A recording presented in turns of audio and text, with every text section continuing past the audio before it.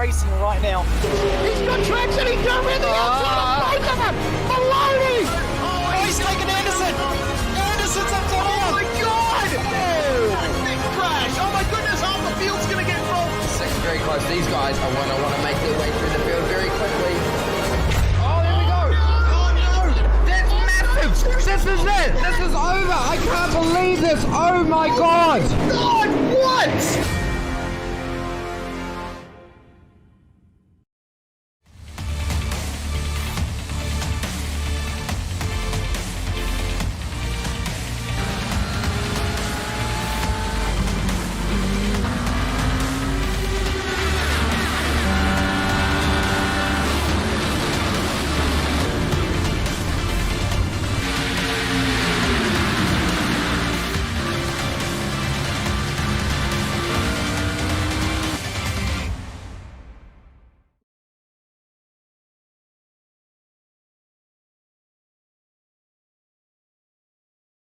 Are you new to sim racing, or maybe a veteran struggling to reach the next level?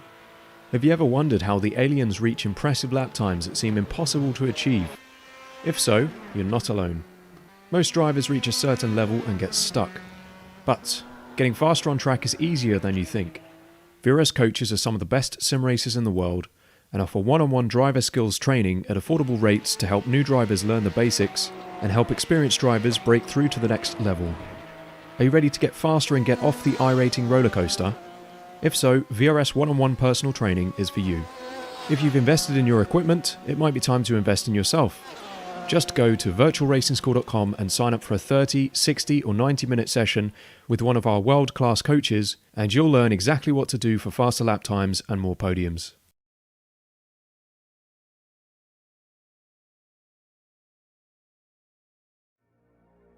It's time to get things started here on SimSpeed TV. Virtual Racing School V8SCOPS 2021 has been the most exciting season of this championship yet, and possibly one of the most open in terms of who gets race wins. And there's nothing more open than this race, the Great Sim Race, the Bathurst 1000. This is the 8th time we are running this event as part of the V8SCOPS Championship. And after the weekend we've had so far, after Saturday qualifying and the top 15 shootout, we're in for an excellent start. It's pole position for Pursuit Sim Racing. Who's going to take top honours? I'm Reese Gardner with SimSpeed TV. Alongside me, Ryan Jones and Lachlan Mansell, Virtual Racing School and Too Easy Finance. Sincere thanks to them for their support of this series and this event. We'll bring in Ryan first. Ryan, my goodness, what a weekend it has been. What a year it's been. Now we get down to crunch time. 161 laps around Mount Panorama. We've had the build-up. We've had all of the pressure of qualifying. And now it's time for the big race. We had the flat sixes on Friday. 2 incredible 100-kilometer races. Yesterday we had the V8s, the 250-kilometer mini enduro. We had qualifying yesterday. We had the Trucking Legends Championship finale, and then the top 15 shootout, and what a session that was. But today's the day that matters. In reality, where you qualified doesn't really matter that much. As long as you can get through the race cleanly, anyone can win this race. It is a race of attrition, of strategy, and physicality. This is the Bathurst 1000, and we cannot wait to see how this one is going to play out. Lockie, the teams have got quite a bit in mind today. We've got a little bit to go until green flag. We're going through the grid formation at the moment, which is going to decide the starting order. So the tension will be continually building throughout this session, and lap 1's going to be very crucial here today.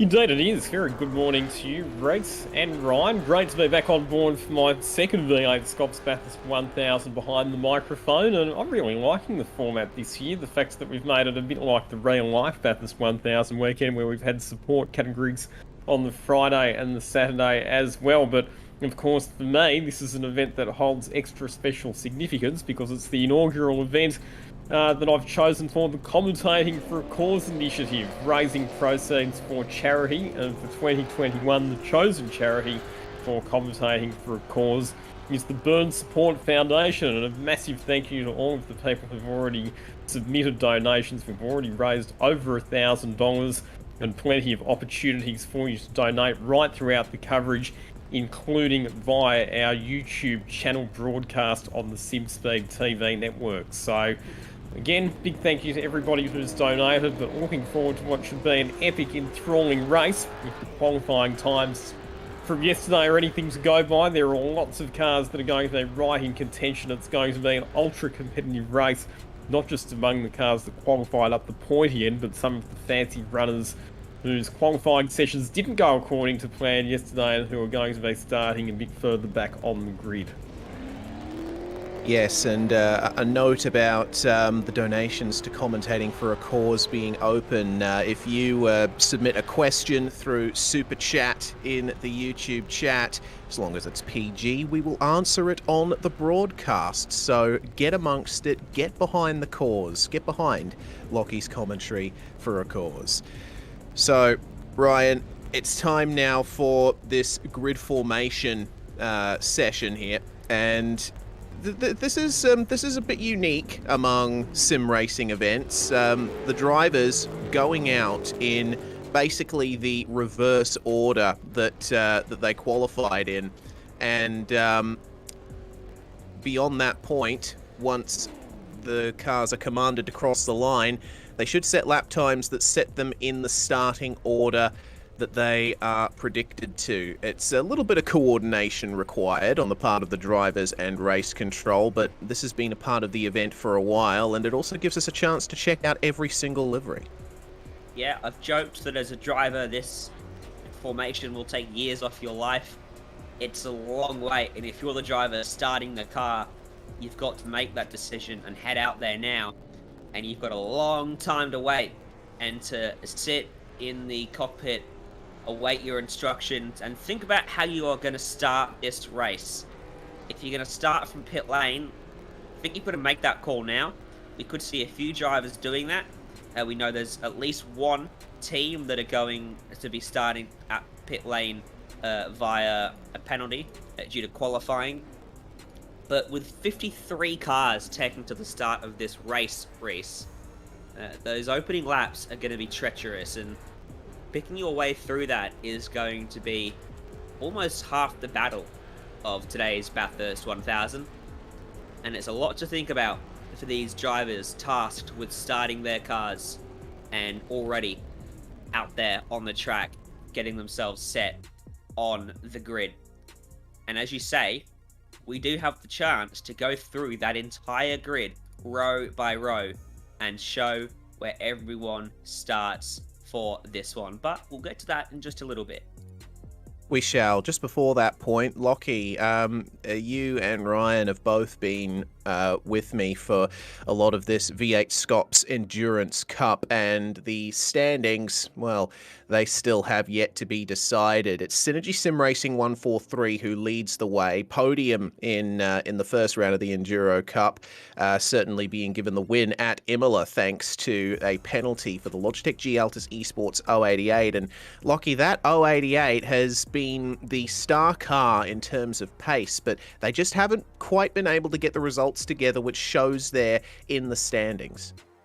Exactly right. So interesting having a look at the standings for the Endurance Cup. Like you say, the 143 Synergy Sim Racing Machine, Jordan Ross and Jackson Suzlin Harlow, really strong results for them.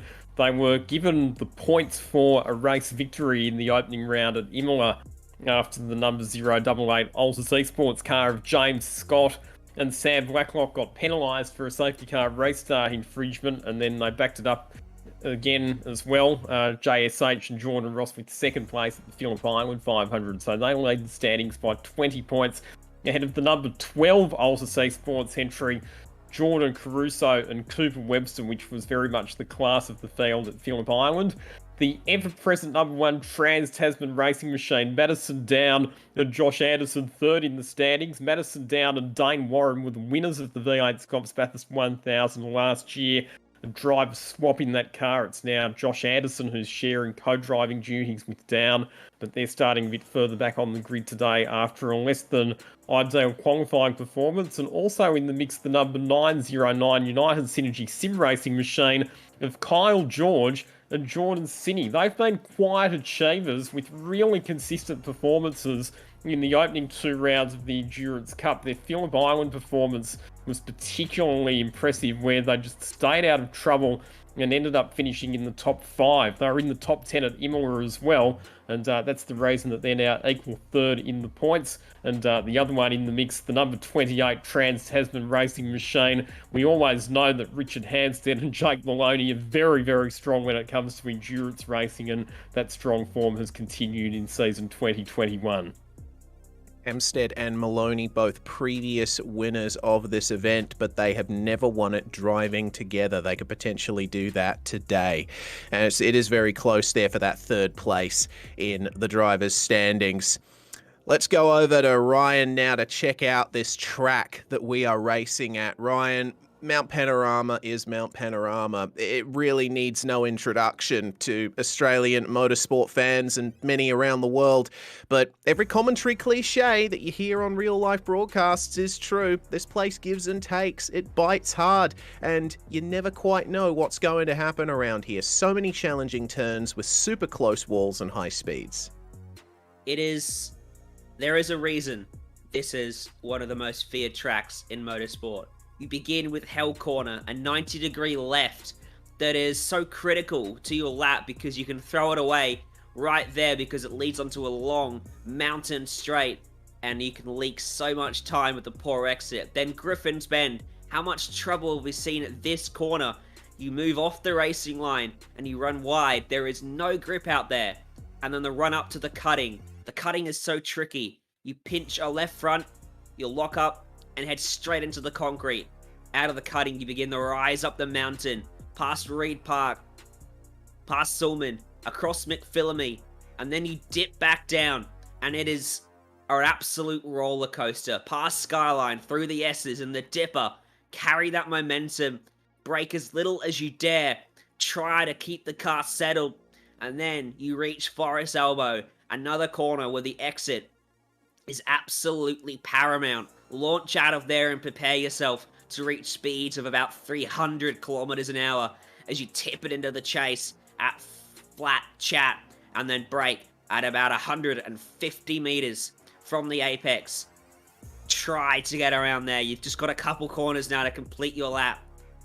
And Murray's Corner, another 90-degree left to finish it all off. Pit entrance on the left where there's a mini chicane for you to navigate if you're pitting. Out of Murray's Corner, a short run of the start-finish line, and that is a lap of Mount Panorama, 6.2 kilometers in length, and they have to do that 161 times today. Yeah, that is quite a few laps around here, which you certainly can't do on a single set of tyres or a single fuel tank. Lockie is going to be on top of everything that's going on in the pits today. What can we expect out of the drivers in terms of strategy, Lockie? Because there's plenty that they have to deal with in terms of driver lap count and what they can do in the pits, really.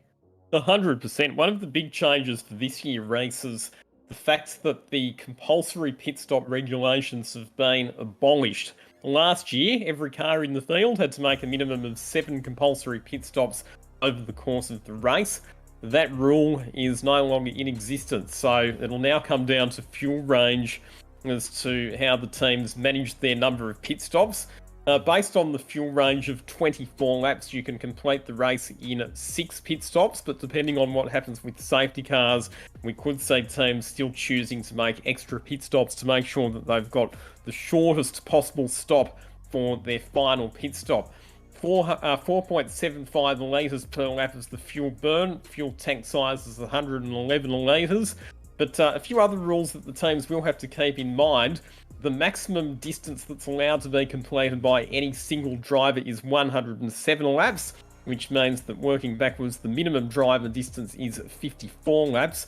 The other regulation that the teams will have to be mindful of is 65 laps as the maximum continuous driver distance. So no one driver is allowed to complete more than 65 laps in succession, which means that the earliest that you can make your final driver change and run through to the checkered flag is lap number 96. So we're going to see lots of different permutations and combinations, and particularly with some of those teams that have got fast cars but have qualified a bit further down the order, I wouldn't be surprised if we see maybe a few variations in strategy, a few teams trying something a bit different just to try and buy themselves some track position early in the race so that they're not getting caught up in traffic any more than they need to. So it's a lot to play out today, and I'll be keeping a very close eye on how the various drivers and teams are managing their strategies.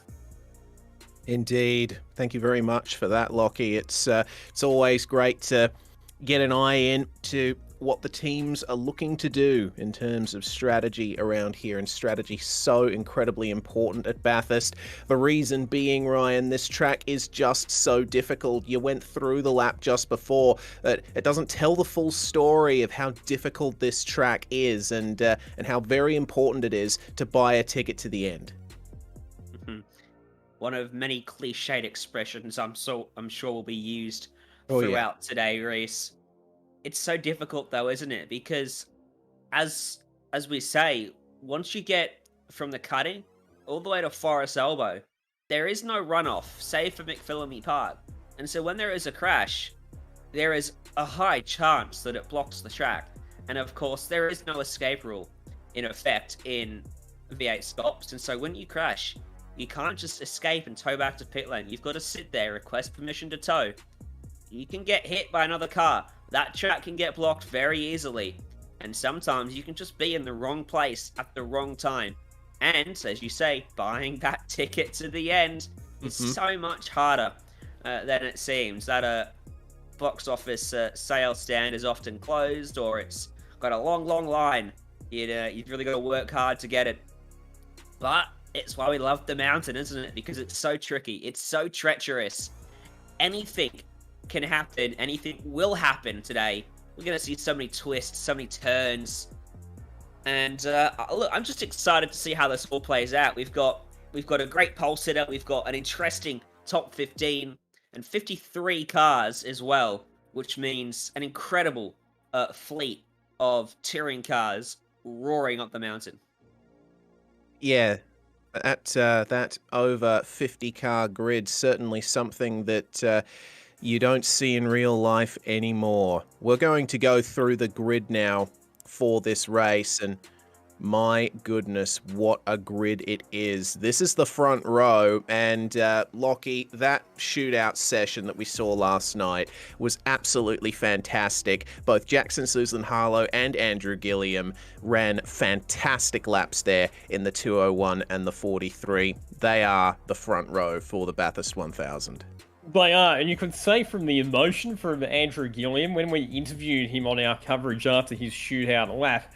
You could tell he was absolutely stoked. The adrenaline was still pumping through his system, which just gave you an idea of how much effort and commitment was required to nail that shootout lap. The first pole position here at Bathurst for the Pursuit Sim Racing team. Andrew Gilliam was absolutely over the moon, and he's got recent form on the board here at Mount Panorama as well, because he finished second overall with Michael Taliancic last year. So absolutely no reason why that car's not going to be an outright contender today. Yeah, and same can be said for the 143 as well, of course. They were awarded the win at Imola. They do lead the Endurance Cup Championship, so a good result today is absolutely critical for Jackson Suslin-Harlow and Jordan Ross. And my goodness, what a livery we have on that car as well, completely blacked out. You certainly, well, I don't know, Ryan, would it be a case of, are you not going to miss it, or is it going to be easy to miss, nice and stealthy? I don't know, but either way, the second row is all Altus Esports. Yeah, on that livery, I think it's going to be pretty hard to spot the sponsors out there on the racetrack. I think they've blacked it out a little bit too much, haven't they?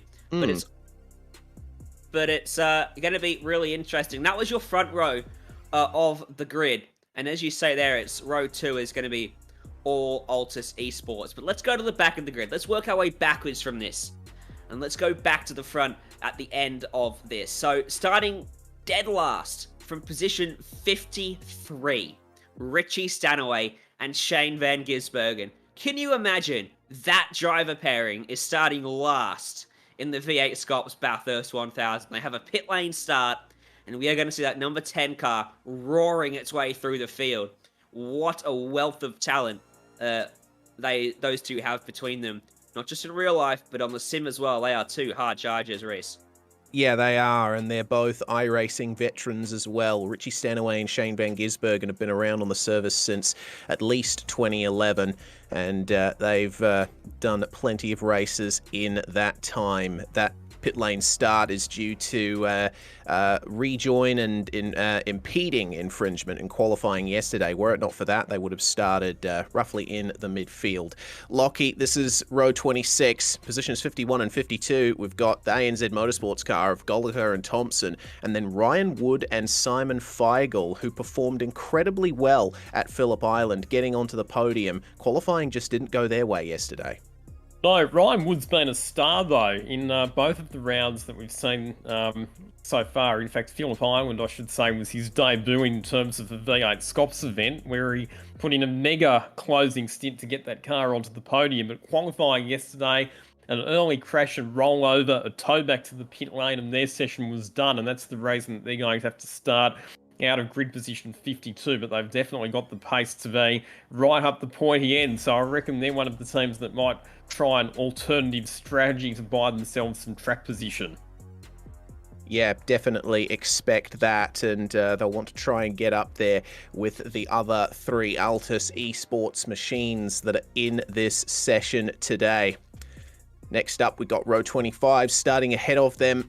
Nice retro livery there for Mark Newton and Daniel Stevens in the MFR 099. And Premier Racing Team also going for a retro flavour as well with Wade Sheedy and Nicholas Timores. Ryan, retro liveries also a big part of Endurance Cup season with V8SCOPS. The team's taking, of course, a little bit of real-life inspiration with their liveries, and I certainly enjoy it. Makes the grid nice and colourful. Yeah, there are some incredible throwbacks out there. Premier Racing Team have some incredible throwbacks. They have an 017 out there as well, which is a throwback to Dick Johnson's True Blue Ford, which we'll see a little bit later on. And Middle Finger Racing, Daniel Stevens, bringing out yet another great paint. And look out for Stevens in this race. He's a very consistent driver. Whatever car he jumps in, he'll move that team forward across the course of this 1000 Ks. But the next row on the grid, row 24, we've got two more teams and driver pairings that could certainly work their way forward. Reese Keane and Neil Pearson. Reese, another two drivers that love to race consistently and hard for simracing.com DPR, and then Matthew Brunt and Stephen Kokoschki for SSR JK Signs Racing. Yes, indeed. Kokoschka making a few appearances in Super Split 2 over the course of the season, the regular season here in V8SCOPS. We can always count on the likes of Synergy and DPR to be contenders towards the end of an endurance race, Lockie. They've got consistent drivers, they've got great pairings. As long as they stay out of trouble, we should see them in the running at the end, and Reese Keane and Neil Pearson certainly capable of that. And Matthew Brunt as well, we've seen that he's done racing in quite a few different types of cars on the sim platform. He's done some time in the Turbo Touring Car series, in the front-wheel drive TCR cars as well, and part of the Synergy Sim Racing team, so has the backing of a good team behind them, him and Stephen Kokoschki. Moving a row forward, one of the first of our Trans-Tasman cars we encounter tonight, alongside the Drop Bear Hybrid Racing Simulations entry of Riley Bilson and Dylan O'Shea. Drop Bear's got a couple of cars in this session, in this race, and they were just on the verge, I think, of getting into the shootout yesterday, just missing out like a few other teams out there. But Ryan, Trans-Tasman Racing, one of the oldest teams in Australia and New Zealand, one of the most successful as well. Troy Cox and Aaron Borg, the driver pairing in the number 27, and Troy Cox has experience on his side. He was one of Trans-Tasman's original lineup. Yeah, that he was. I was just watching as our field of 53 cars rolled off for a sort of slow lap to complete another process of the gridding sort of steps, as you can see it in the background there.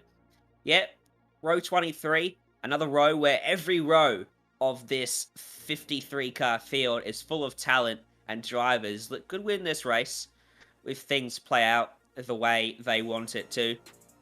Over on row 22, it's another simracing.com DPR car race. It's Darren Lobb and Ross Rizzo in the 199, and for Pleb Sim Sport, the number 69 of Colin Warwick and Lachlan Burke won't be missing that car out there on the racetrack, bright and colourful.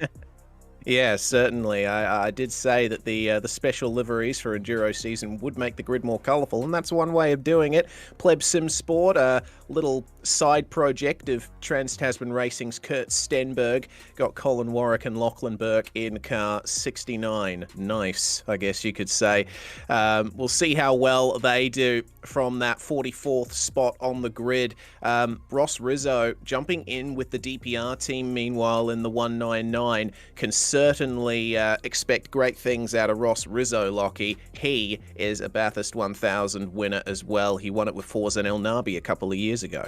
Yeah, and one of the hallmarks of Ross Rizzo, their race, is the fact that he is very, very good at saving fuel. So when it comes to pit strategy, if there's any need to get a few extra laps out of a tank of fuel to get the car into a good position, you can rely on Ross Rizzo to get the job done. As we move on to row number 21, Cameron Jones and Simon Vella in the Century Motorsports Mustang, and another car with the striking livery, Blake Warboys and Harrison Dengate behind the wheel with car number 63 for WK&P Sim Sports.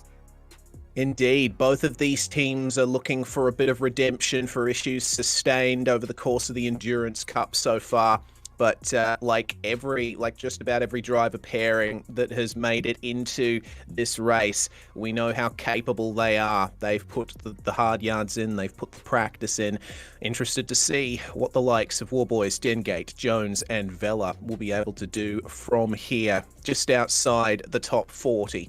Analytical Race on Oz Esports and V3 Racing. Andrew Mogridge is one of those drivers that we've seen many times over the course of V8SCOPS competition in the last couple of years. Starting from just inside the top 40, he and Luke Mitchinson will be looking to work their way forward. Race on Oz is another one of those teams, Ryan, that we can count on to work their way forward in the Enduros.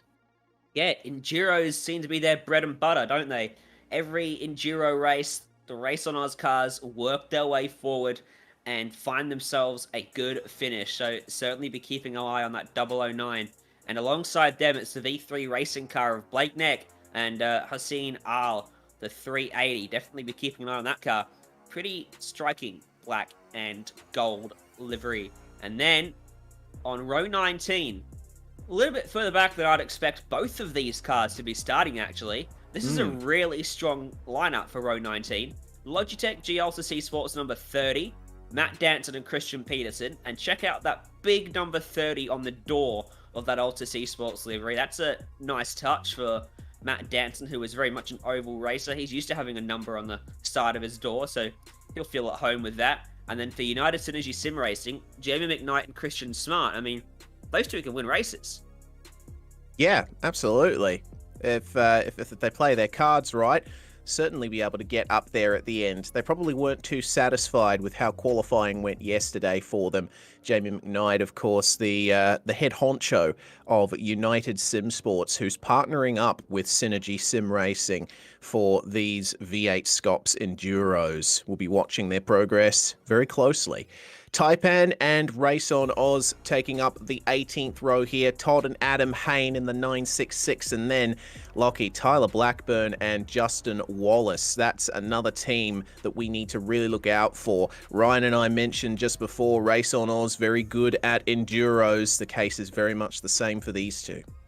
Indeed, and running a reverse livery compared to the sister car where it's red writing on a white background compared to the white writing on a red background that we had with the sister car to this one. But anyway, they'll be looking to survive the opening laps and the mid-pack congestion that we always see in the Bathurst 1000, getting themselves into a rhythm and then working their way forward over the course of the day. Absolutely, and Taipan Esports with a couple of cars in here as well. It's an all-Mustang row 17 ANZ with another car there, the number 9, Ben Christensen, part of the V8SCOPS support admin team, and has driven the safety car on many an occasion in that series so far this season. We've also got the first of our Pursuit Sim Racing entries, Sebastian Flock and David Kinmond in the 717. And Sebastian Flock and David Kinmond, we know, are very skilled at enduros once again. I distinctly remember, Ryan, David Kinmond over the last couple of Bathurst 1000s. There have been a couple of issues for him, but any car that he's in has managed to work its way through, taking advantage of people falling down before them. Yeah, I know Sebastian Flock's been quite looking forward to this race. Jay, our director, and I both share ourselves a chat with Sebastian and a number of other drivers, and he's been really talking up his chances of a good result in this race. So hopefully he can bring that to fruition, and we'll see whether it all does work out the way he's hoping. But as we now move ourselves to row 16, we're getting towards halfway through this grid. Still a couple more rows to go till we hit that marker. SSR, JK Signs Racing, Michael Schreier and Luke Rosella in the number 30 there. And simracing.com DPR, Robin Kirk and Daniel Misdale in the number 73. I paused there. Didn't we just see a number 30 a couple rows back? It was a 030 for the Danson and Feigl entry. Yeah, a little bit of a difference there between the numbers, but, you know, it should be easy for us to tell in the timing screens. Schreier and Rosella, they're another good pairing. Michael Schreier looking to work his way forward in the race as well. You can always count on him to be maybe an element in the top 10. Robin Kirk and Daniel Misdale, Lockie, that's another strong driver pairing there at the simrigs.com DPR team. Indeed, and Simrigs DPR, always a team that put professionally presented cars on the track, and they're another team that always seems to lift when it comes to endurance racing as well. And we saw that Robin Kirk and Daniel Misdale, they had a good result in one of the other endurance races that we had a bit earlier on this season. So that's a team that's definitely capable of working their way forward into a good result at the end of the day. Moving forward to the first cars inside the top 30, Damien Johnstone and Aaron Lee in the SSR JK Signs Racing entry, the 033. Aaron Lee is a driver that I'm certainly very familiar with. I've raced against him many times in the past in sports cars and prototypes. He's decided to hook up with Synergy Sim Racing for this one in the Bathurst 1000. I'm very interested to see how he goes there, starting from that very deep midfield slot. But the Evolution Racing Team number 43, Ryan, is another interesting driver pairing. Marcelo Rivera, who has had a couple of SCOPS starts to his name, and Ben Rothberg, who's another, I guess you could say, elder statesman of the Australian sim racing community. He's been around a while. Yeah, it's a really good pairing always to have the experience of someone that's done a lot of these races with one of your sort of new guys who's only done one or two of these, because they can help each other out. The driver that comes in, say Rivera, who's done one or two, can bring maybe some new ideas that Rothberg could take on board, and Rothberg can give Rivera some tips and some pointers to help him calm his nerves and give him some ideas that Rothberg has learned over the course of his wealth of experience so far. So I love those pairings of old heads and new heads combined. Absolutely. Let's move forward to row 14. the cross-continental motorsport entry. What a striking livery in the 100 for Jason Bentz and Alistair Bales. We certainly won't be able to miss that one out on track. And then a second sub-team of DPR, sponsored by Alco Holder. They've got a little code there that you can use on the online store. That's very smart. Sean Linsell and Kenneth Latter in that one. And Latter, Lockie, is another one of those drivers that's been knocking on the door of great results. We've seen him get some excellent results in Super Split 2. He tends to be mired in the midfield in the top split, but again, Bathurst is where none of that really matters. No, and again, I think the big key for a lot of these teams that are starting in this mid-pack zone is to make sure that they survive in the early stages, because if they can stay out of trouble, they've got the consistent race-along pace to be able to move forward. Yeah, absolutely. That 554 will keep a very close eye on that one as well. Here we go, starting to get some superstars up here in row 25 and 26. Josh Thomas and Damon Woods in the ERT number 26, the car formerly driven by team manager Brenton O'Brien, who has stepped away from sim racing a little bit in the last couple of years, getting some work at real-life racetracks. And then the Castrol Racing entry. Ryan, Thomas Randall is going to be driving this one, of course, a real-life racer that watchers of Australia's top motorsport category will be very familiar with. Driving with Kobe Williams, the very young Kobe Williams. That's going to be an interesting pairing to keep track of, for sure. Yeah, and Kobe Williams has been working really hard practicing for this race to make sure he's up to the acceptable level to go racing with Thomas Randall. Everyone there is really excited for that driver pairing, and going to be really cool to see how they work their way forward in this one. Starting out of 25th place, Thomas Randall can bring so much experience and a calmness to that driver pairing that I think will complement Kobe Williams' raw pace incredibly well. Just in front of them on row 12 for SSR JK Science Racing, in 24th, the number 95 for Glenn Postlethwaite and Damon Mulqueen, and in 23rd, the 9.5 SimSport car, the 990, Sean McNamara and Aaron Dodd. It ain't easy being green. Smack bang in the midfield for the start of the V8SCOPS Bathurst 1000. The qualifying yesterday didn't quite go Glenn Postlethwaite's way, Lockie, so he and Damon Mulqueen have just got eyes forward for this one. Still a lot of bad performance, though, and Glenn Postlethwaite, another driver who's had a lot of experience in V8SCOPS series, as well as real-life racing experience in the Thundersport series that runs as part of the Australian Motor Racing series. So good to see Posy out there having a run. Indeed, and we'll keep an eye out for the 9.5 car as well, because they were very close to getting into the shootout yesterday.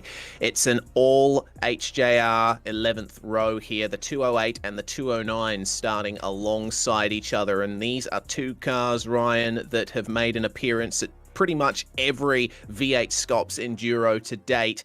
The pairings of Chris Coxhead and Brett Loxton, well, they're in separate cars now. Chris Coxhead's driving with Henry King, one of the administrators of V8SCOPS and the main admin of the support series. Brett Loxton paired with Thomas Hens. That's going to be a very fast pairing indeed. Got to admire the consistency of HGR Jinx Shifters, both cars qualifying right there together. And yeah, they're two cars that we'll see at the end of this race, without a doubt. They know how to keep themselves out of trouble, and I think they'll be a player for the top 10 for sure. Yeah, keep an eye out for those Zuvacorns racing around the track. Premier Racing Team and Synergy Sim Racing with two brilliant retro liveries here on row 10, just inside the top 20. Rick Kuznetsov is going to be starting the 08, and Brenton Hobson and Jack Boyd in the number 88. That is a very familiar livery. Lockie, I love how teams pull out all the stops for these retro liveries, and I think Premier Racing Team, one of the stars of the show, we can always count on Synergy to bring out some great looking cars, but I think Premier Racing Team have gone a step further this time.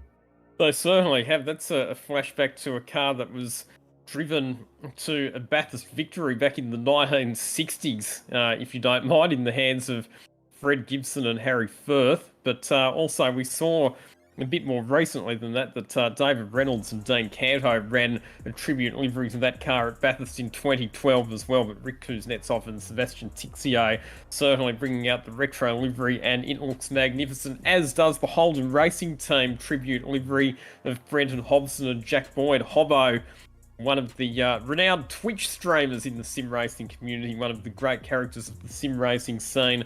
Great to have him as part of the field. We know that he will put on a show for us this afternoon. Absolutely, and we'll see how close he gets to 6th place before half a race distance. It's Synergy Row with a little bit of United here. Wayne Burke and Tom Freer in the number 89, which is called the 707 on the entry sheets, confusingly. But they are going to get off to a good start there off row 9, alongside Kyle George and Geordie Sinney. And Ryan, that 909 is one of the cars in contention for 3rd place in the Endurance Cup standings. So it's going to be important for Kyle and Geordie there to keep out of trouble, keep the car clean to the end. Yeah, and these are cars that only just missed out on the top 15 shootout. They're only a couple of spots away from having made it into that top 15, and then who knows where they could have qualified, how much further up the grid. So these are all very fast cars now, and well within a shot at winning the Bathurst 1000, with all the drama that we know is for sure going to play out. And then here we go. The first car that missed out on the top 15 shootout, and then the last car that qualified in the top 15 shootout, the slowest car in yesterday evening's session. The Drop Bear Motorsport and Cozy 862, Corey McFarlane and Daniel Yeaman, they just missed out, so they were devastated. And then the Trans-Tasman Racing, car number 1, Madison Down and Josh Anderson, they will go off P15, and that's further back than you would expect to see them, Reese, but we will see them at the front in this race. There is almost no doubt about that. Yeah, absolutely. Down and Anderson, a very strong pairing, but unfortunately, in the shootout yesterday, Josh Anderson brought it round to start a lap, and he got stuck in gear down the start-finish straight. Sorted out that issue, but they did not get the lap time that they were hoping, so they'll be starting down there in 15th. The United Sim Sports entry of Kobe Jones and Hayden Veld. This is going to be one that I know you're going to be keeping track of, Ryan. Hayden Veld, a good mate of yours. But Kobe Jones and Hayden Veld recently joining United Sim Sports, Lockie, and I think that's been a very good decision for that team. Yeah, and Kobe Jones did a good job yesterday, managed to sneak his way into the top 15 shootout, and then did a very solid job in the shootout as well. So good effort from Jones and Veld as part of the United Sim Sports team, and they will go from grid position number 14. And Lee Ellis and Kurt Stenberg as well, and a couple of the veterans of the V8SCOPS series. Good job as well for them to wind up in the top 15 shootout. Professional job, as always, from Kurt Stenberg to land that car in lucky position 13. Absolutely. That's going to be another car that we keep a close eye on today. Zach Hanlon and Simone Maria Martino start out at 12th place alongside the Phoenix Smokers DPR entry of Dyson and Briggs. And, well, Martino put in a very good lap in the shootout yesterday, Ryan, and Zach Hanlon is another driver we can count on to bring those results. But the Phoenix Smokers DPR entry, Dyson and Briggs, both drivers who can show up in the top 10 in the overall standings near the end of the season purely out of consistency. That's a car that is going to very potentially bring a great result today. Well, you talk about their consistency. Well, on raw pace, they've qualified 11th. So they could be on for one heck of a performance today based on that. And Hanlon and Marcheno, they will be ones to look out for. Well, that's for sure. And then we get to the top 10. Starting from 10th, Job Stewart, Michael Taliantich, car 35 for Pursuit Sim Racing, and the 117 of Evolution Racing Teams, Ethan Grigault and Benjamin Smith, starting alongside them in P9. Yeah, this top 10 is absolutely stacked. I'll keep an eye out for Job Stewart there. He's put on some great performances this season, getting on the podium at the very first round, and even more besides. Ethan Griggault and Benjamin Smith in that 117. That was the fastest car in a straight line yesterday in the shootout. Let's see how they go in the race session. Ethan Griggault and Benjamin Smith, a bit of a retro pairing, you could say. Ethan Griggault does not compete full-time in this series anymore, but it's always nice to see when he jumps in for an Enduro. Row 4, McLaren Shadow, starting off of 8th, and an excellent lap from Josh Muggleton yesterday, Lockie, in that shootout session to put them where they are.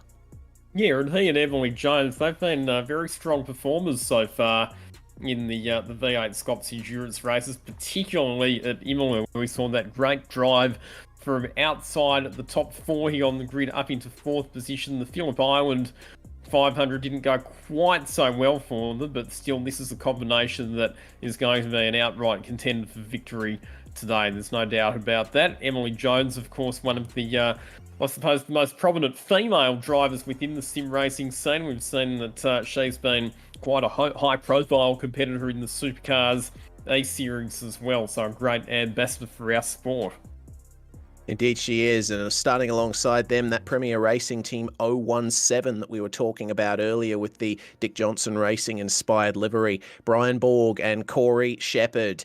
That is going to be a pairing to watch, because Borgie, we can always count on to be there at the end, and Corey Shepherd, excellent on pace. He has been one of the underrated stars of this 2021 season in V8SCOPS. Let's see how they go as we move forward another row. Trans-Tasman Racing taking up row 3 here. The number 22, Ethan Warren and Jake Burton at the wheel, and then Richard Hamstead and Jake Maloney, a fearsome pairing there. But I guess you could say that for Warren and Burton as well. These drivers are all incredibly fast, Ryan, and they are going to be leading the charge here to try and overcome Altus Esports up at the front.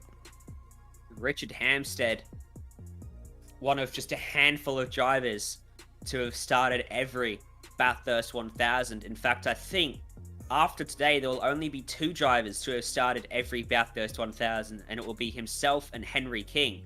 So he certainly has the experience to get it done, does Hamstead, and he has 2 Bathurst 1000 wins to his name as a result. That Trans-Tasman Racing lineup is just so strong, isn't it?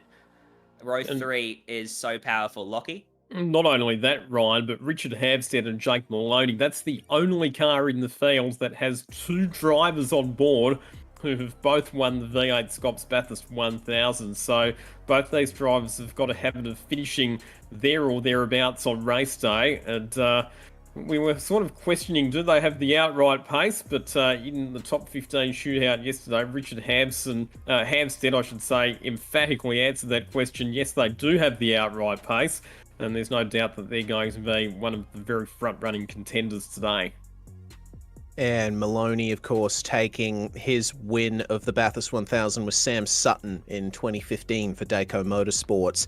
Logitech G Altus Esports, that is quite the block there for the Trans-Tasman squads. Jordan Caruso and Cooper Webster starting out of 3rd. James Scott and Sam Blacklock starting out of 4th. That 088 is the car that we thought would be the main contender for the Enduro Cup, Lockie, but the races have not gone their way. Penalties and incidents out on track at both Imola and Phillip Island.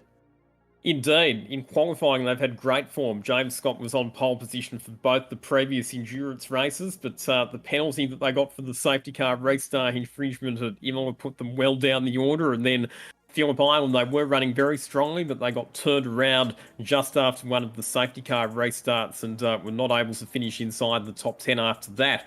Jordan Caruso and Cooper Webster coming off the back of a dominant victory at Phillip Island. And I'll never forget Cooper Webster's stint just before he handed over to Jordan Caruso, where he was lapping a second quicker than everybody else in the field to really put that car in a dominant position. And if they can replicate that sort of form today here at Mount Panorama, they're going to be very difficult to beat for the rest of the field. That they are. And we return to the first row here. pole position to Pursuit Sim Racing. Andrew Gilliam putting in an absolutely fantastic lap that Jordan Caruso could not beat in the top 15 shootout. He and Griffin Gardner are certainly going to be a pairing that all eyes will be on the first stint. And we mentioned before Jackson Suzlin-Harlow and Jordan Ross, the leaders of the Endurance Cup. They will certainly be raring to go for this Bathurst 1000, try their best to secure that title. But out of all of this, Ryan, it's incredibly difficult to pick a winner because, well, it's Bathurst. You are not secure in any position until the checkered flag flies. So is this the bit where we do our final predictions, guys? I feel like we need to put in our final tips for who's going to win this race today. Oh, you go first then, Lockie. Yeah, I'm going to tip the Altus Esports machine of Jordan Caruso and Cooper Webster. Again, I just think that after their performance at Phillip Island, where particularly Cooper Webster taking command of the race in that brilliant stint where he opened up something like a 13-second lead over the rest of the field before handing it over to Jordan Caruso for the run home. I think that last year they were inexperienced when it came to Bathurst, but this year I think they've got the experience, they've got the pace, and they've got all of the ingredients that they need to be able to get the job done. So that's my tip. Car number 12, Jordan Caruso and Cooper Webster from the Altus Esports team. All right, Ryan, your pick for victory. I'm still deciding. So am I, mate. So am I. Well. Jay Kennedy, our producer's put his prediction in, and he's tipping the number 28 Trans-Tasman car of Richard Hansted and Jake Maloney. He says that race pace will take it today. Yeah, and that's a very sensible decision, I think. I would definitely put money on the number 28 to be there at the end. But I would say that I think I might go for either the number 12 or the number 143. I know that Andrew Gilliam and Griffin Gardner, you know, I really respect both of them. But yeah, there's just no way to tell how this race is going to go. On outright pace, I think the number 12 is going to have the measure of the field, but that 143 has always found a way to be there at the end. Ryan, have you decided? Well, I think you two have gone with some obvious picks, and Jay has as well. And I think we know anything can happen at Bathurst. It is a place where miracles happen, and I'm having a tough time deciding. And so they're starting 14th. They've got some decent pace. They were going very well in the first two Enduros before incidents have taken them out. So I'm going to have a stab. I've got to go with it. United Sim Sports, number 2, Hayden Veld, Kobe Jones, they're going to take the win today. Righto. We'll see which of us are right, or if any of us are right, at the very end of this race. We've still got some time to go before the green flag, so it's going to be a bit of an opportunity here for us at SimSpeed TV to briefly step aside. Don't go away though, the green flag is coming up in just 7 minutes time. You're getting ready for what is sure to be the greatest V8SCOPS Bathurst 1000 yet.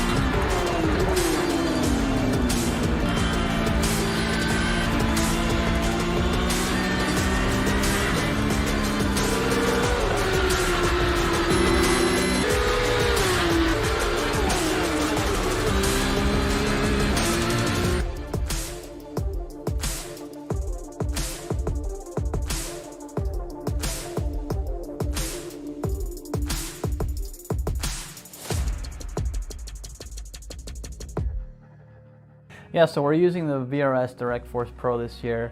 We have a wheel adapter right here, so I'm using the rim I used last year, but the motor right here produces a lot of power, a lot of precision, and it helps me, just feel the car more, feel the car a lot quicker, especially, this week we're at Sonoma. I can feel it, when it hits the curbs, any little change in the car, the wheel reacts a lot quicker than your typical gear-driven or belt-driven wheel.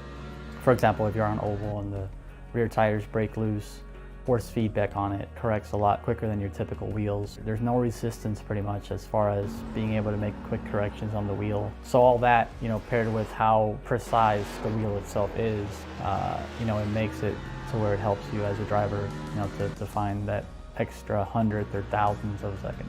So when you're getting a direct drive wheel, especially the VRS wheel, it's heavy duty. It's got good weight to it, it's not a plastic toy. Feels like you can really beat up on it. A lot of people have issues with their plastic gear-driven wheels just kind of breaking after a couple years.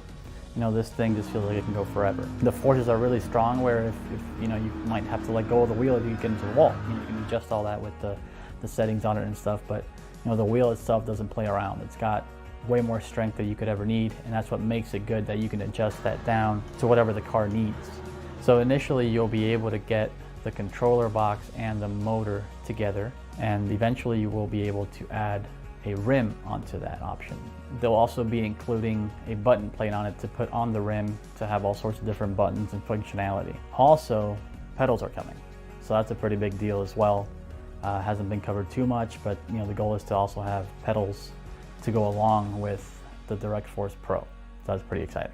The wheel feels good. It feels very much like a real world steering wheel. You just kind of feel like what you would imagine the car to feel like.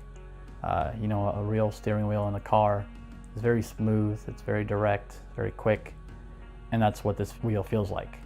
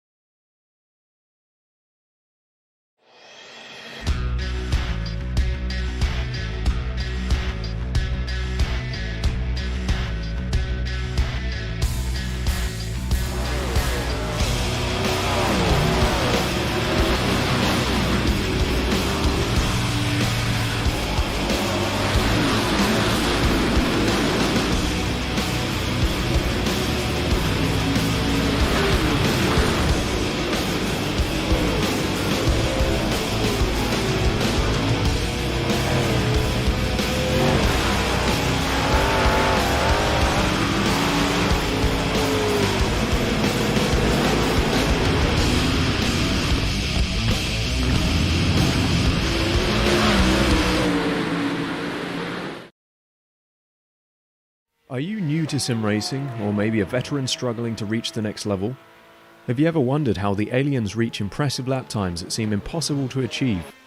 If so, you're not alone. Most drivers reach a certain level and get stuck. But getting faster on track is easier than you think.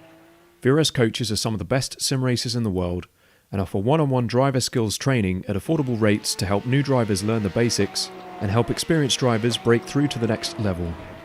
Are you ready to get faster and get off the iRacing roller coaster? If so, VRS one-on-one personal training is for you. If you've invested in your equipment, it might be time to invest in yourself. Just go to virtualracingschool.com and sign up for a 30, 60 or 90-minute session with one of our world-class coaches, and you'll learn exactly what to do for faster lap times and more podiums.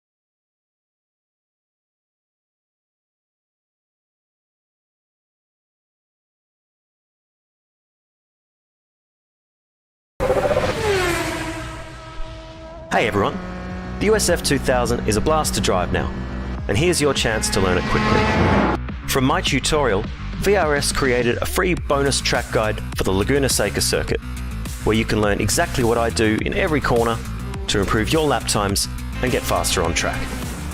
You'll learn how to easily recognise brake markers, you'll find out which curbs to attack and which ones to avoid, you'll know when to use the full track and when a sequence of corners requires a compromise, and you'll learn how hard to brake and when to lift. The VRS quick reference track maps are available free to download and delivered each week to your inbox.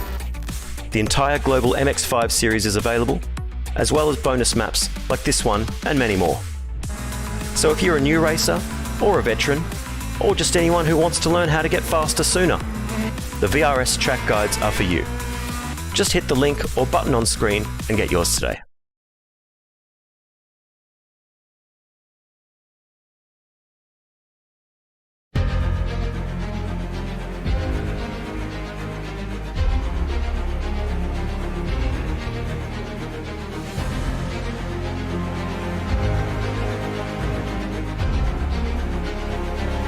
This is fantastic. This is GT racing right now. He's got traction. He's going in the outside. Both of them. Maloney. Oh, he's taking Anderson. Anderson's up to Oh my God. Oh, big crash. Oh my goodness. Half the field's going to get rolled. Second very close. These guys are want to make their way through the field very quickly. Oh, there we go. Oh no. That's massive. This is it. This is over. I can't believe this. Oh my God. God, what?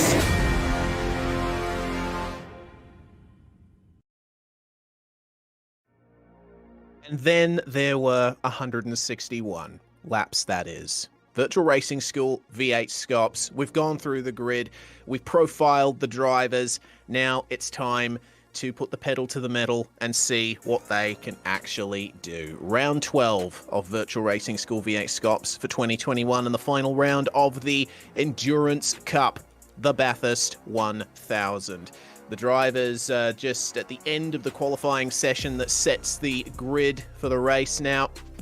And we'll be waiting for them to all get out there on the grid and go for the standing start. If you're just joining us, I'm Rhys Gardner, and it's Ryan Jones and Lockie Mansell alongside me in the commentary box. Ryan, now is the time. The teams are ready. At least we hope that they all are. We're ready. At least we think we are. And the track is ready. But I don't think we're ready for the track. All of the anticipation, the build-up over the last couple of days, all of the nerves, the pre-qualifying, the qualifying, the shootout, and the gridding formation as well. It all comes down to this, and now they are ready to go. And it could end so quickly. You've got to be so careful on that opening lap. It could all be for just 6 kilometers or less of racing if you get into trouble on lap 1, and that would be so disastrous for any of these drivers. They can't let that happen. Tiptoeing around this mountain is going to be the name of the game for so many in the midfield. The drivers at the front are going to want to break free though. It's going to be a crazy opening to this race, to the 8th running of the V8SCOPS Bathurst 1000.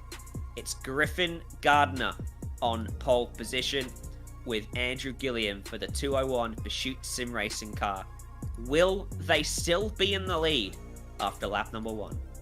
Interesting that they're choosing to start Griffin Gardner in that car, despite the fact that Andrew Gilliam's probably, you would have to say, been the fastest of those two drivers in the lead-up. I think one of the things is that if you do have one driver who's a little bit weaker than the other one, it's not a bad strategy to actually put your slightly weaker in the driver in the car for the opening stint and get their laps out of the way. Because the way that the strategy is going to play out, and the fact that you want your fastest driver in the car at the end, it actually works off quite well to get your slower drivers' laps out of the way early on. Andrew Gilliam is starting that car. Oh, there we go. They've changed. It's updated on the timing.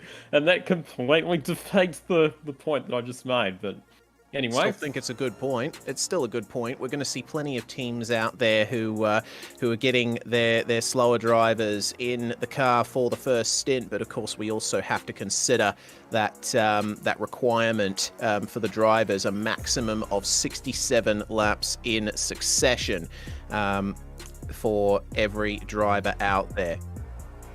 So we'll be able to see then who gets it done here in the first stint. Unfortunately, it seems we've had a technical issue and won't be able to bring you the start on live pictures. We really do apologize for that. We are working on it.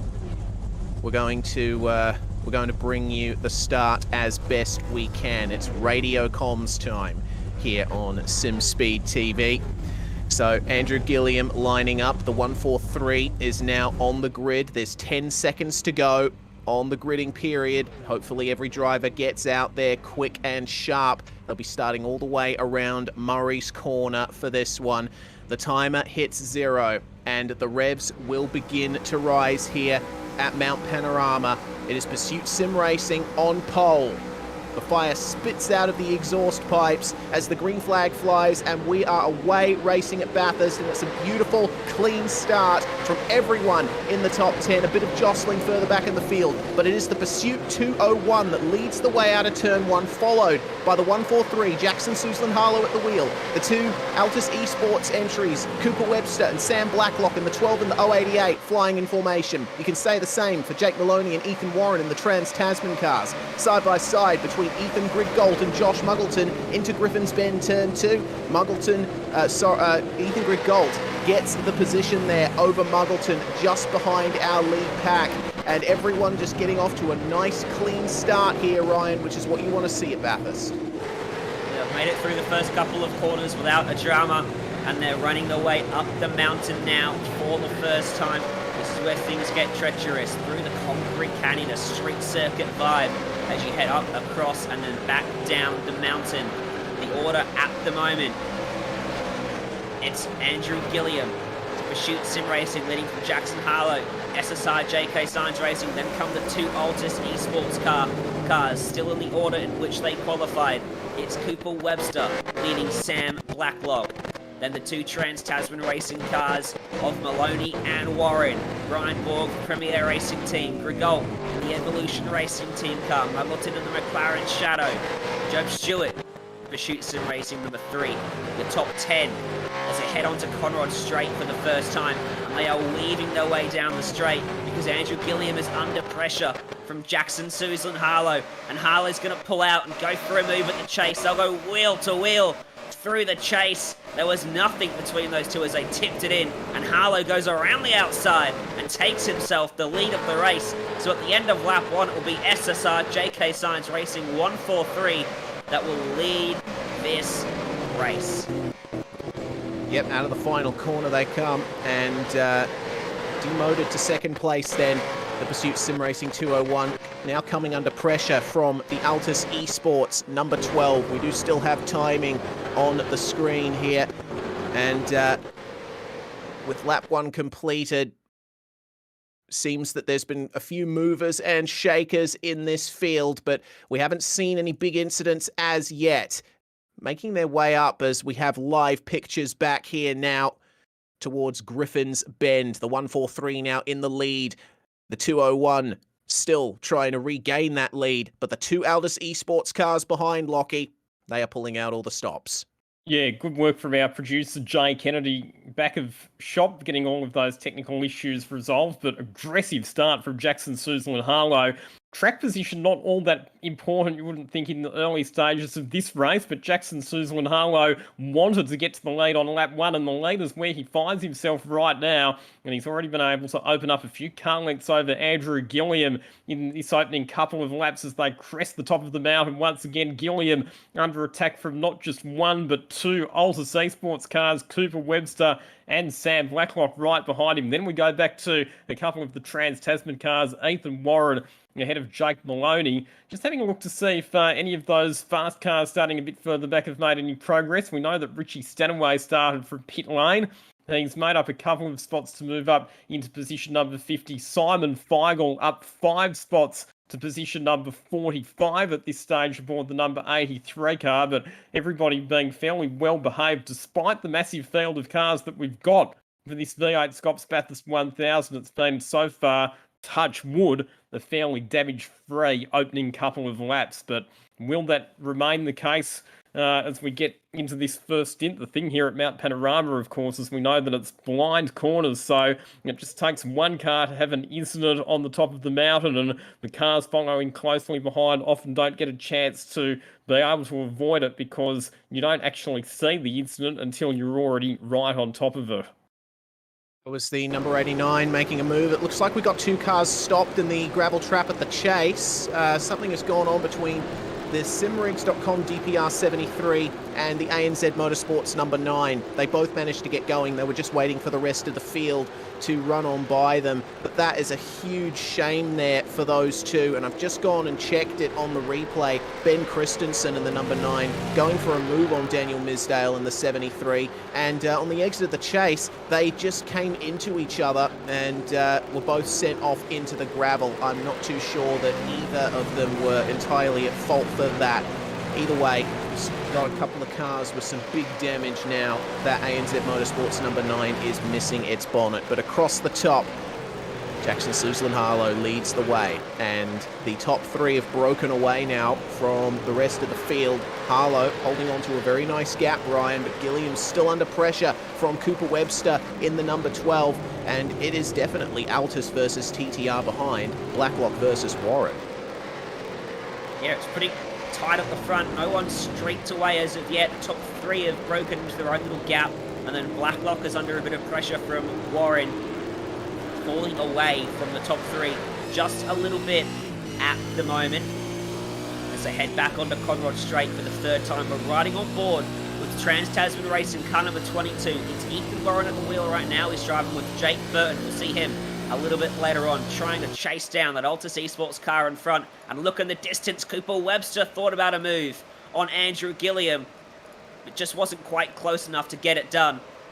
And Andrew Gilliam having a little bit of a rough start to this race. He would have hoped to jump away out at the front, but he hasn't been able to do that, and he's under some pressure early on. You can see behind Blacklock, there's another little battle. The other Trans-Tasman Racing car, not on the attack like Warren is. Maloney on the defence from Ethan Grigol from Evolution Racing Team. Oh no! Incident! Turned around. Good save from Blacklock. There may have been contact there. Oh dear. Blacklock was sideways in turn one. That checked up both him and Warren. Looks like Warren's going to be redressing, so there was contact, and that's checked up the next group of cars. Look at this, a big train heading up Mountain straight towards Griffin's Bend. This could get messy. Maloney on the inside, Grigol on the outside. Brian Borg wants to pick himself up a piece of this as well. And Josh Muggleton, a lot of experience there, just sitting back and waiting. And that's a lot of smart driving not to make this worse. The big loser out of all of that was Sam Blacklock, wasn't it? Because he cops that hit at Hill Corner. It cost him a huge amount of momentum heading up Mountain Straight. And the fact that the car that was behind him was trying to redress that position at the time, and just checked up the rest of the field. And there's still cars running side by side, just about heading down through Silverman Park. They need to sort themselves out, and they make sure that they're single file through there. You don't want to be running cars side by side through that particular section of the circuit. I think that was Madison down and looking down on the inside of Simone Marie Marcheno. Indeed it was, and Madison already making up some positions. They're up two from, or up one from where they started, sorry. It's been a very interesting opening stint here for the number one with our championship leader at the wheel. In terms of the race lead, well, Jackson Suslan-Harlow is putting in some fantastic times here. Fastest lap last lap, a 2:04.439, and that's pretty much qualifying pace that JSH is running at the moment. And the track temperature very similar to what we saw in the shootout as well, so we're probably going to be seeing some excellent times being set. But that incident between Blacklock and let's go back. Warren. Oh dear. Let's go back and have a look at that gaggle of cars again, because it's still all action. Ethan Grigol's just made the overtake on Maloney. Behind him, Muggleton is desperately trying to find a way by the 017 car. He's going to do that at turn one, but a big lockup. The rear's got away from him. He overshoots the corner, and now they're all checking up on the exit again. So Brian Borg will somehow hold the spot after all of that. Muggleton's going to go backwards. He's going to lose out a spot to Sam Blacklock. He will cover the inside, get away into the fence on the outside of Griffin's Bend. Blacklock in the fence in the 088 Altus Esports car. Blacklock moved over there to cover off Muggleton into the corner, also going defensive with the battle he was in, and unfortunately they just made rear end contact in the braking zone, so that 088 not on a good run at the moment, carrying some pretty heavy damage into the wall at Griffin's Bend. Lockie, that's their race, off to possibly the worst start they could imagine. It's completely unnecessary for lap 5 of a lap 161 lap race. I don't understand why they're battling so aggressively for track position. All they needed to do there at Griffin's Bend was ease out of the throttle, get back into single file and race on. There was no need to be running side by side through that particular corner. It was all created because Josh Muggleton went for that dive up the inside of Brian Borg into Hill Corner, lost all the momentum up Mountain Straight, and then look here, under brakes into Griffin's Bend. Muggleton just getting into the back of Sam Blacklock. Completely unnecessary nose-to-tail contact between a couple of our top 10 contenders in the early stages, and the big question now is what damage is there to the number 088 Altus Esports car that we would have expected to be one of the primary contenders in this race. Do they have to come in for an early and unscheduled pit stop, or can they carry on? And also you would have to suspect that race control will be taking a very close look at that incident, and I reckon you would have to think that there's a very high likelihood of a penalty for Josh Muggleton for that one. Yeah, I would say so too. That's a real shame there for the 088. They are missing their bonnet and carrying some front end damage, but still continuing on at a reasonable pace here. They're going to need a few laps to determine how bad the damage really is, but down at 18th now after that 4th place start. Certainly possible to work your way back up from there at Bathurst, but they are going to have to rely on some chaos and safety cars. As looking forward, Job Stewart right on the back of that pack with Josh Muggleton, Ethan Warren and Brian Borg just up ahead. Also got the championship leading car there, which you can tell by the red banner, right in the midst of this pack. And after that little whoops-a-daisy between Sam Blacklock and Josh Muggleton, I think everyone's gotten the message, and Brian, they are starting to calm down again. And drive-through penalty for Josh Muggleton, unsurprisingly. So race control by Korolev and Simon Black, they've adjudicated on that incident. They've decided that, yep, Josh Muggleton was at fault, and he's going to be taking a tour through pit lane as we see a very wide moment. Brian Borg heading through McPhillamy Park. He only just managed to maintain control of the car there. And look at the field of cars that have queued up behind him. You've got Ethan Warren in there, Josh Muggleton, who's about to serve that penalty, Job Stewart, Kobe Jones and Madison down, and a big sideways moment for Ethan Warren under acceleration out of Forest Elbow. My goodness, this could potentially be a move here between the 017 and the 22. Pulling out is Ethan Warren. After that contact earlier with Sam Blacklock, he continues to make up positions. That is Trans-Tasman Racing 22 up into 6th place and now leading the charge with Jake Maloney and Ethan Grigg-Galton, no man's land up ahead, and the top 3 still pressuring each other up ahead. There goes Muggleton to serve that drive-through penalty. This is not the start that he or Jones would have wanted either, but knowing their previous form in this Endurance Cup, they can certainly come back from it. 4th at Imola, so very much potential there as we check back in with the top 3. Andrew Gilliam now in the slipstream of Jackson Suzlin-Harlow, getting a bit of a run there on the way up to Griffins, but doing the smart thing and pulling out, not going for the move as of yet. And Ryan, this is some good potential here for the drivers to start fuel saving already if they want to extend that first stint. Yeah, and look at the advantage the top 3 have. They've pulled away from the rest of the field. There's no pressure for them. They can afford to fuel save, try to extend their opening stint by a lap or 2 maybe. And that'll help them out at the end of the race. It always pays off right at the end.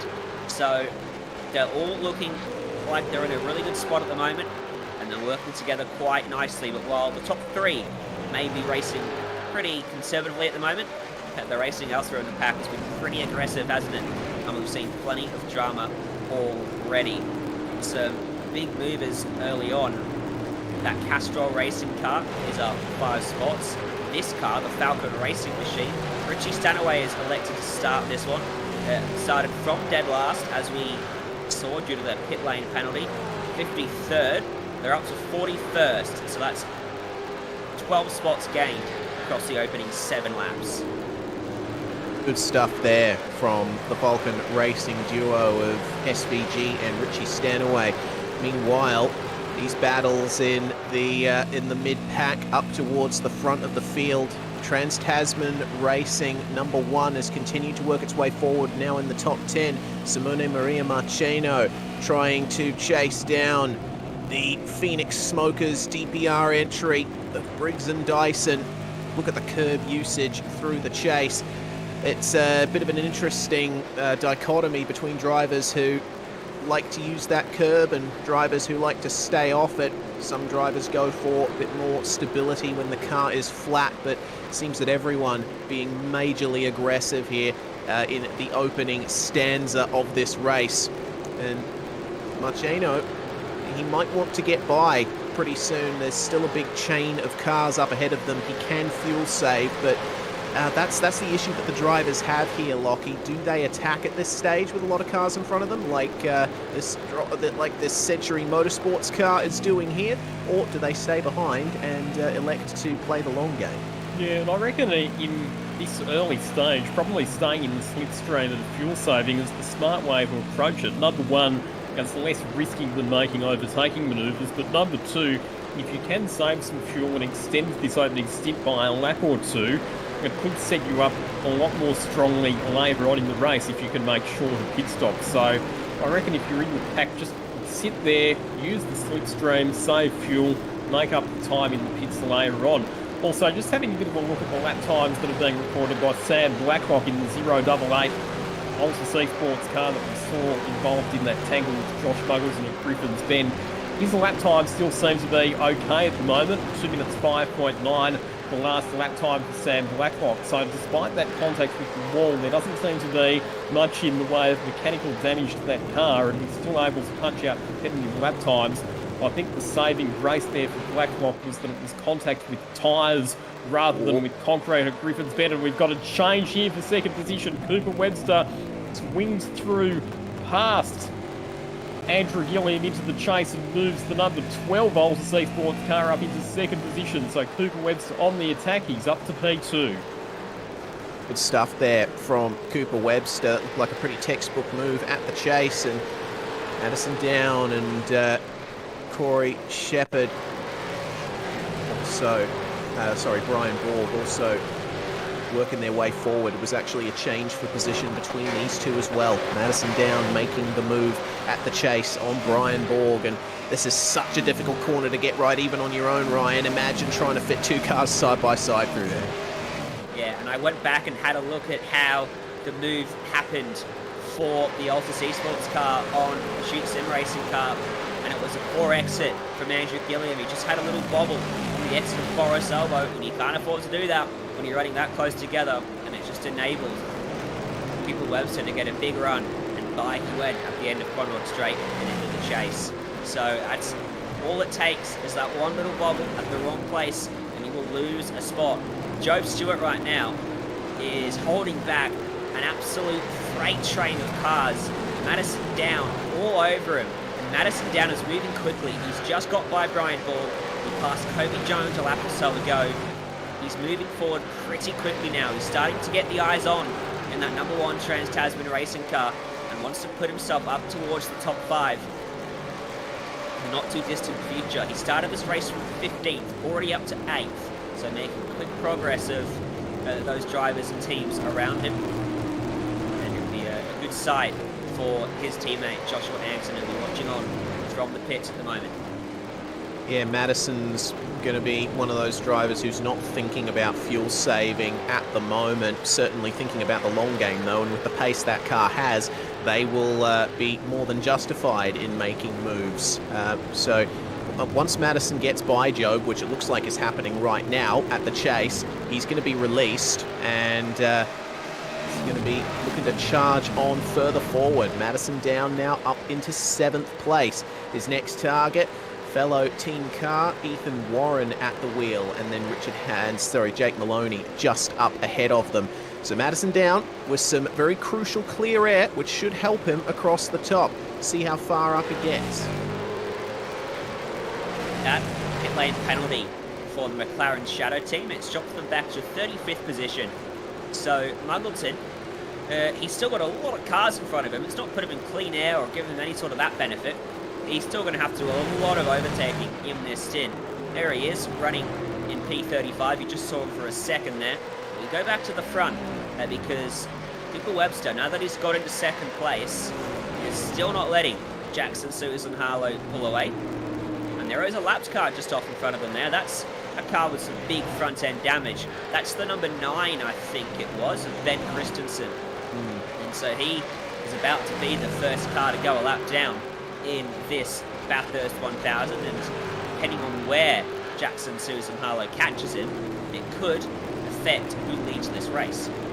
And that's one of the things that we're going to talk about throughout this race, guys, will be traffic management. Because it is such a big field of cars and you do have quite a big differential in speed between the fastest and the slowest cars, the further we get into this race, the more traffic will become a factor, and how the leaders negotiate their way past the slower traffic will be potentially something that proves decisive in the outcome of this race, as we see Brian Borg under all sorts of pressure from Kobe Jones. He just seems to be struggling for a bit of race pace at the moment, Brian Borg. We've seen that he's lost a few positions since the start of this race, and right now he's got quite a big gaggle of cars queued up behind looking for places to find a way to get past.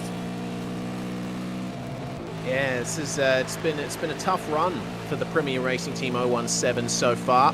Have to wait and see what happens when Corey Shepherd gets in the car, but Brian Borg doing a good job of holding off the advances of Kobe Jones here. You can see that United car very strong in the slipstream, but it seems at this stage, with Madison down and Job Stewart starting to pull away, it's going to be difficult for the 017 to try and keep that position, as it looks like a move behind. Simone Maria Marcheno having to go wide to let Wayne Burke through at Murray's. That's another position up there for one of the Synergy cars, and just a couple of cars back they do have the 88 with Jack Boyd at the wheel as well, the very striking Holden Racing Team tribute livery, so they'll be hoping to drag themselves along as well, right?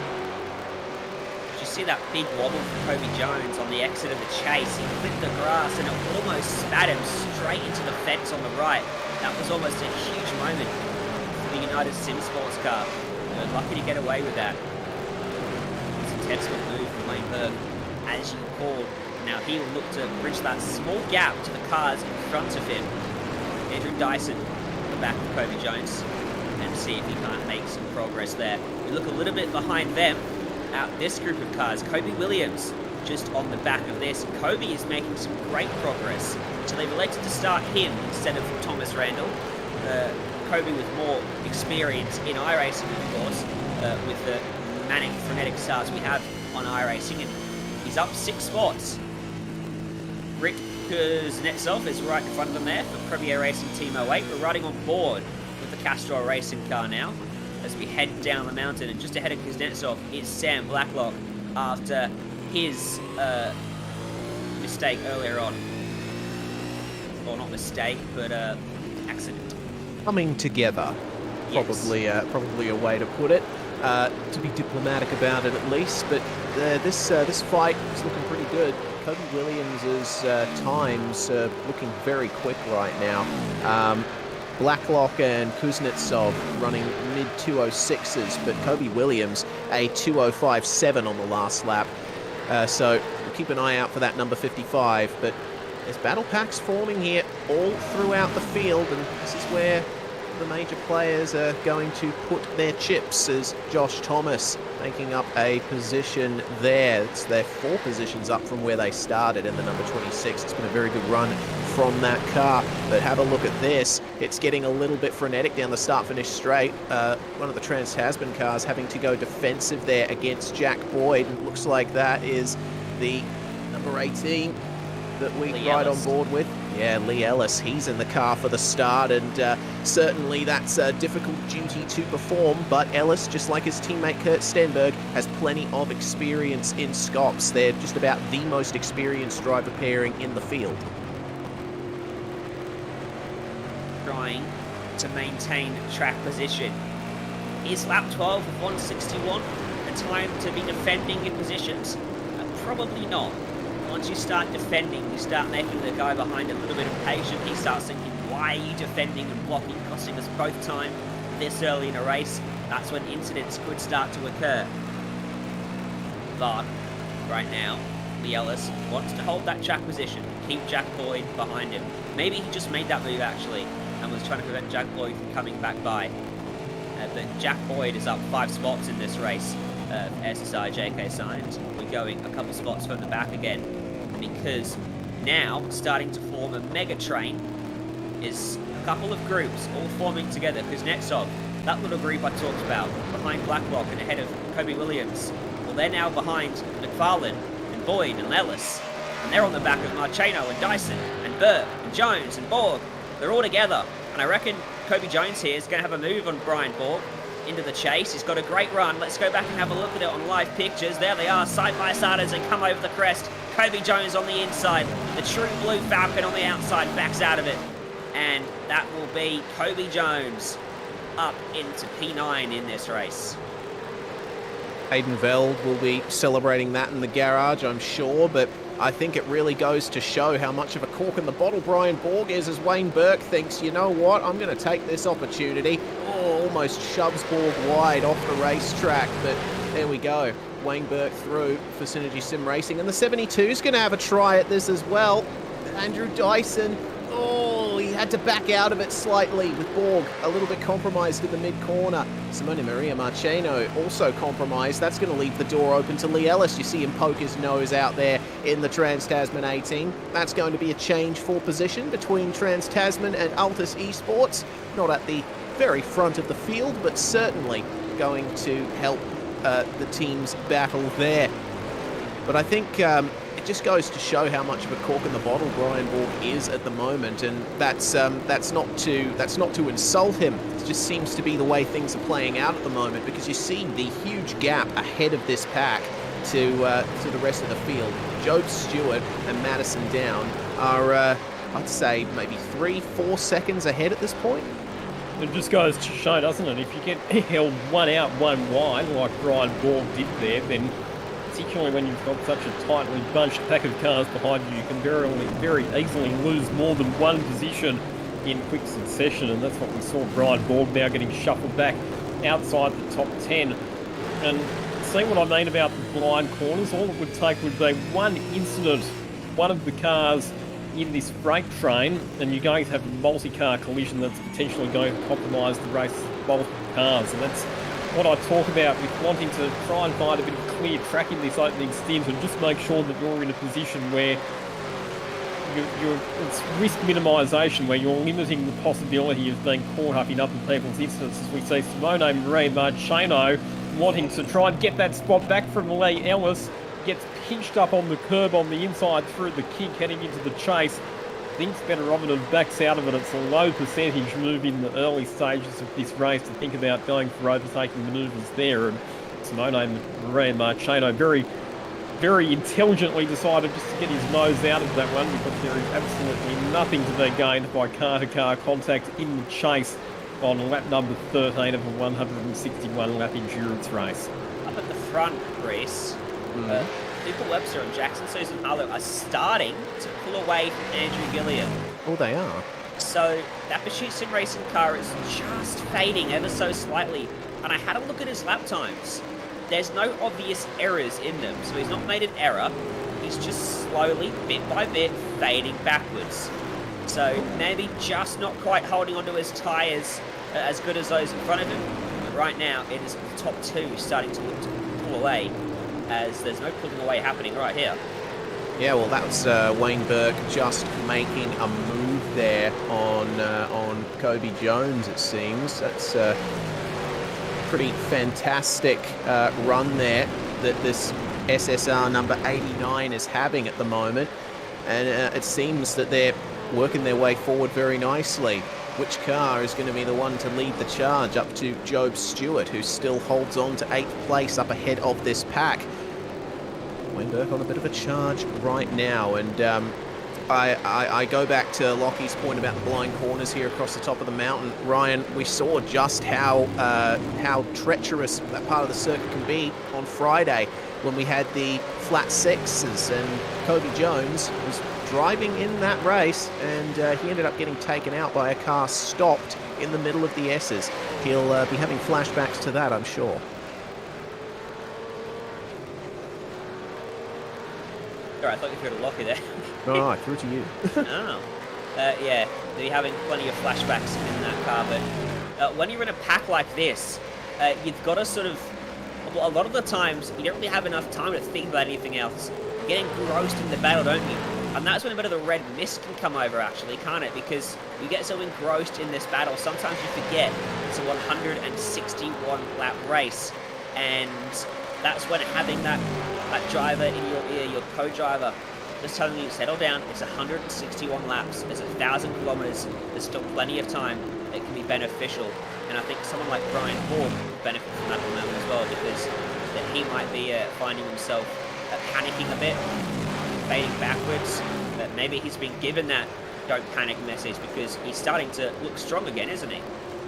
Yeah, he is. He's starting to come back at Kobe Jones now, as it looks like Richie Stanaway now into the top 40, having passed Troy Cox, and got the 009 analytical race on Oscar behind them, as well as, oh, that looks frisky, coming into the cutting. The Castrol Racing entry making their way past 9.5 Sim Sports. Good move there by Kobe Williams. Maybe a little bit of biff and barge, as well as ahead with the Albus Esports 088, who you mentioned before is still recovering. Let's see how it all went down. So Blacklock on the inside, Kobe Williams going for the move around the outside, but he goes a bit deep and over the crown in the road, which will send you right to the outside, and that just created a crush here. Oh my goodness, the 9.5 car. It looks like it was actually a defense there from Kobe Williams. You don't want to be making that mistake too often, Lockie. No, he was actually pretty lucky to get away with that one because it's a reverse cab, the corner of the exit of Griffin's Bend. If you end up too wide over that exit ripple strip, you can very quickly find yourself making contact with the concrete wall. So Jackson Suzel and Harlow and Cooper Webster, our two race leaders, they are continuing to pull away. Their margin back to Andrew Gillian is now about 1.5 seconds. But the fastest driver on the racetrack at the moment is actually Madison Down in position 7. So having made up those early race positions and got himself some clear track, he's punching out some pretty quick lap times at the moment aboard car number 1. This is frenetic, isn't it, in this pack, as we see Simone Marcheno back down the inside of Lee Ellis, but Ellis will do the switchback coming out of Murray's corner, and here comes Brenton Hobson. Hobbo in the 88 car looking on the inside, as well as there's contact between Ellis and Marcheno.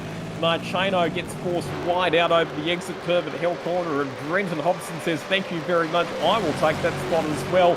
But they're still going to drag race up Mountain Straight. Marcheno will be on the inside when they get into the braking zone for Griffin's Bend. You can see it just at the back of the shop there, but Hobson gets his nose in front and gets the number 88 car ahead. This, for what it's worth, is the battle positions 15, 16 and 17 on the track at the moment. And that's actually Jack Boyd in the car at the moment. So Brenton Hobson will be hopping in later. They'll be cheering on Jack Boyd in the 88 as he makes his way up the order. He just gave a little nudge to the back of Lee Ellis coming out of the cutting. These four are battling really hard at the moment. And Marcheno, he'll be looking to come back because he was trying to make the overtake. And from not pulling off the overtake, he ended up losing a spot there. So really tricky stuff right now to the 024 Logitech G Altus Esports car.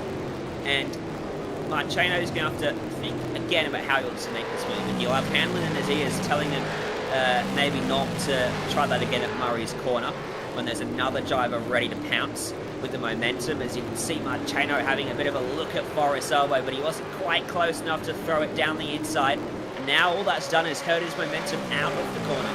So you need to have that patience sometimes. Don't show the nose everywhere, because every time you're shallow on the entry, your exit's going to be compromised.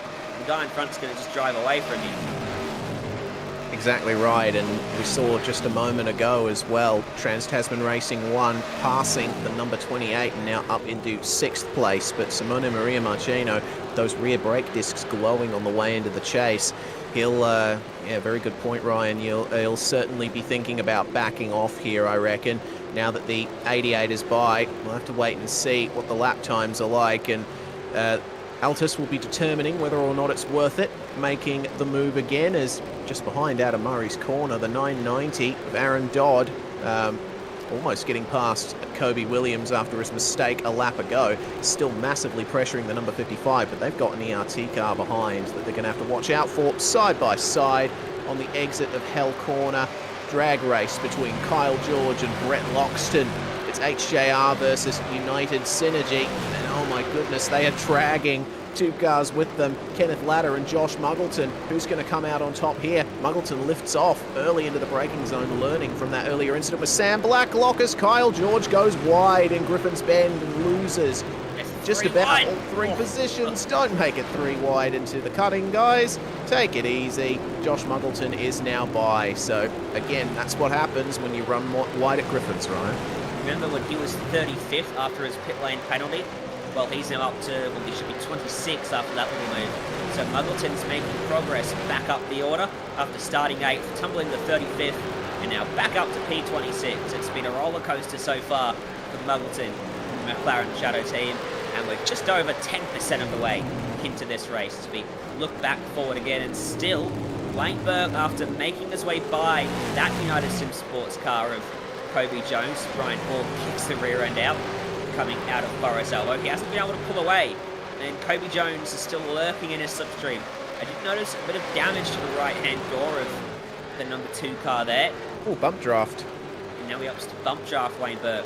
So maybe Kobe's happy to sit in behind here and save some field. So, speaking of people who've made up positions, we talked about the roller coaster ride for Josh Muggleton, but the 909 car, Kyle George and Jordan Sinney, it's gone the opposite direction. They started out of 18th on the grid, but they've fallen back to 27th, so it's not been a great opening stint for that car so far. Yeah, not been the best. But Bathurst being Bathurst, you can certainly work yourself out. Oh, there's been a problem there for the 024 entry. Altus Esports, Simone Maria Martino has gone for a bit of a dive at Murray's corner.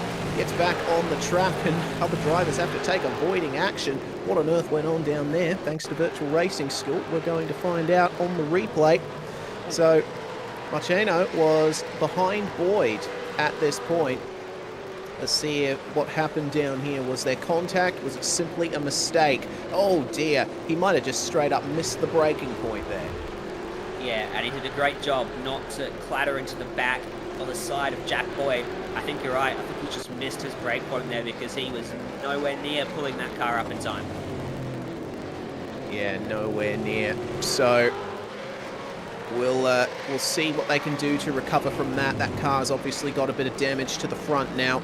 Remains to be seen exactly how that's going to affect engine and aerodynamic performance, but the battle for the lead once again. Logitech G Altus Esports number 12, Cooper Webster chasing down Jackson Suzlin Harlow in the 143 Synergy JK Signs Racing entry. And this is a scintillating battle. You can see how much the slipstream is worth. Quite big gains from the number 12, but a big lift into the chase. They are definitely in fuel-saving mode there in the 12. And when the pit stops come around in the next few laps, Lockie, that's going to be crucial. They might be able to spend a bit less time in the pits. Well, you could actually, theoretically, you could pit as early as now and still be able to get to the checkered flag on 5 more pit stops from this point. So we are in the window now for teams to start thinking about taking their first pit stops, but if history is anything to go by, they will extend the first stint as far as they can, because obviously the further you go now, the shorter your pit stops later on. So people have been working backwards from the end of the race and trying to get themselves into a position where their final pit stop is as short as it can possibly be. Looking forward then. Well, what are you going to say? What are you going to say, Reese? Just going to comment on this battle. Lee Ellis holding on very nicely, but have a look at this a bit further up the road. Evolution Racing Team versus Trans Tasman. Ethan Grigg Galt and Ethan Warren battling hard into the cutting. It's another battle of the old rivals here. Evolution Racing Team, they don't have as big of a presence in V8SCOPS as they used to, but when they were here, they were one of Trans-Tasman's biggest rivals, and it's good to see them battling out on track again. Speaking of rivalries, we've had our first Super Chat question, right? Come in. Remember, if you donate any money, which will go to the Commentating for a Cause charity, which is The Support Foundation. Thank you, Lachlan. You can ask us a question here in the commentary box, and we've had a question from a name I'm not going to repeat on stream. But why are we so biased to Altus? Well, Altus give us a lot of money under the table, and you know, it helps pay our fees. So you know, we've got to give them some love on the stream. Yeah, it's a fair exchange. In all seriousness, though, we do try our best to be as neutral as possible here at SimSpeed TV. Fact of the matter is, Altus have just come on very strong this season, and as commentators, it's our duty to tell that story. So we'll see how things go for them towards the race, and Burke and Jones still together on track, and Brian Borg starting to come back at them here. I think Kobe definitely on the fuel save strategy at the moment, which is losing him a bit of time in the short term, but it should work out in the long term. Yeah. And a bit of damage to the side of the car as well, which might harm him. We can't be too far away from pit stops either, can we, Reese? Remember yesterday in the V8 race, it was lap 18, but those cars guzzle up fuel, and they go for much shorter stints than these main game cars. So they pitted after about lap 18 for a maximum stint. These cars, though, use up a bit less fuel per lap. And look, right on cue, here comes a pit stop for HJR Jinx Shifters team 209. So that's Brett Loxton coming in. He will get some fresh rubber and some fuel. And now we'll find out if anyone else is going to respond to that. I think they can go quite a few laps longer, though. They can go closer to 30, can't they? No, about 24 is the range that we're looking at. I did see that Brett Loxton clipped the wall out of Forest Elbow on the lap he came into the pits, so losing a bit of momentum there. I think they decided at that point just get the first stop out of the way now and see how it goes. So the first scheduled pit stop of the night there, of the day, sorry, from the HJR Jinx Shifters 209 as this battle continues down here between Premier Racing Team, Trans-Tasman Racing and SSR. Jack Boyd right on the back of Lee Ellis here, and this is the fight for 13th position on the road. Is Boyd aggressive into the chase? He pulls out to go for a move. Ellis is going to see him coming here, maybe give him just a little bit of room and defend the position into the chase. Oh, great defense there from the Trans-Tasman driver, but a little bit of a better exit there for Jack Boyd. Does he go for the move at Murray's? Ellis staying in the middle of the road. To the inside goes Jack Boyd. 13th position could be his, side by side through Murray's corner, and the move's still not completed. Look who this is bringing back into contention. Jack Boyd squeezing up the inside at turn 1, hell corner, and once again, run up Mountain Straight, going to be contested wheel to wheel. Is that Corey McFarlane in behind them? Yep, trying to pick a way through. Well, now Jack Boyd's on the wrong side of the road for Griffin's Bend. He's going to try and hold it there, though. Not going to work out for him. And McFarlane is going to clear him as a result. And we've had even more questions come in through our Super Chat. So we'll quickly blaze these ones out. What are our opinions on handsome Twitch streamer Daniel Gray? Very handsome bloke, fantastic Twitch streamer. How many pit stops will car make this race? That sounds like something for you, Lockie. Yeah, so we're expecting it to be 6-stop strategy provided that the race runs green all the way through. However, if a safety car falls at an opportune time, it might actually work out better for teams to make an extra pit stop for a total of 7. And I know that sounds a bit counterintuitive, having to make more pit stops than you need to, but if you can pit under safety car, you get essentially a free pit stop. And what it can mean is that later on in the race, as a result, you can make a shorter stop for your final pit stop. So 6 stops if the race runs green, possibly more than that though, depending on timing of safety cars if we get any. And Reese, Jared's in the chat. Jared's not going to like this question. Brad Newman's asked, what year did the decline of Jared Philsel's pace begin? Oh, God. Oh, man. That is going to be controversial answer. I mean, look, I honestly don't think there's been much of a decline in his pace as it's side by side between Boyd and McFarlane on the exit of the chase. Corey McFarlane working it out very nicely there on the exit of that corner. Fact of the matter is, Jared doesn't compete in this series as often as he used to. He's a very busy boy at the moment, so I don't know if I can answer that question fully. I think going from being a championship winner to not competing is a big decline. That's my answer. Well, maybe in terms of actually competing, but maybe not in terms of pace. Yes. And Pirelli Super Hard has said, I just wanted to say hi to my Aunt Charlene. So hello to Aunt Pirelli Super Hard Charlene.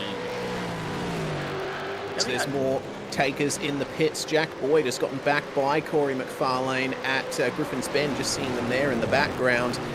Good slipstream up Mountain Straight, but in the pits at the moment we have got the Altus Esports 83, Alcoholder DPR 54, United Synergy 027 and the V3 Racing entry with Hussein Al at the wheel.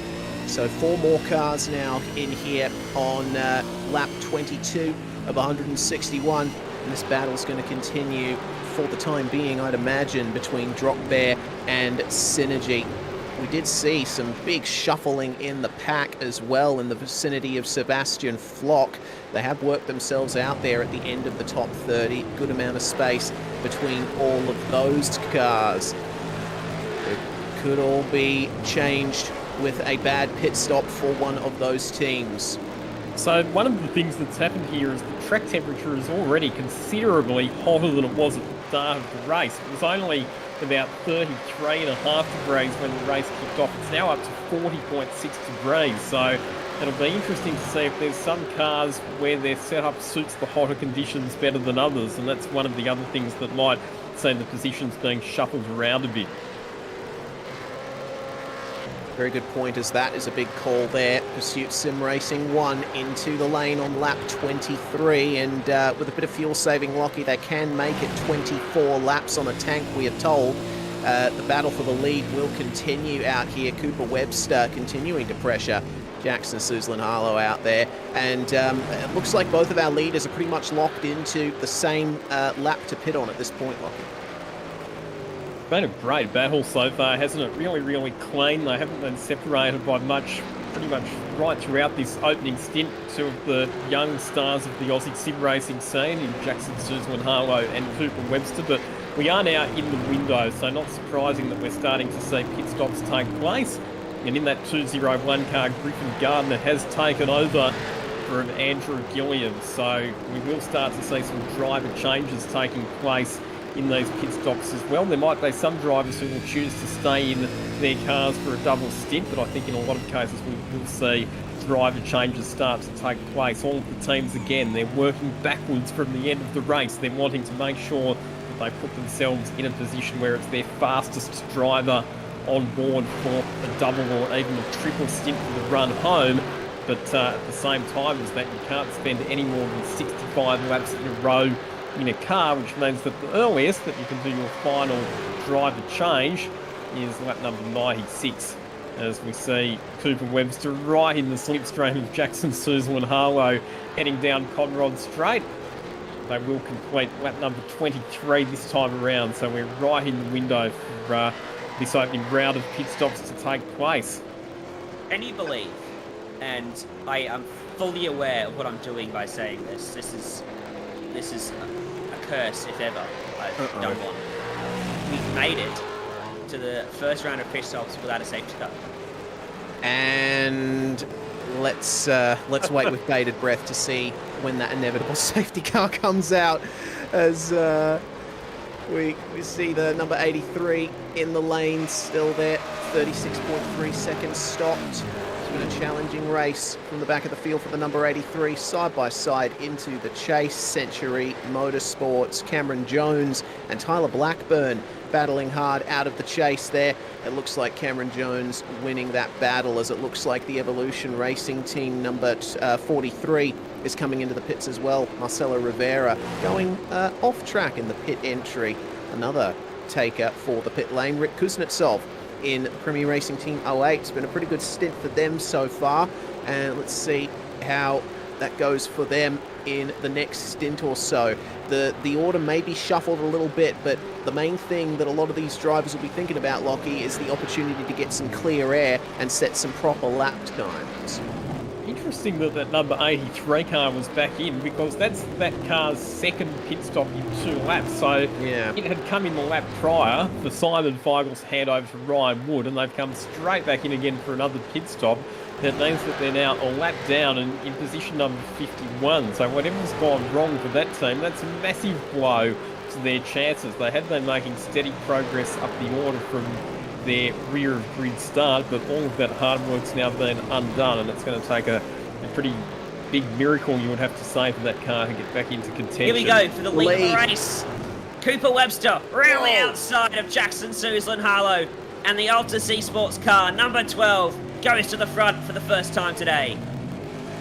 And right on time too for coming into the pits, I believe. Oh, they stay out. They've managed to save an extra lap of fuel, have Altus. That's very crucial. Jackson Suzlin Harlow will bring it into the pits here for the first pit stop for the 143. But now Altus Esports number 12, they've got a great opportunity here to potentially overcut the number 143 if Cooper Webster's pace is anything to go by. The majority of the field have completed their first stops, and now we're going to see the majority of the drivers in the top 10 making their way in as well. The number 55, meanwhile, ahead of the McLaren Shadow entry.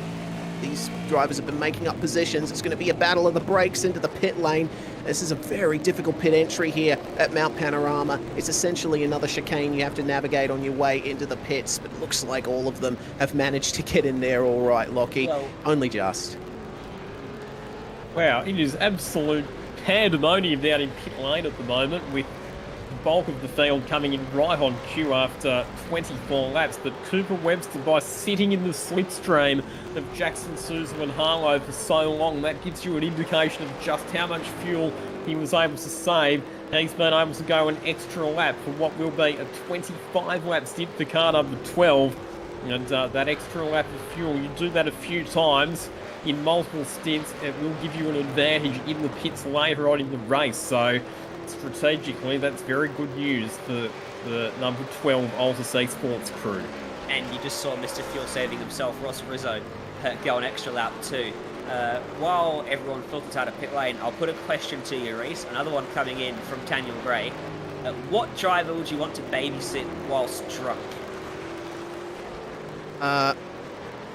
What sim driver would I want to babysit while drunk? Oh, good.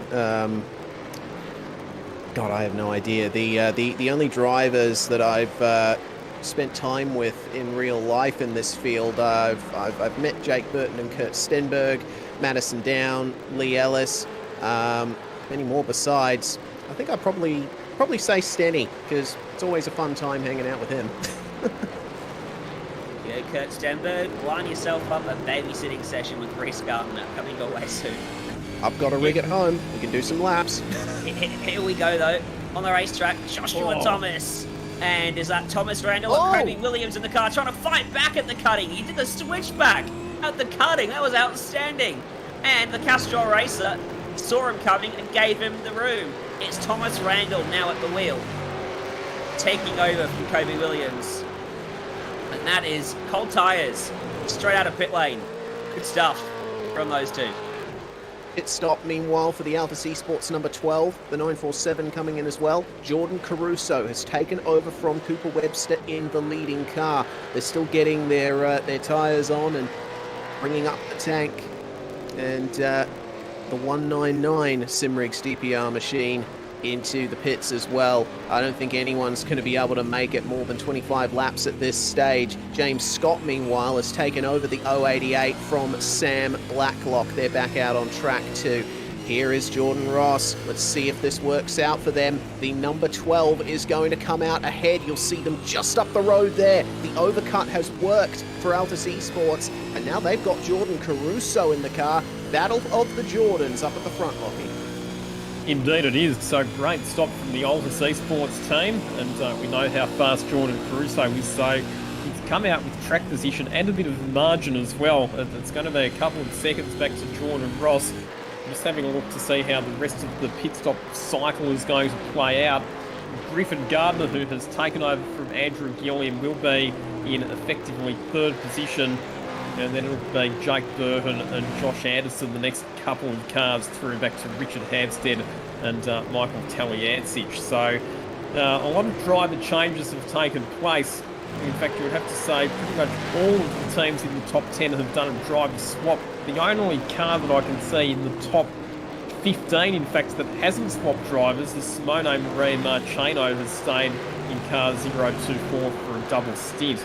But, of course, he had to take his first pit stop a bit earlier than everybody else because he had that incident at Murray's Corner and sustained a bit of damage. So he's a bit out of sequence compared to everybody else. He has already been on the track for 7.5 laps since his first pit stop. Have a look at Corey Shepherd here behind Hayden Veld. Both drivers new in these cars for this race. And oh my goodness, Hayden, a little bit of wheel spin on the exit of the cutting, on the exit of the dipper, sorry, and up the inside.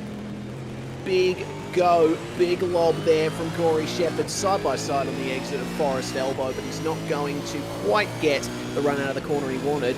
Although Hayden Veld, it seems, losing a bit of momentum in a straight line as well, maybe lifting off there just slightly to let Corey Shepherd go, and he can start fuel saving, because have a look at how big of a gap there is to Tom Freer in the number 89, taken over from Wayne Burke. You want to be right up behind someone's bumper at this stage, Ryan, because we're still early stages in the race. The more fuel saving you can get done, the better, as Yeaman and Hobson side by side in the chase. Yeah, now Hobson's at the wheel of that 88 throwback car. Couldn't quite get by Yeaman there. Lost a lot of momentum on the exit as a result. Here comes Henry King, one of just 2 drivers racing today who have started every Bathurst 1000 from V8SCOPS back into the lane for the second time for Richard Hampstead. Oh dear, Hampstead took over from Maloney just a lap ago, and back in the pits again. It's another change of tyres for them. I'm not too sure what's going on. Maybe there was a speeding in pits penalty applied, or something like that. Maybe they didn't quite get the fuel numbers right. Not too sure what's going on there, but the number 28 not having a good day at the moment. Damien Johnston and Josh Thomas. Thomas flipping back to the racing line to try and protect that position from the SSR entry. They've still got a ways to go to that pack up ahead. And the number 28 is still stopped in the pits. Oh, there we go. Revs rise, and Richard Hampstead is now away. But man, Lockie, that is a big blow for our former winner.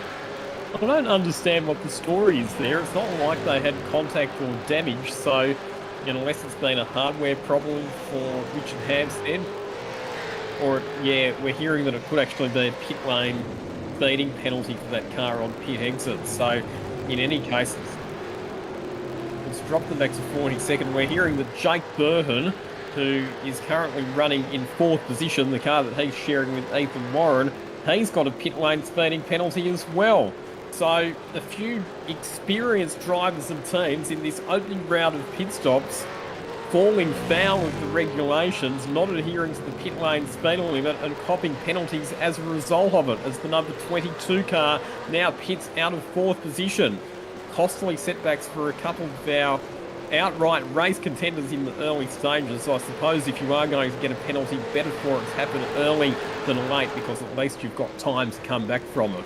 Brett Stenberg's been for a tour through the grass at the chase, but luckily he has managed to recover relatively quickly without too much drama. Righto, so mixed fortunes for Trans-Tasman Racing in the first... whoa. Take it easy there, Henry King. That's going to leave the door open for Emily Jones to run through. Jones taking over from Josh Muggleton in the McLaren Shadow 51, and they're continuing to work their way up the field. They're back in the top 20 now after their penalty early on. And oh dear, Henry King very wide in Griffin's Bend. Has to let Sean McNamara and Kenneth Latter go as well.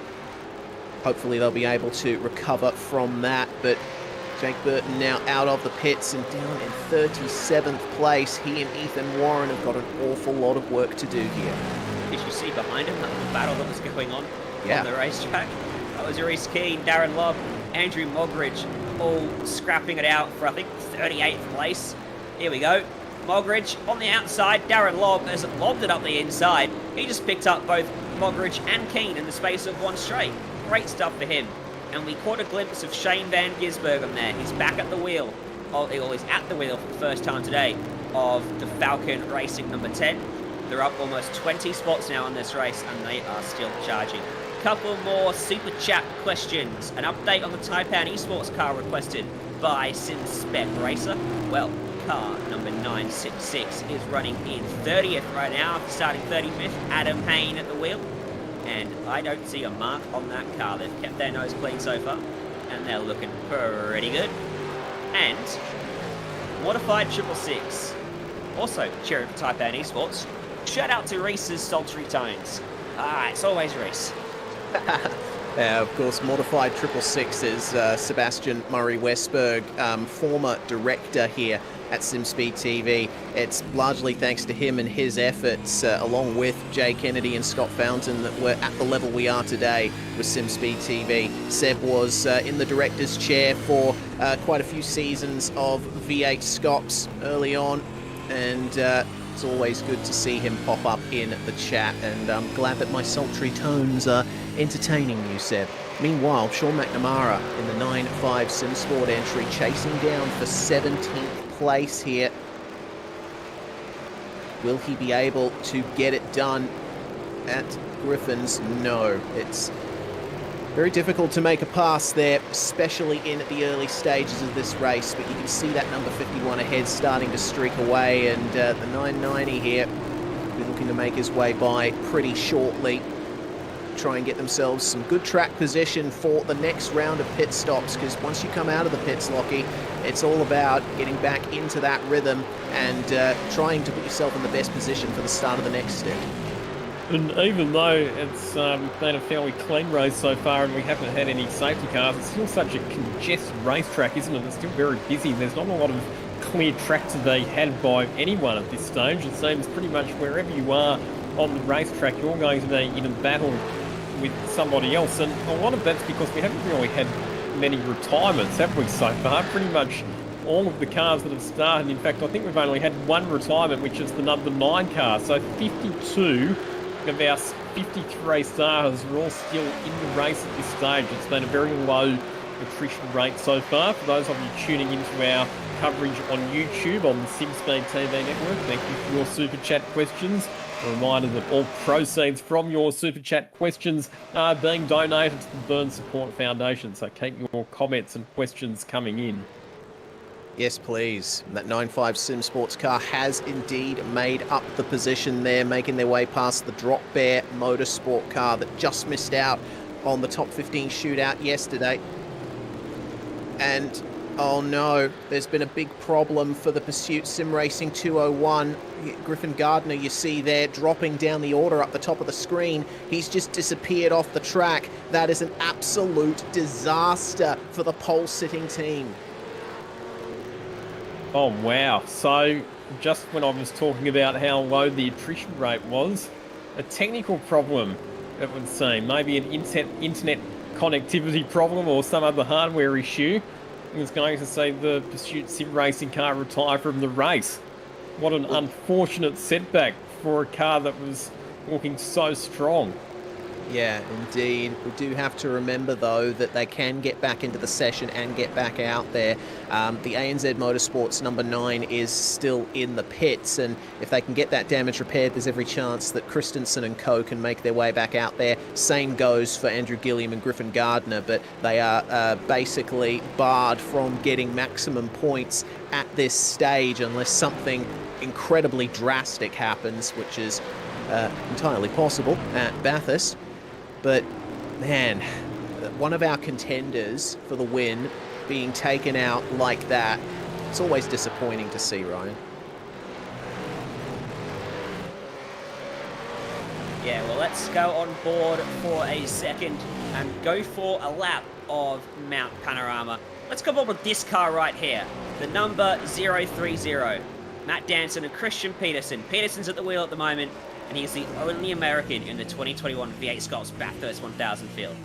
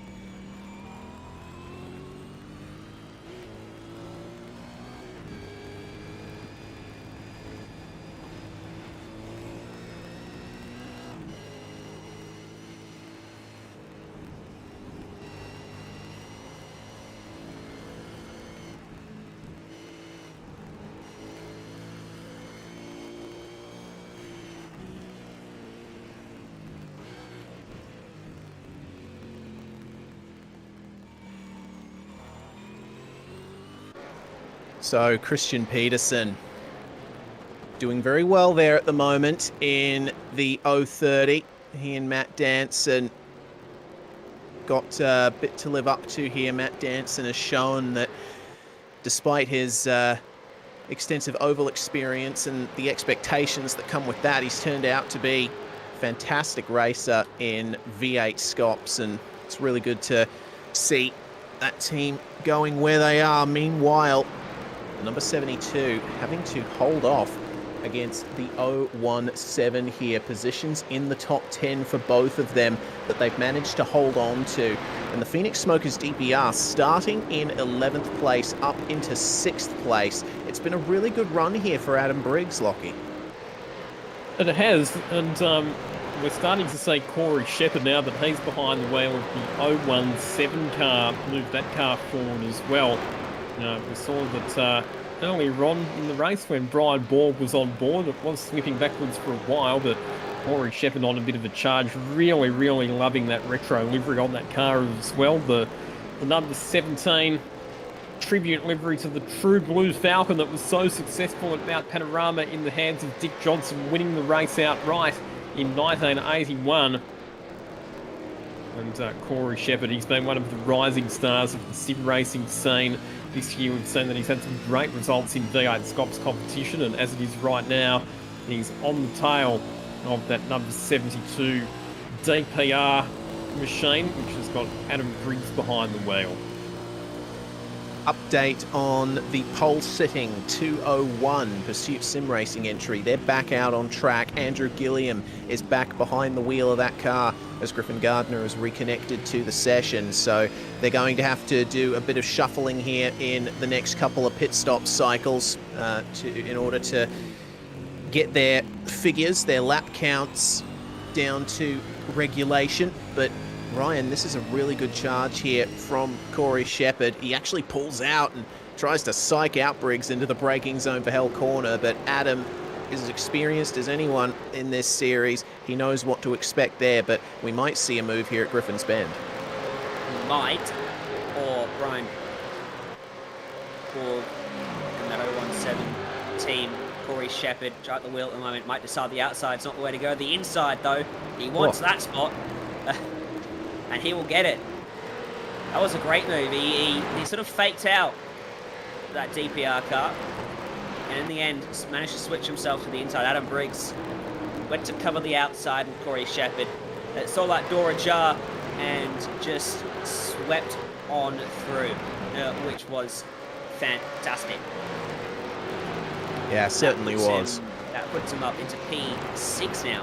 So they're making their way forward quite nicely. They were just outside the top 10 earlier on, weren't they? Yeah, that they were. So it's been a very good run from Corey Shepherd in this stint so far. It's been a good run here for Thomas Randall as well. He stayed out of trouble. Been involved in a few very tight battles from when we've seen him get into the car. But Thomas here making a very good case for himself once again in the sim racing world, chasing down the Evolution Racing Team entry. And still 3 positions up from where they started, Lockie. So maybe they would want to have moved forward a little bit further than that, but still, it's a good position to be in. And we're going to continue monitoring the process of our other real-life drivers in this session, Van Gisbergen and Stanaway. Look at them on the back of this pack. Well, they've played it really, really intelligently in the opening stint. We saw that Richie Stanaway didn't take any risks. He just steadily moved up positions. Van Gisbergen's now in the car and showing a pretty good turn of speed. He's caught up to the next group of cars, so he just needs to pick them off one by one if he feels that he's got the pace to get around them. So, been a good, solid drive from these two so far. Yeah, just up ahead of them there is Adam Hayne in the Taipan Esports 3 car. That's for 27th position. Currently in 28th. Whoa. And now to 27th will go the number 10, but has he gone too deep? SVG just manages to pull it up, and he ends up losing out to the 966. Ever so briefly on the exit of the chase, but with the inside line through the right-hander, he secures the position.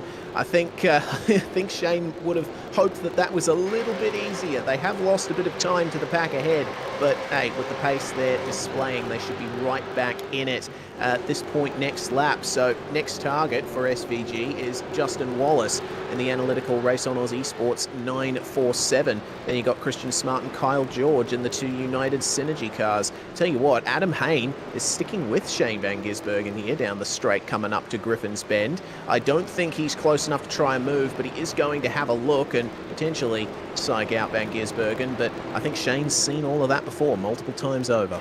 Yeah, not sure Van Gisbergen's the guy to get psyched out by a little show of the nose into Griffin's Bend.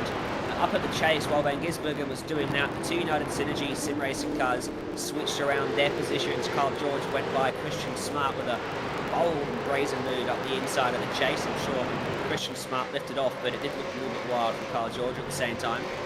So George has just got by, and we'll see whether he can start to pull away from Christian Smart. Across the top, it certainly looks like that is starting to happen. And Justin Wallace may fancy a move in his Analytical Race and Oz Esports car as well before Shane Van Gisbergen latches onto him. Never mind, that's just happened as I head down through the S's. So this little gaggle looking pretty lively right now. We're riding back and looking back from Justin Wallace at Shane Van Gisbergen. Look at that, Van Gisbergen not showing the nose because he knows he wants to get a good exit instead from Forest Elbow. And now he'll hunt for that slipstream all the way down Conrod Straight. And it's been a good race so far for Justin Wallace in the 9417, driving with Tyler Blackburn. They're up 10 spots so far. Yeah, very good run so far from the 947. Let's see if Shane Van Gisbergen sticks the nose in at the chase. He does indeed. Justin Wallace is going to give him room there. And and SVG is through. So now it's back to up 9 positions for the 947, but that's still something that they can certainly be happy with. We did check in just briefly beforehand with the battle ahead. Michael Schreier in the Synergy Sim Racing number 30, starting to catch up to Thomas Randall in the number 55. They both just go a little wide of the curb at Hell Corner, but that's okay. That's a turn with multiple lines through it, and all of them either work or are wrong, depending on who you talk to. But Schreier in the slipstream now of the Castrol racing car. Randall going to the middle of the circuit, stymie the run of the V8SCOPS veteran. It's a very tight battle, and it seems that Schreier might just be a little bit faster than Randall. Didn't take much time out of him on the last lap, but he's certainly showing shades of being able to get by, Lockie. Here is the number 1 car, Josh Anderson at the wheel of that car at the moment. Good drive so far from both Madison Down and Josh Anderson. The top 15 shootout did not go according to plan yesterday after a messy lap from Anderson, left them 15th on the grid, but they've had a really strong showing in the race so far. Oh. As we've got a car off the road, that's one of the back markers just off to drivers right there on the exit of the chase. That is Nicholas Tamores in car number 312. They're currently down in 52nd position. And thankfully, Josh Anderson able to get through there without any drama. But Jordan Caruso leads this race now by 11.2 seconds. He's pulling away from our second place driver, Jordan Ross, at more than a second a lap. So it's a bit like what we saw at Phillip Island, where the number 12 Altus Esports car just seems to have pace to burn when it counts, and Jordan Caruso, he has got a commanding lead over the rest of the field at the moment. There is Jordan Ross in second position. Josh Anderson, the next car, back in position number 3 at the moment. Benjamin Smith, been a solid performance from him and Nathan Grigault so far in the Evolution Racing Team entry. They're running in position 4. Corey Shepherd sits in 5th position at this stage ahead of Adam Briggs. Michael Taliancic next in position number 7 at this stage. And then we go back to Haydenville, Brett Loxton and Tom Freer completing the top 10 as Shane Van Gisbergen continues his attack. I think he's made up another position heading into the chase. That seems to be SVG's favourite overtaking spot at the moment. Slipstreaming cars down Conrod Straight and then making big, bold braking moves into the chase. Although on this occasion, I think it might have actually been a bit of assistance from an off-track excursion or a slight lock-up from one of the cars that checked up the momentum, and that's opened up the door for SVG to get the move done on the 027 car down into Murray's Corner. So I think we'll be seeing the move for second in the not-too-distant future. Joshua Anderson, his pace is actually matching that of your race leader, Jordan Caruso. So while Ross may be struggling, Anderson is not, and he is roaring up to the back of car number 143. He's only just over half a second away for a second there as they went through the chase, but he's sitting about 3/4 of a second away. He's closed in on this lap, and there you can see them. A lapped car in front, that is Matthew Brunt in the SSR JK Signs Racing number 134, ahead of the lead lap 143. The gap between them that time, just 0.8 of a second. A 206.7 for Jordan Ross and a 205.9 for Joshua Anderson. Caruso out front did a 205.8. So that's the difference in lap times between them all. You can see just how good of a job Anderson and Caruso are doing. Jordan Ross, he may be consistent, but he just doesn't have that raw pace at the moment. Well, raw pace is rarely everything at Mount Panorama. I think that, if Jordan can keep it out of trouble there, he'll certainly be able to put Jackson Suzlin-Harlow in a good position to round these guys back up. But have a look at the gains that Josh Anderson is making here over the last few laps. Big gain made on lap 35, 1.2 seconds made up. So that number 1 car, more than making up for their issues in the shootout yesterday. Again, showing why Trans-Tasman, one of the most successful teams in Australian sim racing, certainly in contention at the 1000, even if they have technical issues on the Saturday. And right on the bumper now of the 143 is Josh Anderson. This is going to be a slipstream down Conrod Straight. Does he go for the move? That initial fuel saving stage in the first stint is now over, and I think some drivers will be thinking about picking up the pace just a little bit. But who knows? Maybe the number one is thinking, we can fuel save a bit here and potentially do another overcut like Altus did on the 143. The momentum is there, but just lifting off is Josh Anderson, not going for the move this time round. He's going to have to make sure he picks his moment. The last thing he can afford is an error here.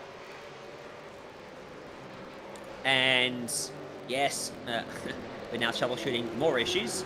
We'll get the iRacing audio back in just a minute. It's back now, there we go. So Joshua Anderson needs to just make sure that when he makes this move on Jordan Ross, it's decisive and it's final. There's no way that Jordan Ross can fight back or hold it on the outside or do anything like that, because they don't want to have contact, they don't want to have damage on that car. Right now, the car is squeaky clean, and here he goes. He's got the momentum. He'll pull to the inside for Griffin's Bend. He's got the preferred line. Jordan Ross recognises that and just leans onto the brake a little bit earlier to allow the number one car to fly on through. And so that's a change of position. Trans-Tasman Racing won up into P2 in this race. Been a great fight back from the number one car, and for the 143, Jordan Ross's aim, I think, should be now to stay as close to Anderson as he possibly can. They will be thinking about their own race, their own strategy, but if he can stay within a second and pick up a slipstream, that is fuel-saving potential right there. Simone Maria Marcheno still in the Altus 024, having started the race, contending with Tom Freer here, who took over from Wayne Burke at the first pit stop in the number 89, and Lockie, Freer and Burke, I think another driver pairing that I'd certainly put money on at Bathurst. They're very consistent, they're very quick, and as you can see, Freer putting the pressure on Altus, who have been one of the better teams this year in the overall season.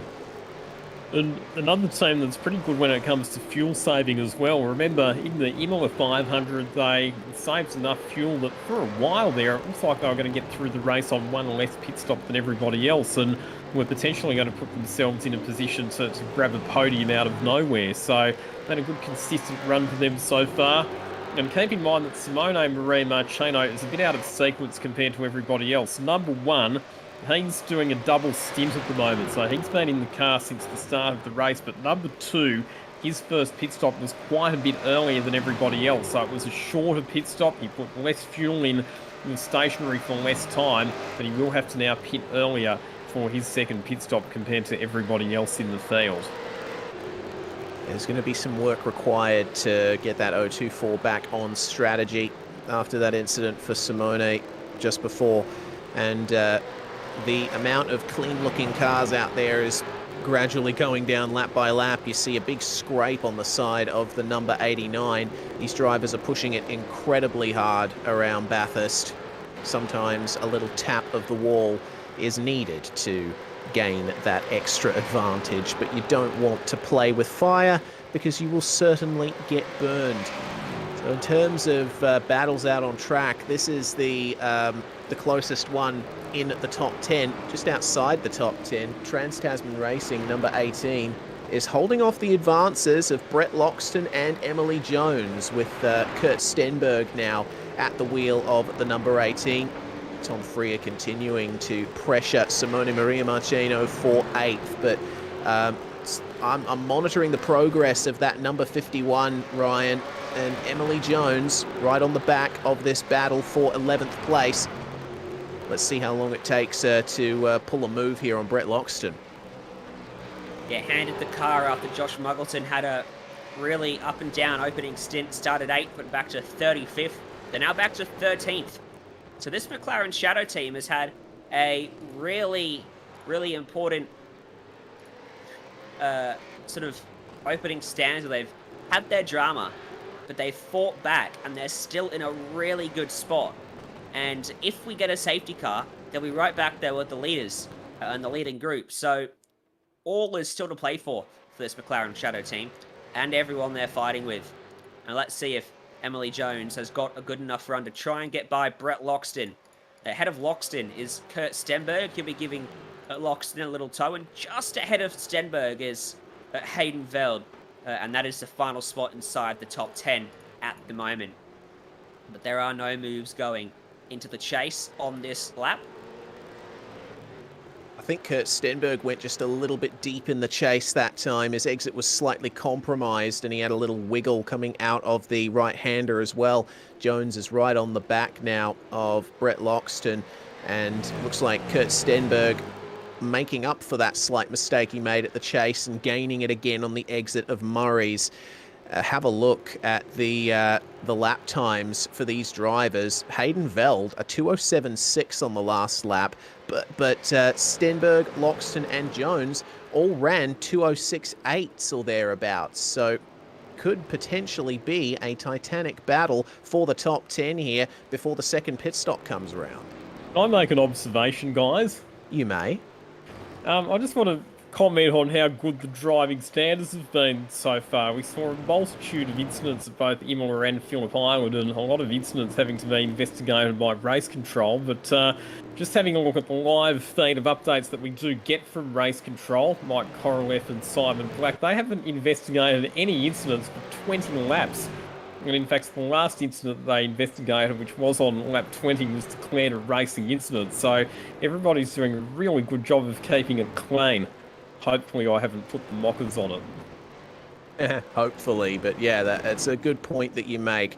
These driving standards have been very good so far, and I think Bathurst brings that out in a lot of the races here in Scops. Taipan versus Trans-Tasman. That's Jake Burton trying to make his way back up the field from that presumed speeding in pits penalty that they got after the first pit stop. Burton in 28th position at the moment, trying to work his way back up.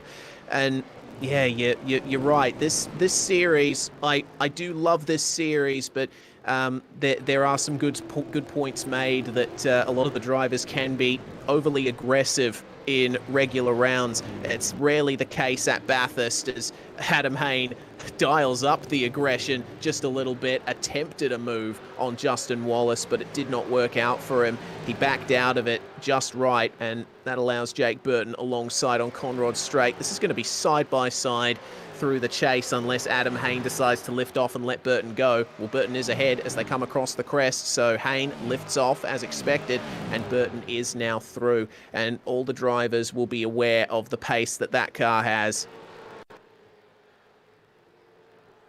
Gonna be one to watch.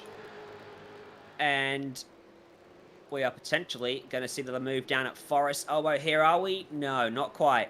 That 909 just sits and waits. There's a move, the 717. Is that Sebastian Flock? No, it's David Kinman who's driving with Sebastian Flock. Looks like he's just made a move on the 63 coming out of the chase. And in pit lane, the 024 Logitech G Altus Esports. So we did talk that they were a bit out of strategy earlier, Lockie. Correct. So that car's out of fuel. So Simone Marie Marchano in for that car's second pit stop. And again, it's a bit earlier than everybody else because their first pit stop had to be taken earlier due to the incident that we saw for that car. So Zach Hanlon, I think, will probably get behind the wheel now. That has been a double stint effectively for Simone Marie Marchano. So they will now take this opportunity to do a driver change. And we commented before on the machine of Jake Burton and Ethan Warren having to recover from the pit lane speeding penalty. The other car that's in a similar position, car number 28, Richard Hampstead, on board that car, of course. They're up to 32nd position after falling as low as 52nd position after their pit speeding penalty. So Richard Hampstead and Jake Maloney starting to work their way back into contention as well. The problem for them, though, is that they are 91 seconds off the lead of the race. So both those Trans-Tasman cars are definitely going to need a safety car to get them back into the game. That they are. And on your point about a driver swap for the 024, that doesn't seem to have happened. Simona Maria Marcheno is still in the car. So it's quite the hard yards being put in by Simone at the start of this race. Jake Burton, though, who we've been following around this lap, right on the back of the Race on Oz machine and almost attempting a move at the chase, but he wasn't far up enough to make it work. You do need some overlap on the way in. Meanwhile, that number 51 and the number 18 side by side on the run up to Griffin's Bend, and that's traffic making things a bit difficult for our drivers here. Jones and Veld had to back out of that one as it's wide for the 209 behind, and the number 88 is going to start to come in on this as well with Brenton Hobson at the wheel. But that number 51 continuing to try and pressure for more spots with Emily Jones at the wheel of the McLaren Shadow entry, and the traffic is nice to everyone over the top of the mountain. Nicholas Timores just staying out of the way there, though it did get a little bit leery at Griffin's. Can I highlight an interesting battle? It's not even for position, but Andrew Gilliam right now is right in front of Jordan Caruso on the racetrack, the race leader. Oh. Now, Andrew Gilliam, on my screen, is being scored a lap down. I'm not sure if he's on the lead lap or a lap down. But either way...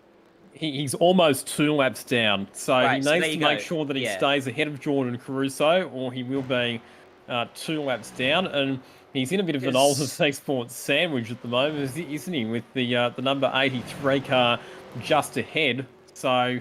If I just finish off the point I was making, if he goes 2 laps down, it is almost impossible to come back from.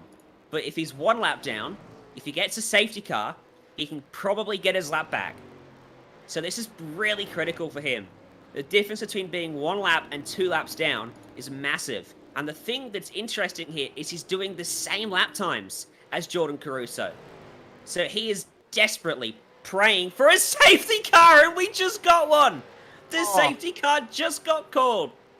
Oh my goodness. How fortuitously timed is that for Andrew Gilliam? There's been a big incident out on track, we imagine, or a car stopped somewhere.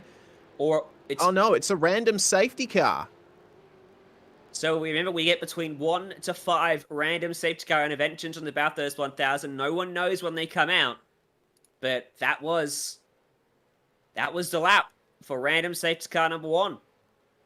Of maybe 1, maybe 2, maybe 3, maybe 4, maybe 5. We don't know.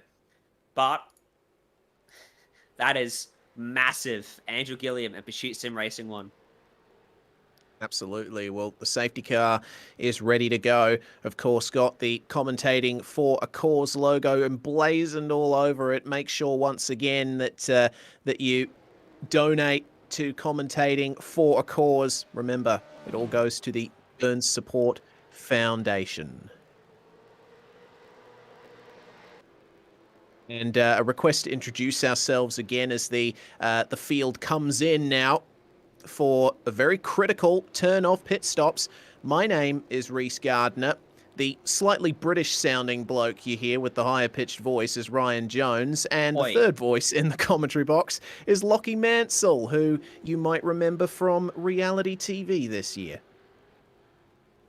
And we are on lap number 44 of the V8SCOPS Bathurst 1000, and of course I'm calling this race to donate money for the Burns Support Foundation as part of my commentating for a cause initiative this year.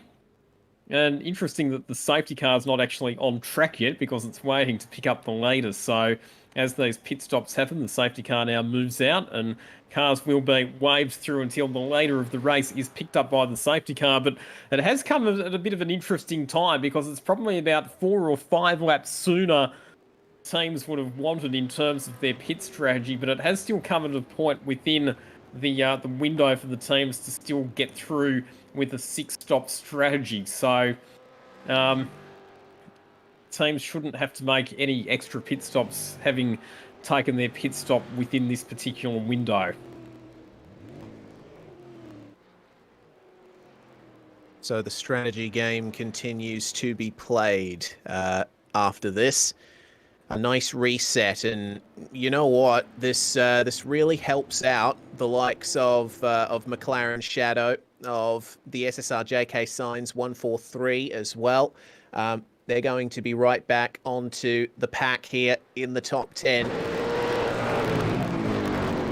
Looking a bit further down the order, it might also help out the number 22. They're down in 18th position at the moment. Jake Burton at the wheel of that car as per usual. And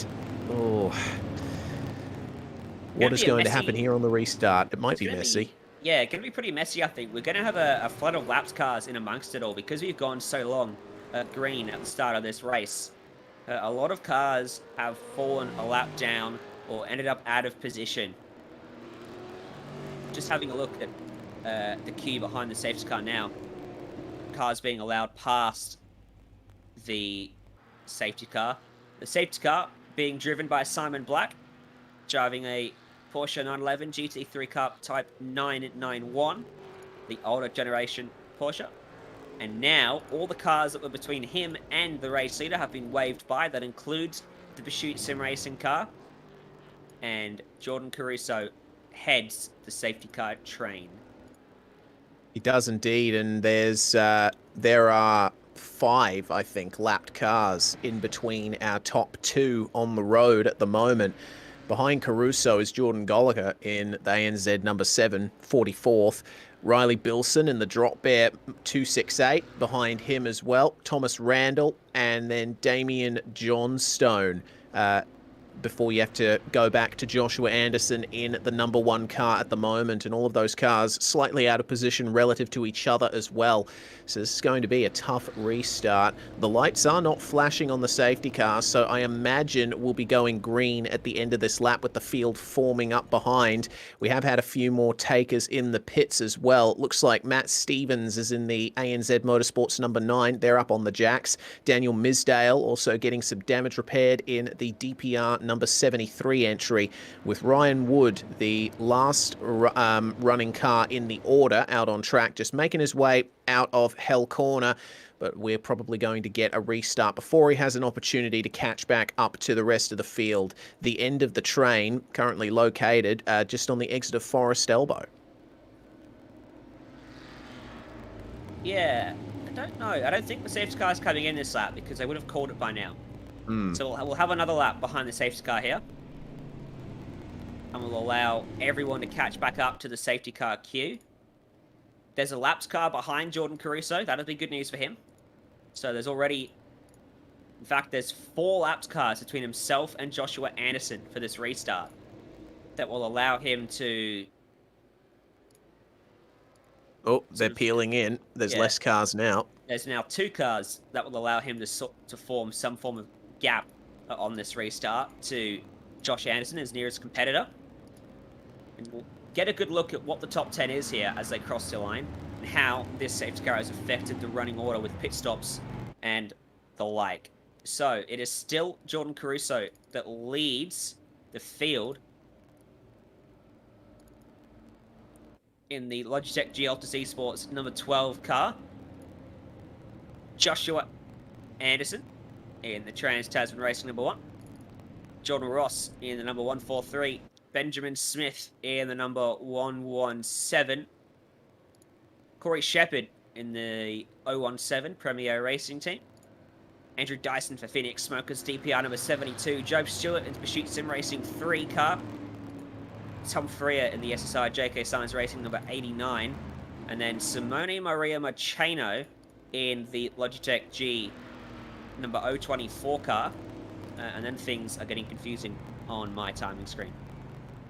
It's actually come at a pretty good time for Simone Maria Machino in the safety car, because it effectively gets that car just about back in sync with everybody else, because it was only about 3 laps prior to the safety car that they came in for their second pit stop. So, you know, it kind of gets them back in sequence with everybody else. The other interesting thing that happened, one of the other Altus Esports cars, the James Scott and Sam Blacklock car, they were able to come in under that safety car and fix all of the damage that they sustained in that earlier incident. So it was a long stop for them, but because they were able to get it done under safety car conditions, they were able to stay on the lead lap. They've fallen back to 43rd position, but they are on the lead lap, so that is critically important for that car as well.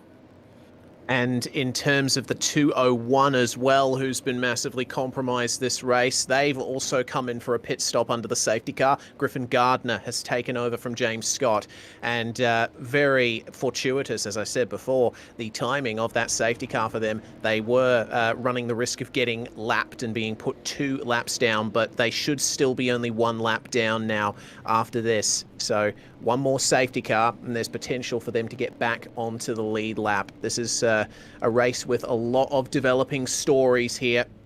It's going to be quite interesting to see who comes out on top at the end. Who knows how many of these cars we will still have running in contention at the very end of the Bathurst 1000.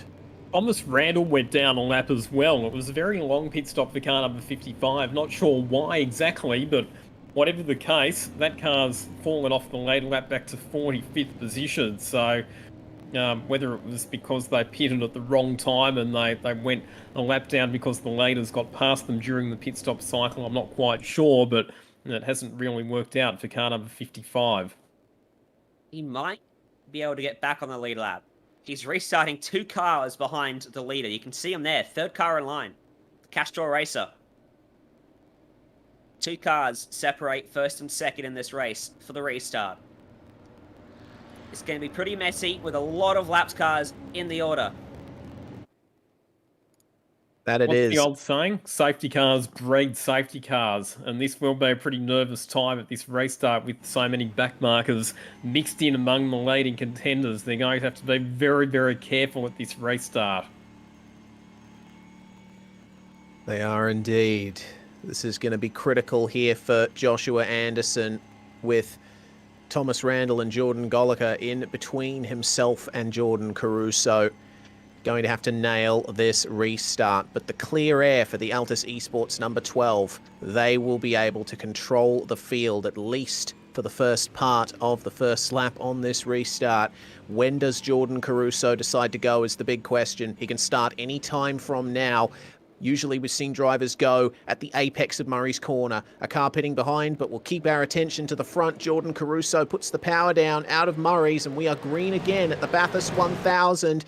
Goliker and Randall side by side, which is not what Josh Anderson will want to see. There's a move being made on a lapped car as well by Jordan Ross, makes up the position there, track position at least on Sebastian Tixier, and through is going to come Mr. Joshua Anderson on the outside of Jordan Goliker. We should expect him to lift off there, but the Altus Esports machine in the lead now to the tune of 1.1 seconds. That's 1 car down for Joshua Anderson. Now he's got to try and get by Randall. Benjamin Smith under some pressure from Corey Shepherd. Had to go slightly defensive into the cutting there.